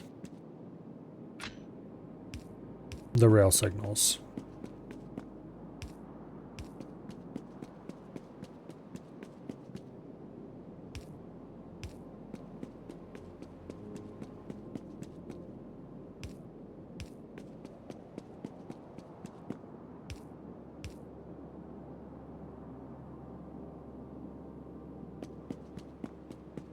Okay.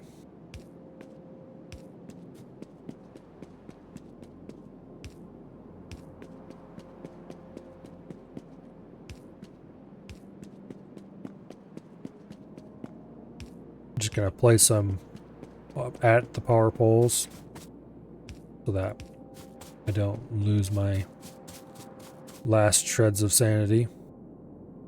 Okay, we'll leave these two off because of the junction here. Same here. We don't want signals too close to the junction necessarily.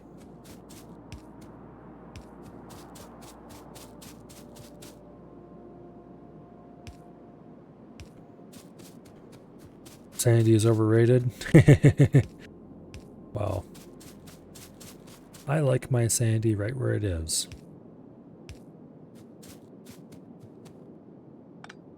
Firmly attached to my body. Okay.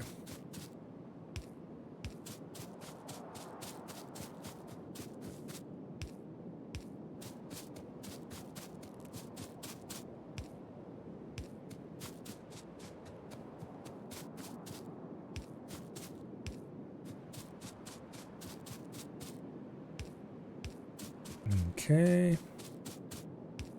And there that goes. I don't think I have a good set of train blueprints anymore. Even if they hadn't been trashed, that set of blueprints, aside from like the station. Oh, I ran out of signals. Well, it's a good thing the production loops are right over here. Okay, we got plenty of chain signals still, so we'll leave that alone. Had a bad case of Factorio, missed dinner. Well, enjoy your food. I've certainly never done that before. played too much Factorio, missed dinner, that is. And if you believe that, then I know of some nice land that needs selling.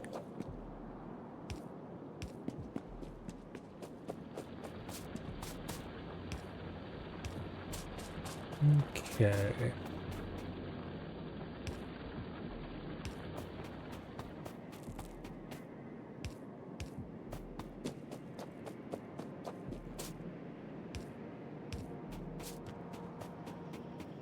I will have you know, Treebeard, that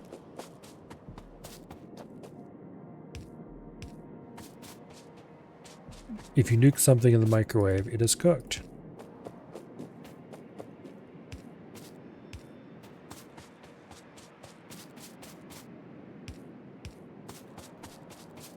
After all, if it wasn't cooked, what would be the point? Alright, signals all the way around. Now, how am I going to run these stations?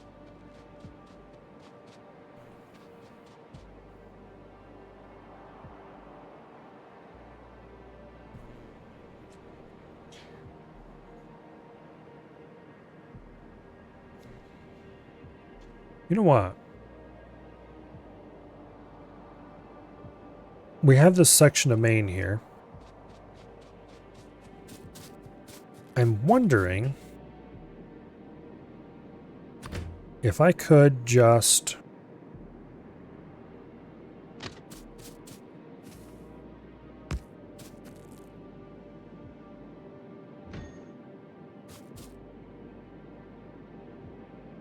okay. And then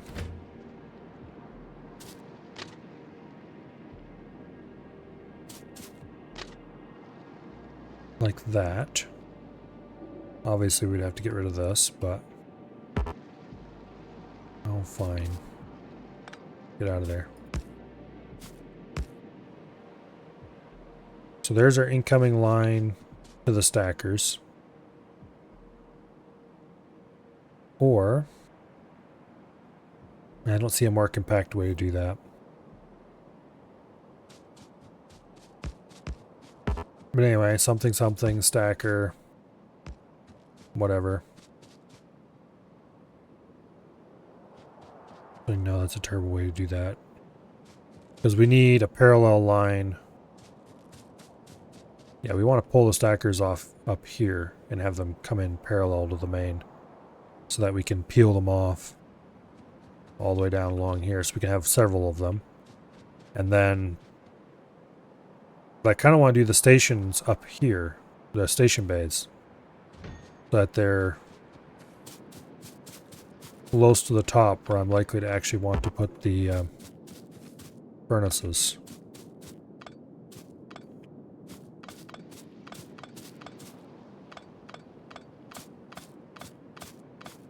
But what I was thinking about doing was having each station bay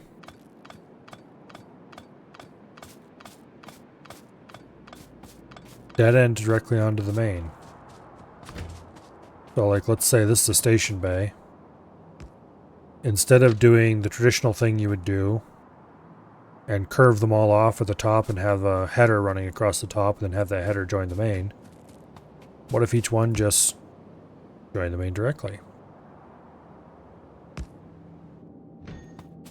Then with proper signaling, in this case that's actually completely the wrong direction of rail, but let's see.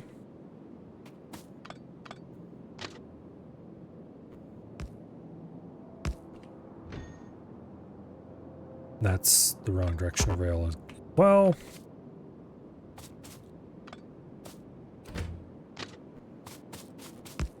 There we go. Train's exiting that way. Just signal it up. And it's fine. And as for exiting the other way,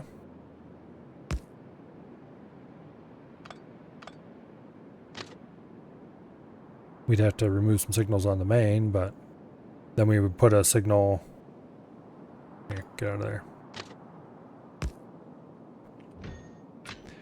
Put a chain signal in there. Chain signal there. Chain signal here. Chain signal there. Standard signal here at the end. Chain signal there. Chain there. Standard here. And ta-da! Trains can go back and forth on the main just fine, and any train exiting the station can just zoom right on out. With no pauses required. Let's see, would I need any more signals than that? Or want any more signals than that? Maybe a chain right here? I don't think a chain there would do anything though.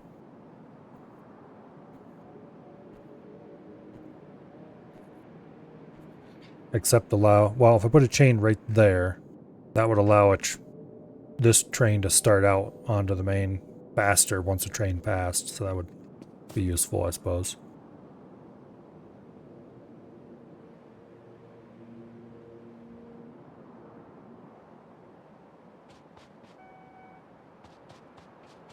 But that would save us some space. And also make things a little more efficient if I just hooked onto the main like that. Now, that doesn't solve the stacker problem though.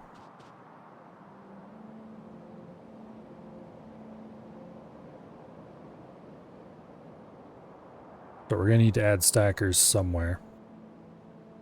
But then again, I don't have to have the stackers actually part of the station.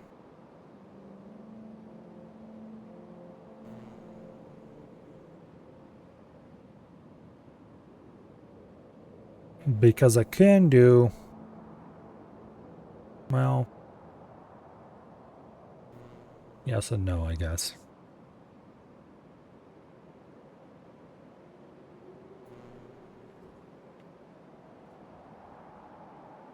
I need to look at what the new train stuff gives me as far as options for orders. Let's grab the missing bits of train that I'm going to need. Specifically, we need some of those. Need some of those. We need some of those.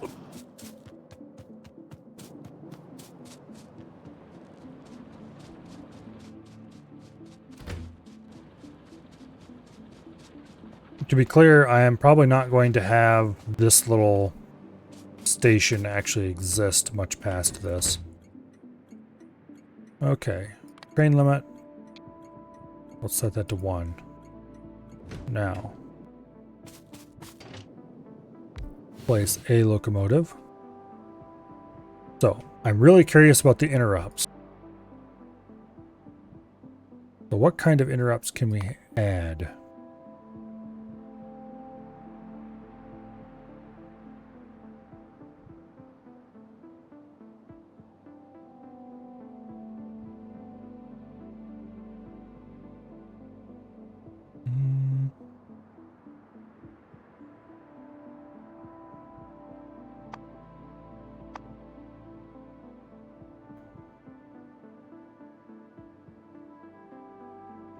Okay. Fuel. When used in schedule interrupt to match the first fuel, it passes all weight conditions. Okay.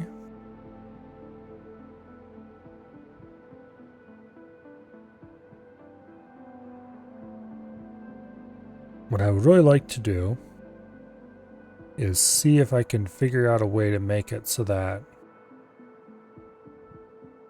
if we're waiting for a place to go and there are no available stations,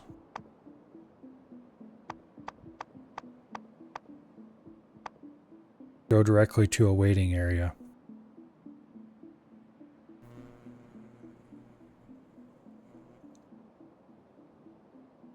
So I'm not really sure what this does. It will match the first signal that passes all wait conditions.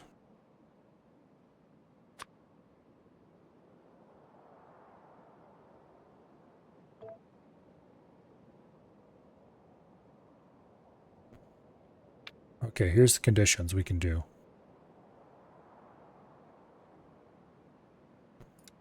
Wait a second. Add interrupt. Oh, okay, yeah, this is just text. I'm being a derp. Okay, add interrupt condition. At specified station. Certain condition. Destination full or no path. So we can do that. So if we choose this, destination full or no path, then go to, and we add a waiting bay station.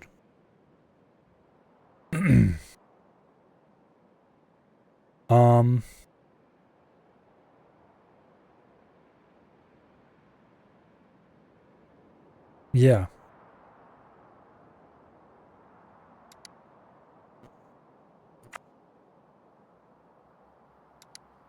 That's totally something we could do. So we could add like waiting bays down here. And if they come in off the main line, or if they're sitting, okay, train sitting here loading iron ore, when it's fully loaded, it would then head to the waiting bay. Or, well, its next stop would be at the iron unloading, but if iron unloading is full, then it would go to the waiting bay and wait. The problem with that would be that you might end up with,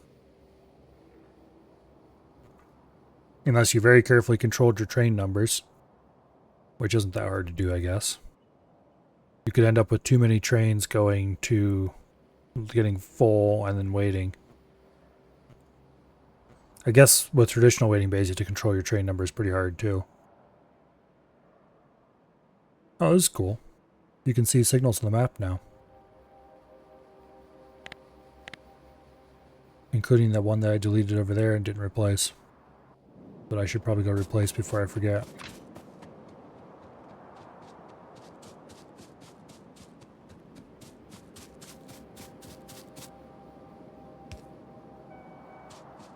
Okay. I don't think I'm gonna do that though. Because it could be a bit cumbersome to say the least. What I will do is add interrupts for trains to go to a certain spot to refuel, so I don't have to plumb fuel into all my train stations. Because that's just annoying.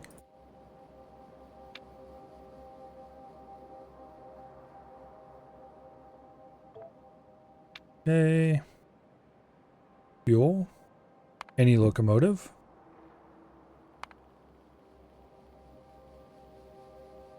Okay, match the first fuel that passes all. Okay, yeah. Fuel less than 225s, like half a stack. No, actually. They do have how many? Here, do like 50. Then we don't have a station there yet, but we'll add one.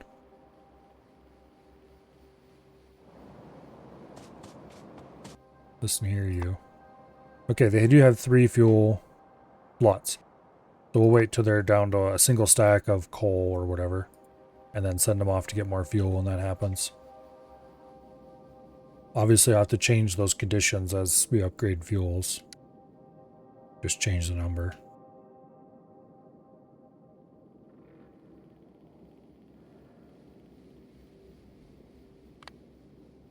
Fuel is important. We don't want them to run out, so we'll allow interrupting other interrupts. And then when we add a refueling station, we will add that in there. This interrupts thing is going to be pretty sure it'll revolutionize. Yeah, what else can we do with these?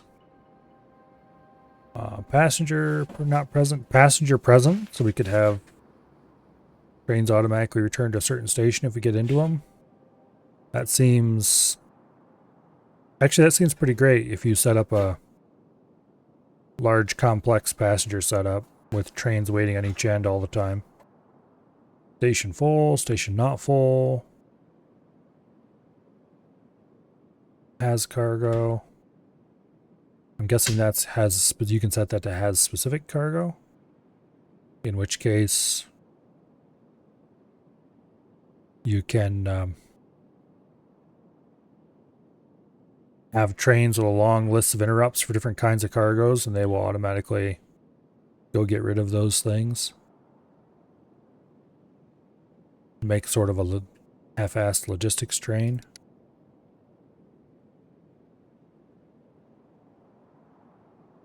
That would kind of be an interesting thing to try. Anyway. For now, though,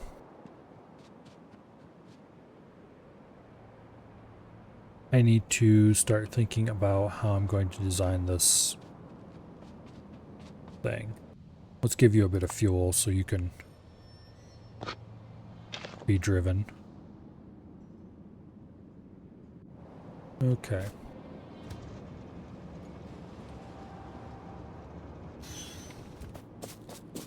Get that out of the way for now.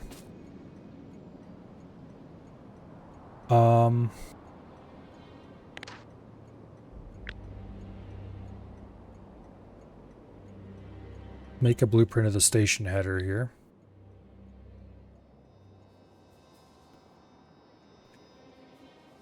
Get rid of you. Get rid of you. Because that's a incorrectly placed signal. Okay. Just dump that in there for now. Yeah, that signal shouldn't be there.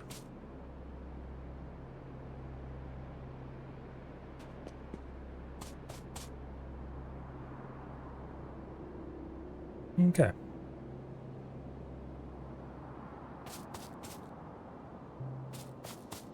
Now,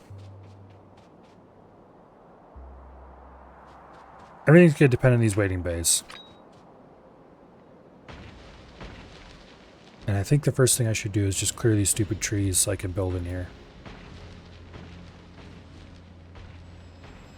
I really should get a little bit of military science so these things can destroy trees in one hit.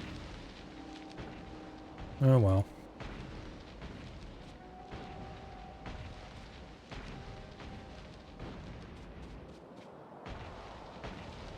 I'm feeling lazy and I don't want to build military science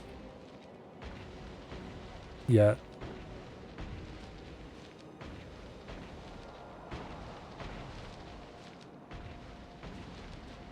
I'm sure we'll have to eventually. It's not like it's hard or anything, I just haven't done it yet.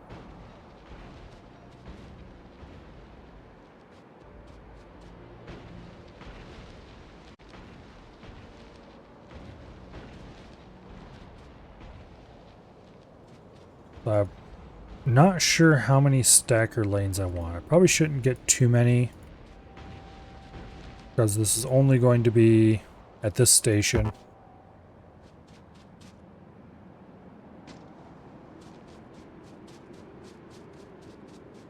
At this station, we're only going to be doing iron and eventually copper. And probably only one train of each. Or one unloading bay for each.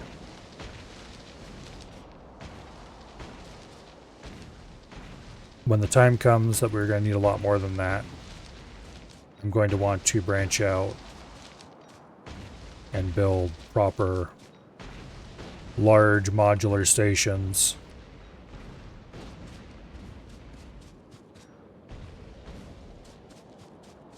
where everything is shipped around by train. So this current base is probably not going to do anything past blue science unless I'm really lazy.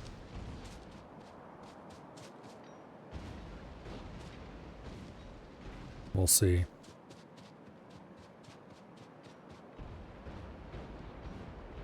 Get out of here, rocks. Nobody likes you.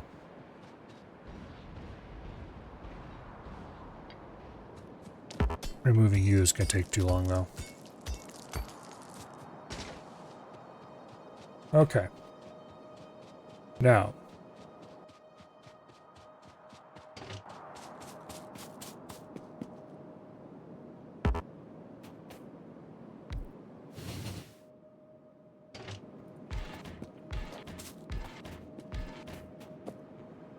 do you only do 6?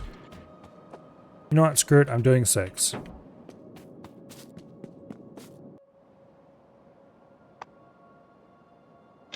Two locomotives, 6 cargo.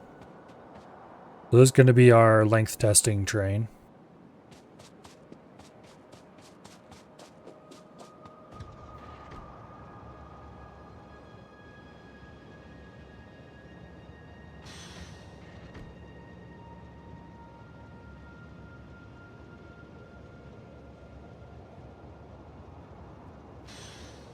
Okay.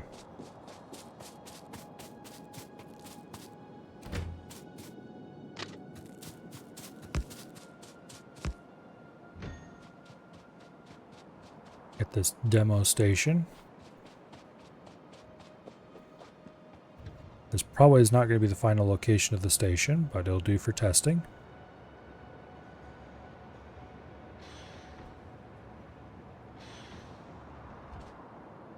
Okay.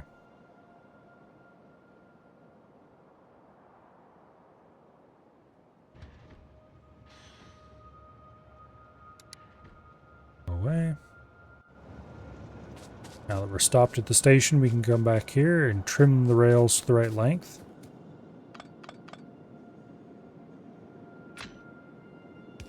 Add a signal. Okay. So that's one train length. That's a pretty big station.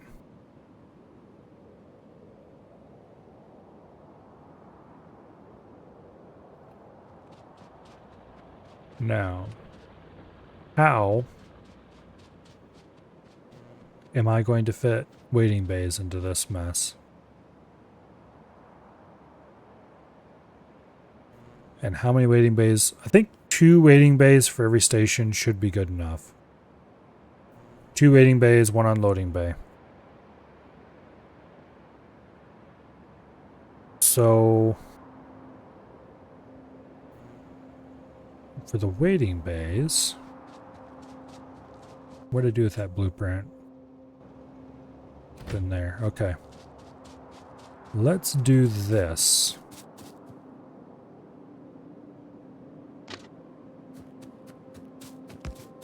Okay. And then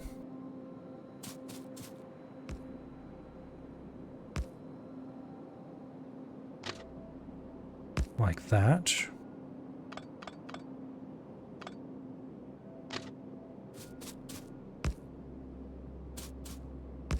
There's waiting bay number 1.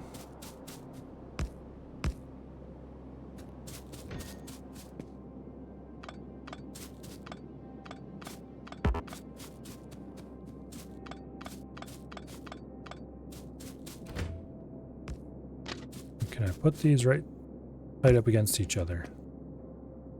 Actually, you know what? I don't even need to do this fancy bit. Okay.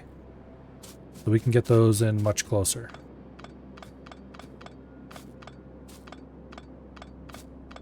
The problem is that I'm going to have to make these a little longer so that we can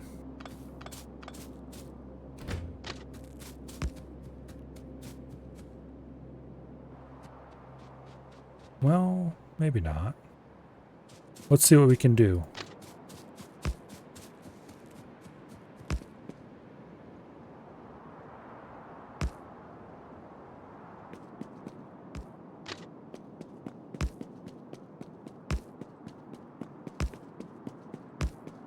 This can be a question of how am I going to fit the signals in.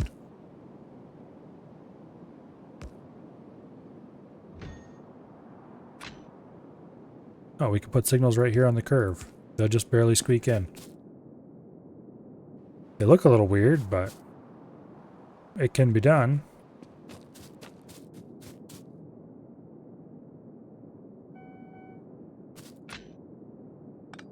Oops. Okay. Let's Wiggle some chain signals in there. That'll give the trains a place to wait. Let's move this train back so it's sitting on one of the waiting bays.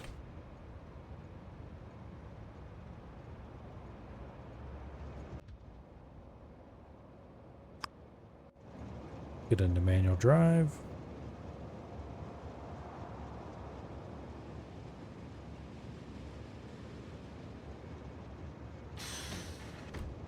Okay, so we want it as close to the signal without actually crossing it as we can get.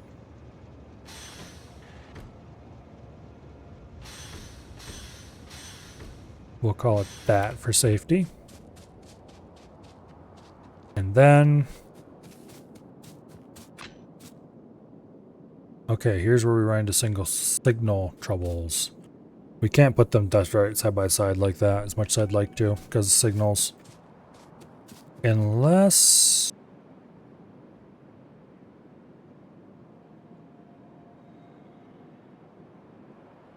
No. Well, no.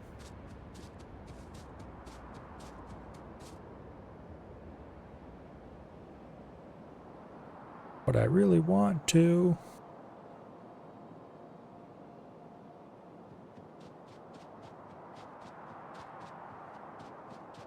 It'd make it so much cooler if I could, but I don't think it's a reasonable thing to do.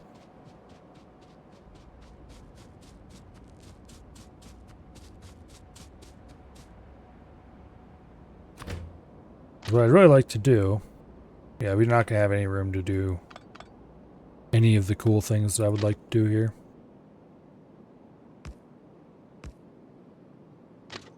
Unless I can somehow... Nope. It won't let me. Okay. Figured that's probably too much to ask for, but...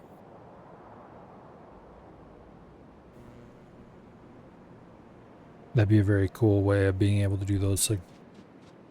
Using the new rail shapes. But you can't fit the signals in between the tracks when they're that close together, so...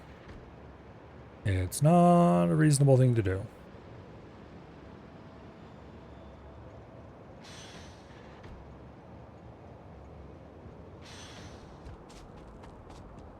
Alright.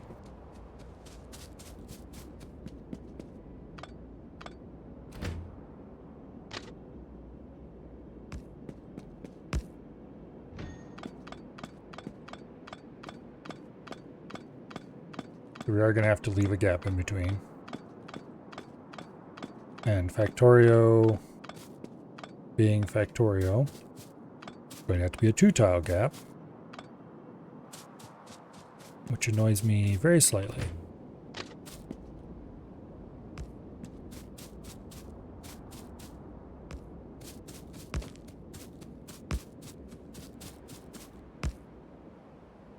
Okay. Now. Chain signal at the entrance. The entrance is going to have to be farther back. I don't think we're going to be able to merge them together like this.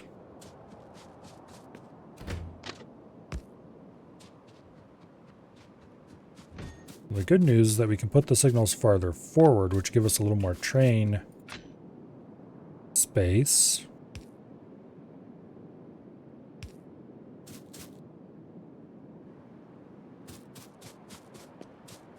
Which will make it easier to store trains in here and still have a nice junction. Let's back this back up into there so I can see how much space we're actually going to have to work with.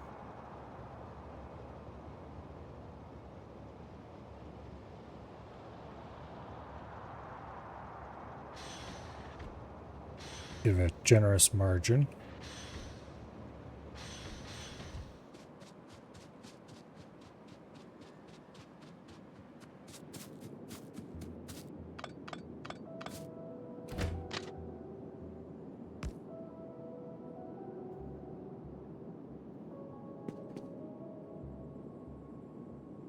Okay.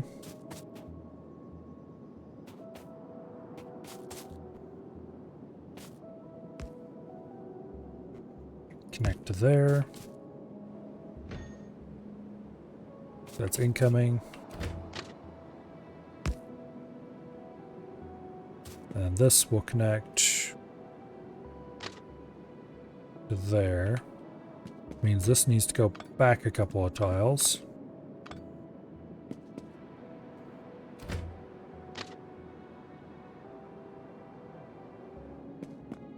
Alright, let's nuke these for now.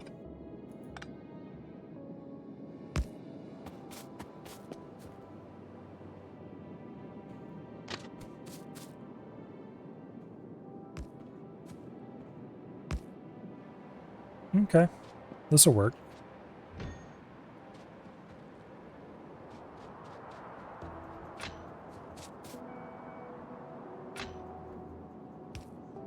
Put that there.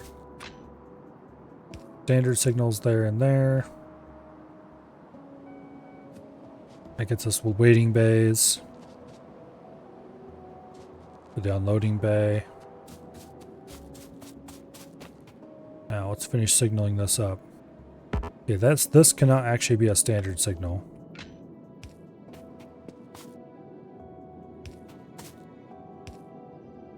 That must be a standard signal though.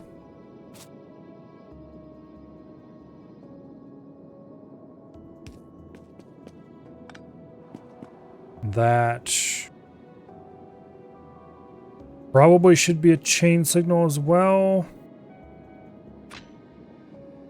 We do chain here, chain there, chain over here, chain over there.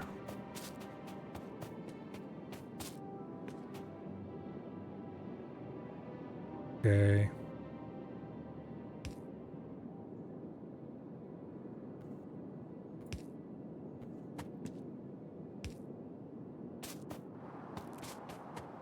Yeah. We're doing the same basic thing as this, but over here and reversed. I rather like this look. This is neatly symmetrical.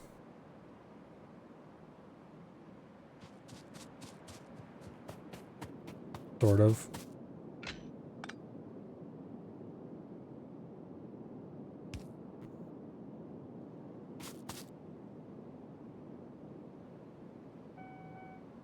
Okay.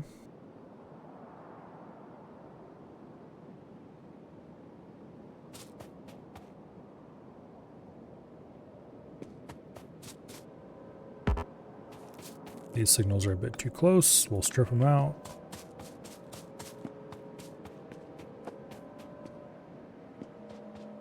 Yeah.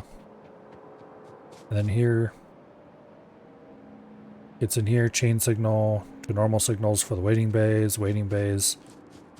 chain signals to normal signal for the unload.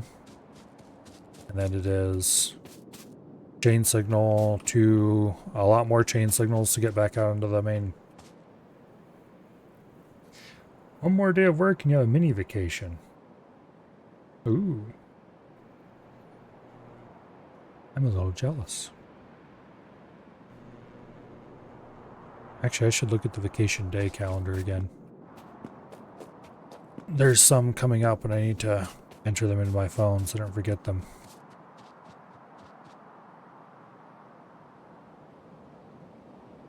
So I think weeks away at best. All right. Yeah. So here we have a self-contained station. Let's make a blueprint of it.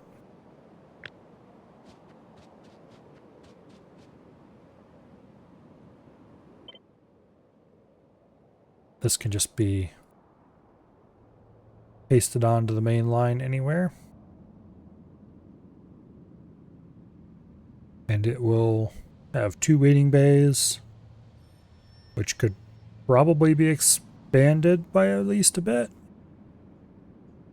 And then 1 unload.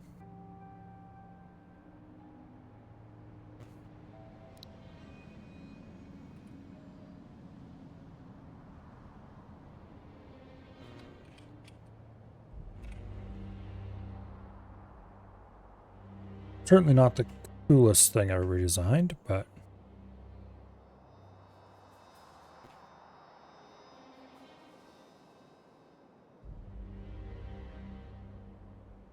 Anyway.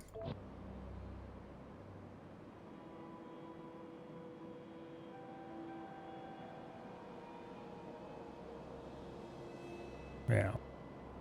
Now, if I want to fit 2 of them in, I can't put this one here. I'm going to have to move it. So let's get this train out into the main line. And then we will delete this and redo it all in the actual positions where we're going to want it.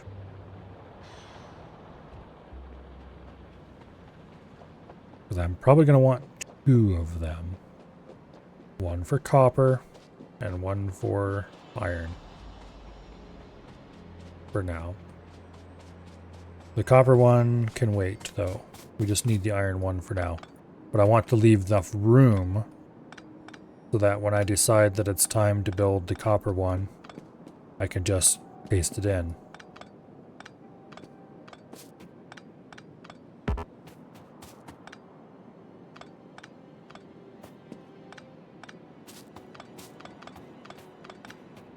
Because if I don't do that, then there will not be enough room. And I will be sad.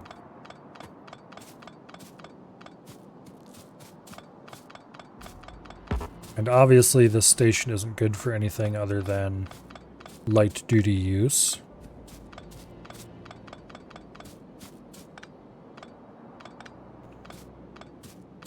But when the time comes that we need lots and lots of heavy trains running everywhere, I will redo my modular station blueprint book. It'll be Factorio 2.0 compliant.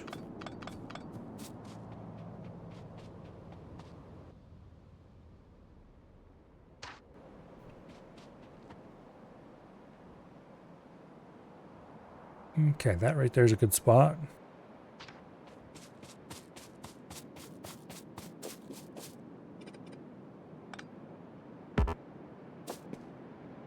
I'll have to fix the signals later.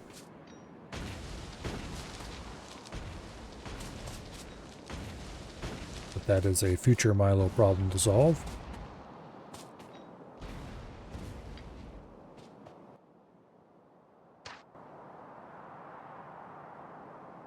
Okay, so we don't want to get too close to the current factories, but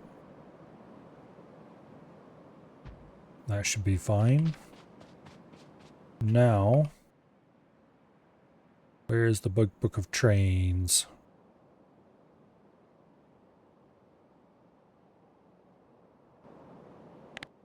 I need a station piece out of it.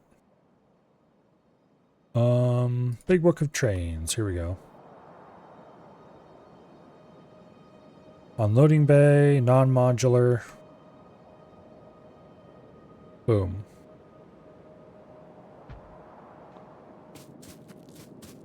Because we're going to have to copy some pieces off of this.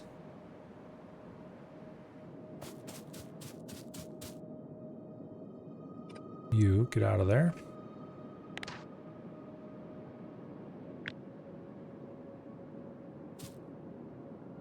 Okay.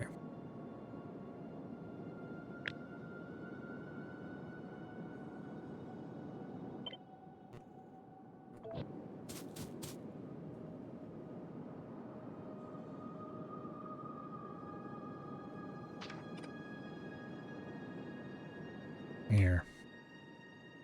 I had to make a blueprint for that. Get out of here. I forgot, I can just use Control-C. Because Factorio is a good game with properly designed blueprint system.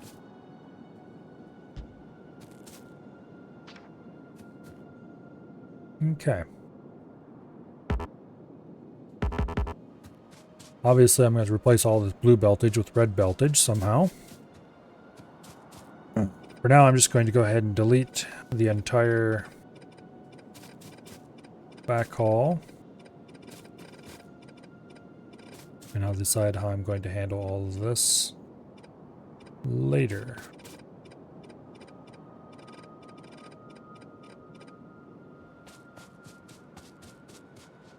But this is a basic design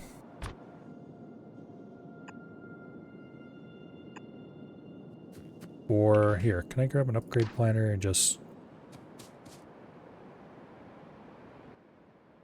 modify this?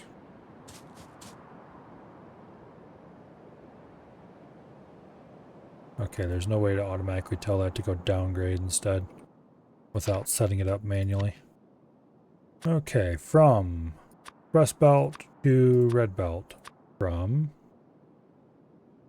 express splitter to red splitter.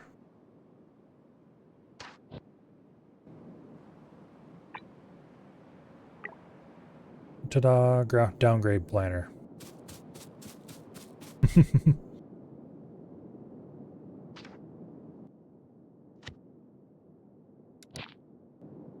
All right, lovely.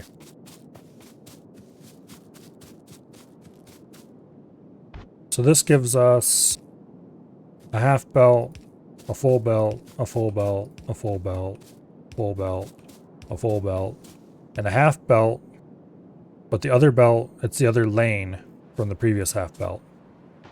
And then we just have to run all these together and combine them in some way to get however many belts of output we actually want or can handle. And have it, the whole mess be balanced somehow, more or less. And the circuitry on these ensures that it unloads evenly from the chests so that no train car empties before the rest.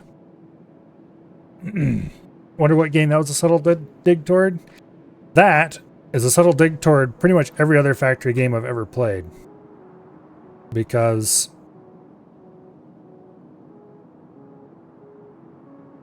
so many of them do blueprints so badly.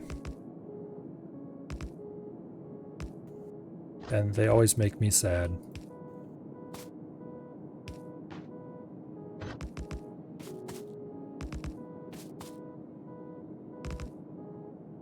Oh well.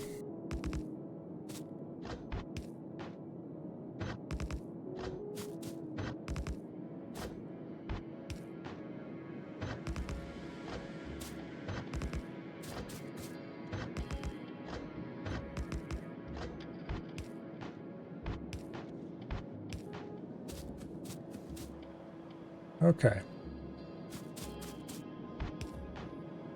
Let's not even get started on Satisfactory's complete lack of blueprints. Although apparently they have at least somewhat fixed that nowadays. Supposedly.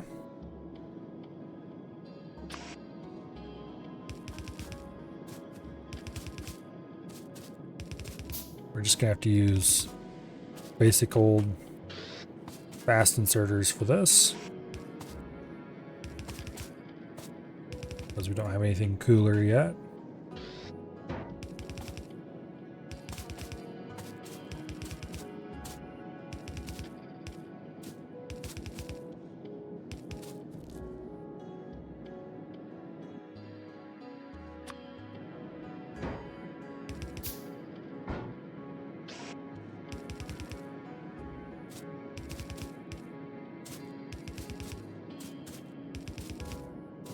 Okay.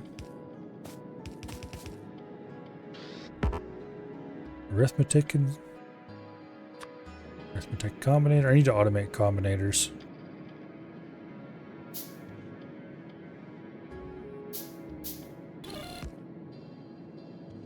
Okay. Now.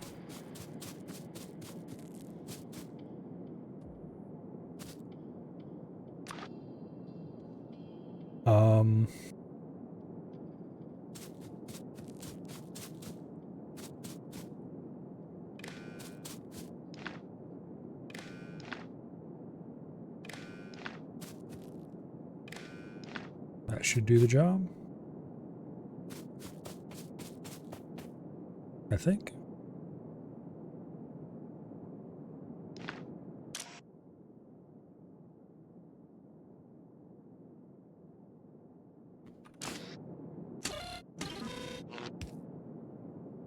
Yeah, something like that anyway.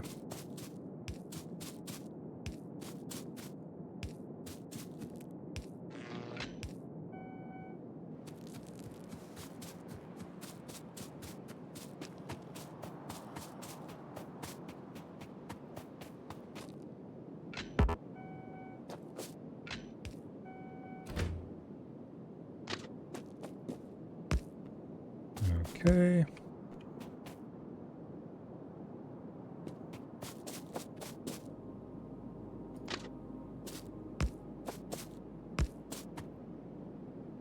That will work as well.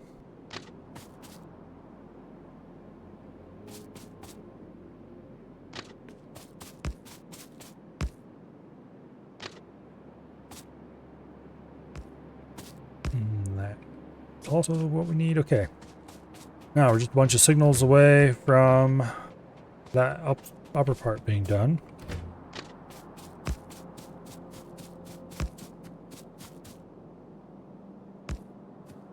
It still blows my mind that anyone thinks you can build a factory game of any kind without having a robust blueprint system from day one. It's such a fundamental thing to being able to enjoy a factory game. And yet, over and over and over again. Blueprint system? What's that?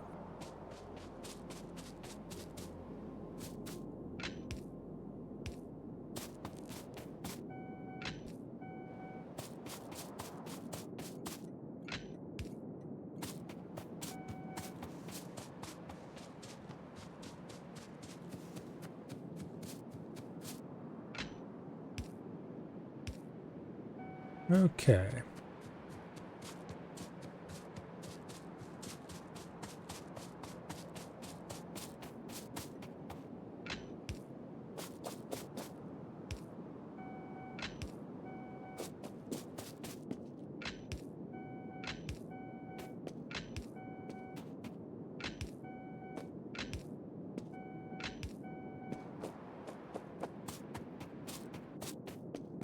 And the problem with that is that you very rapidly get into a situation where you have solved a certain problem,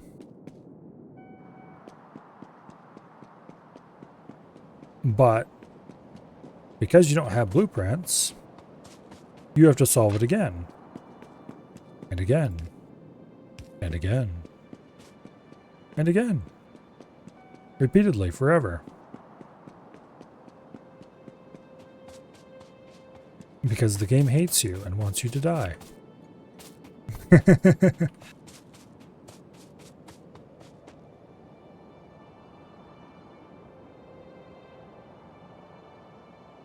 All right. So we have a theoretically usable station. Let's go ahead and give this a name.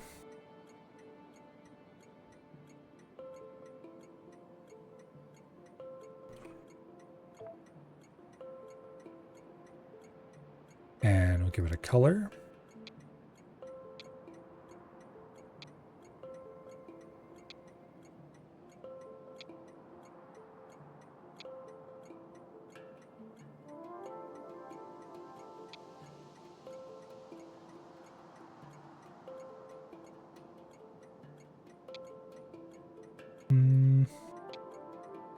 So I can get a nice iron blue.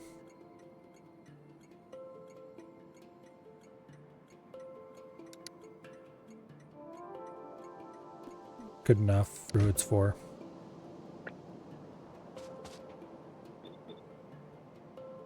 Yeah, that's irony enough for my purposes. Okay.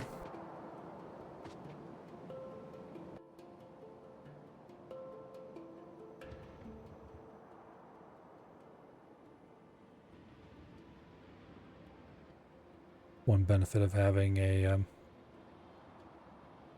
loop, free turning.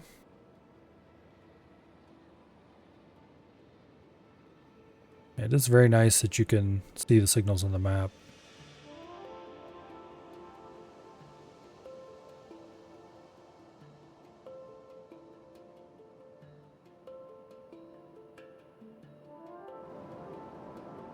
Anyway. Now,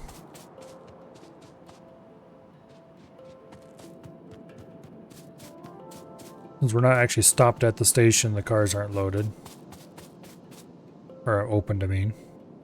But, that's fine. We don't need to unload them right now, because they're empty. First things first. That is not the right book.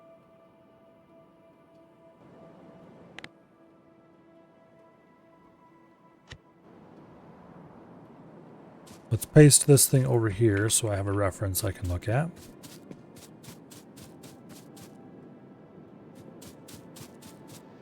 Alright. So basically what I did here is I sent half of the train down, or half of the middle two cars, I should say, down, half of the middle two cars up, and then I just piled every other car onto that. That's a reasonable approach. We'll get 3 cars per belt. It'll take it a long time to empty, but that's good. PM.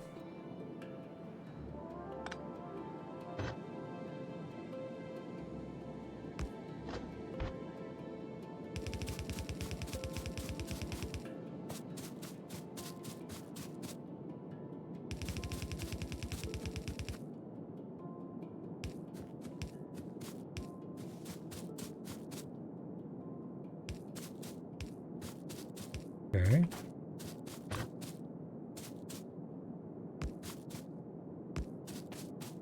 Like that. And we are out of that particular belt machine. Let's grab some more. I do have some yellow ones I need to get rid of. Speaking of yellow ones, I also have some yellow belts I need to get rid of. Alright.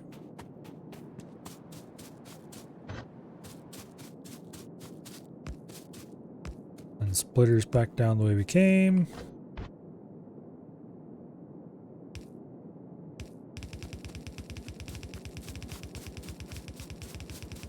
And then we have 2 belts of output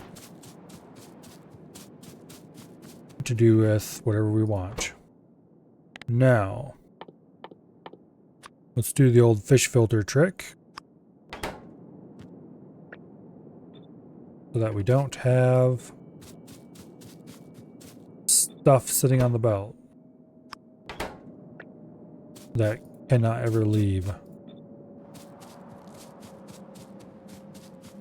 I must not have known of the fish filter trick back when I designed this. I didn't think to use it.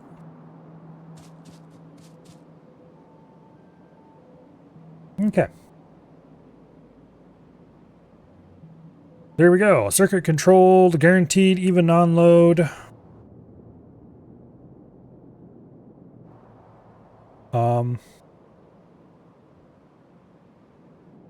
Although it is only using fast inserters.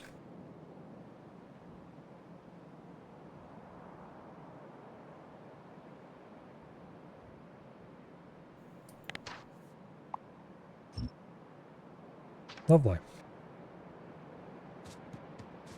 And this is where our iron is going to be delivered going forward. Once we have the new iron mine built, of course.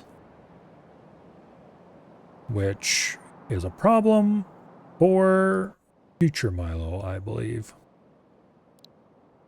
Let's give this a train group first.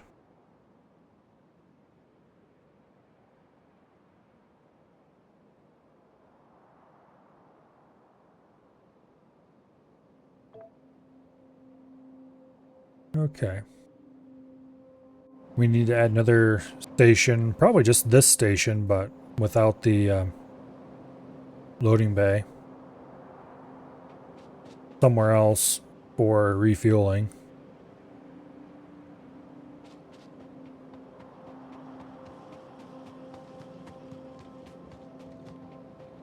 Speaking of refueling, it looks like our fuel situation is still fine, but it wouldn't hurt to move some things around.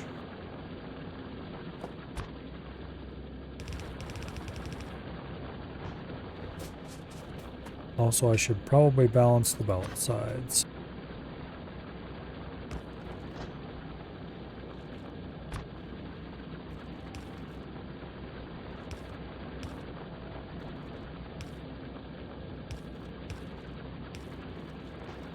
There. Very basic balancer. Okay. Looks like the ammunition belts are full. Or, you know, full. They're running at design capacity.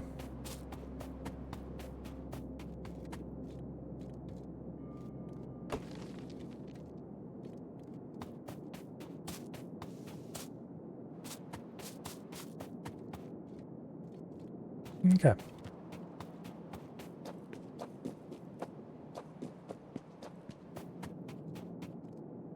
Maybe I should remove this piece. Yeah, I'll worry about it later. If we actually start getting attacked here and I want to increase belt density, that would be the way to do it. It wouldn't increase belt density yet, but okay, you also need some balancing.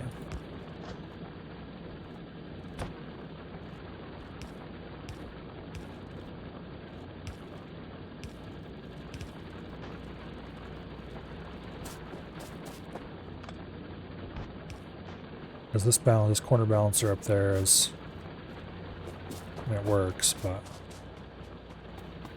it's also really ugly and kind of disgusting. Okay. How much iron do we have left in the iron patch? 79,000. That is very not much.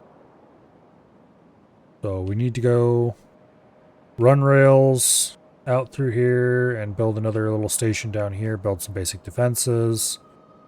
I'm not going to build anything nearly as impressive as this, but that's fine. And then kill off a few of these lighter nests in the area. Maybe those 3, maybe this 4th one added onto it yet. And it'll be time to then go over here and do the same thing as far as building a station to get this crude oil.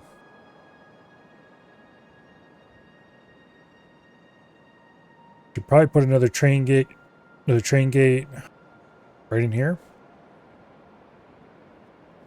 Run the train right out through there. And then I'll probably put a small refinery station down here. For refinery trains, I'm not going to run trains anywhere close to this huge. We'll start with maybe even double-ended trains. We'll see.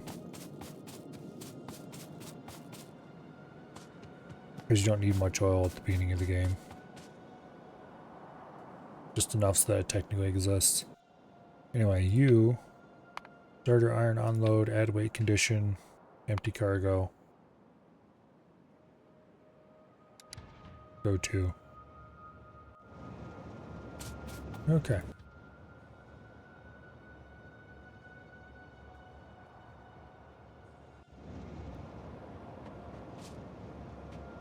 Lovely. Well, it is 10:39. So that seems like a pretty good time to save the game, and we will deal with building the iron and the oil station probably tomorrow.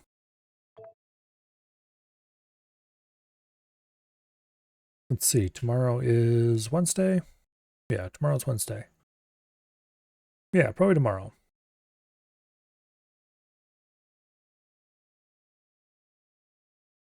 That seems like a good time to continue with more Factorio.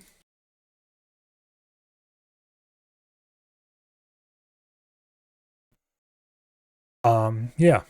Tomorrow, more Factorio. Thursday, quite possibly more Factorio.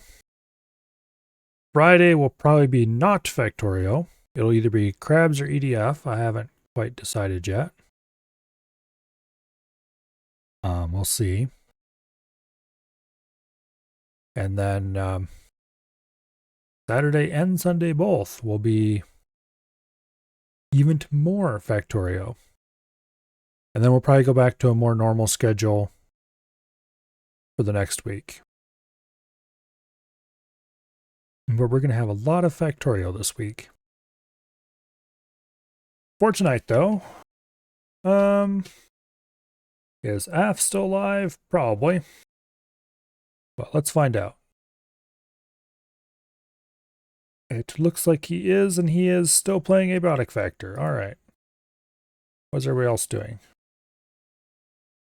Abby's playing 7 Days to Die. That's weird. I wouldn't expect him to be playing that without Af, but apparently that is what is happening. All right, well, let's rate Af. I like Abiotic Factor fairly well.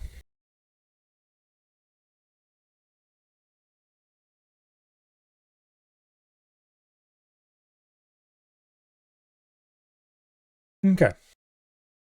Yeah. Hopefully I see you all back here tomorrow for more factory shenanigans. Specifically getting the factory actually running again. Resources pouring in and such like. Get some blue science going. Start getting ready to actually go to space. Hopefully. We probably won't go to space tomorrow either, to be honest. It'll probably take a couple more days. A bit slow at such things. But anyway. But for now, Af is doing science of an entirely different kind. I think he's playing with Bo. So let's go harass those two. And I will see you all later. Good night. And goodbye.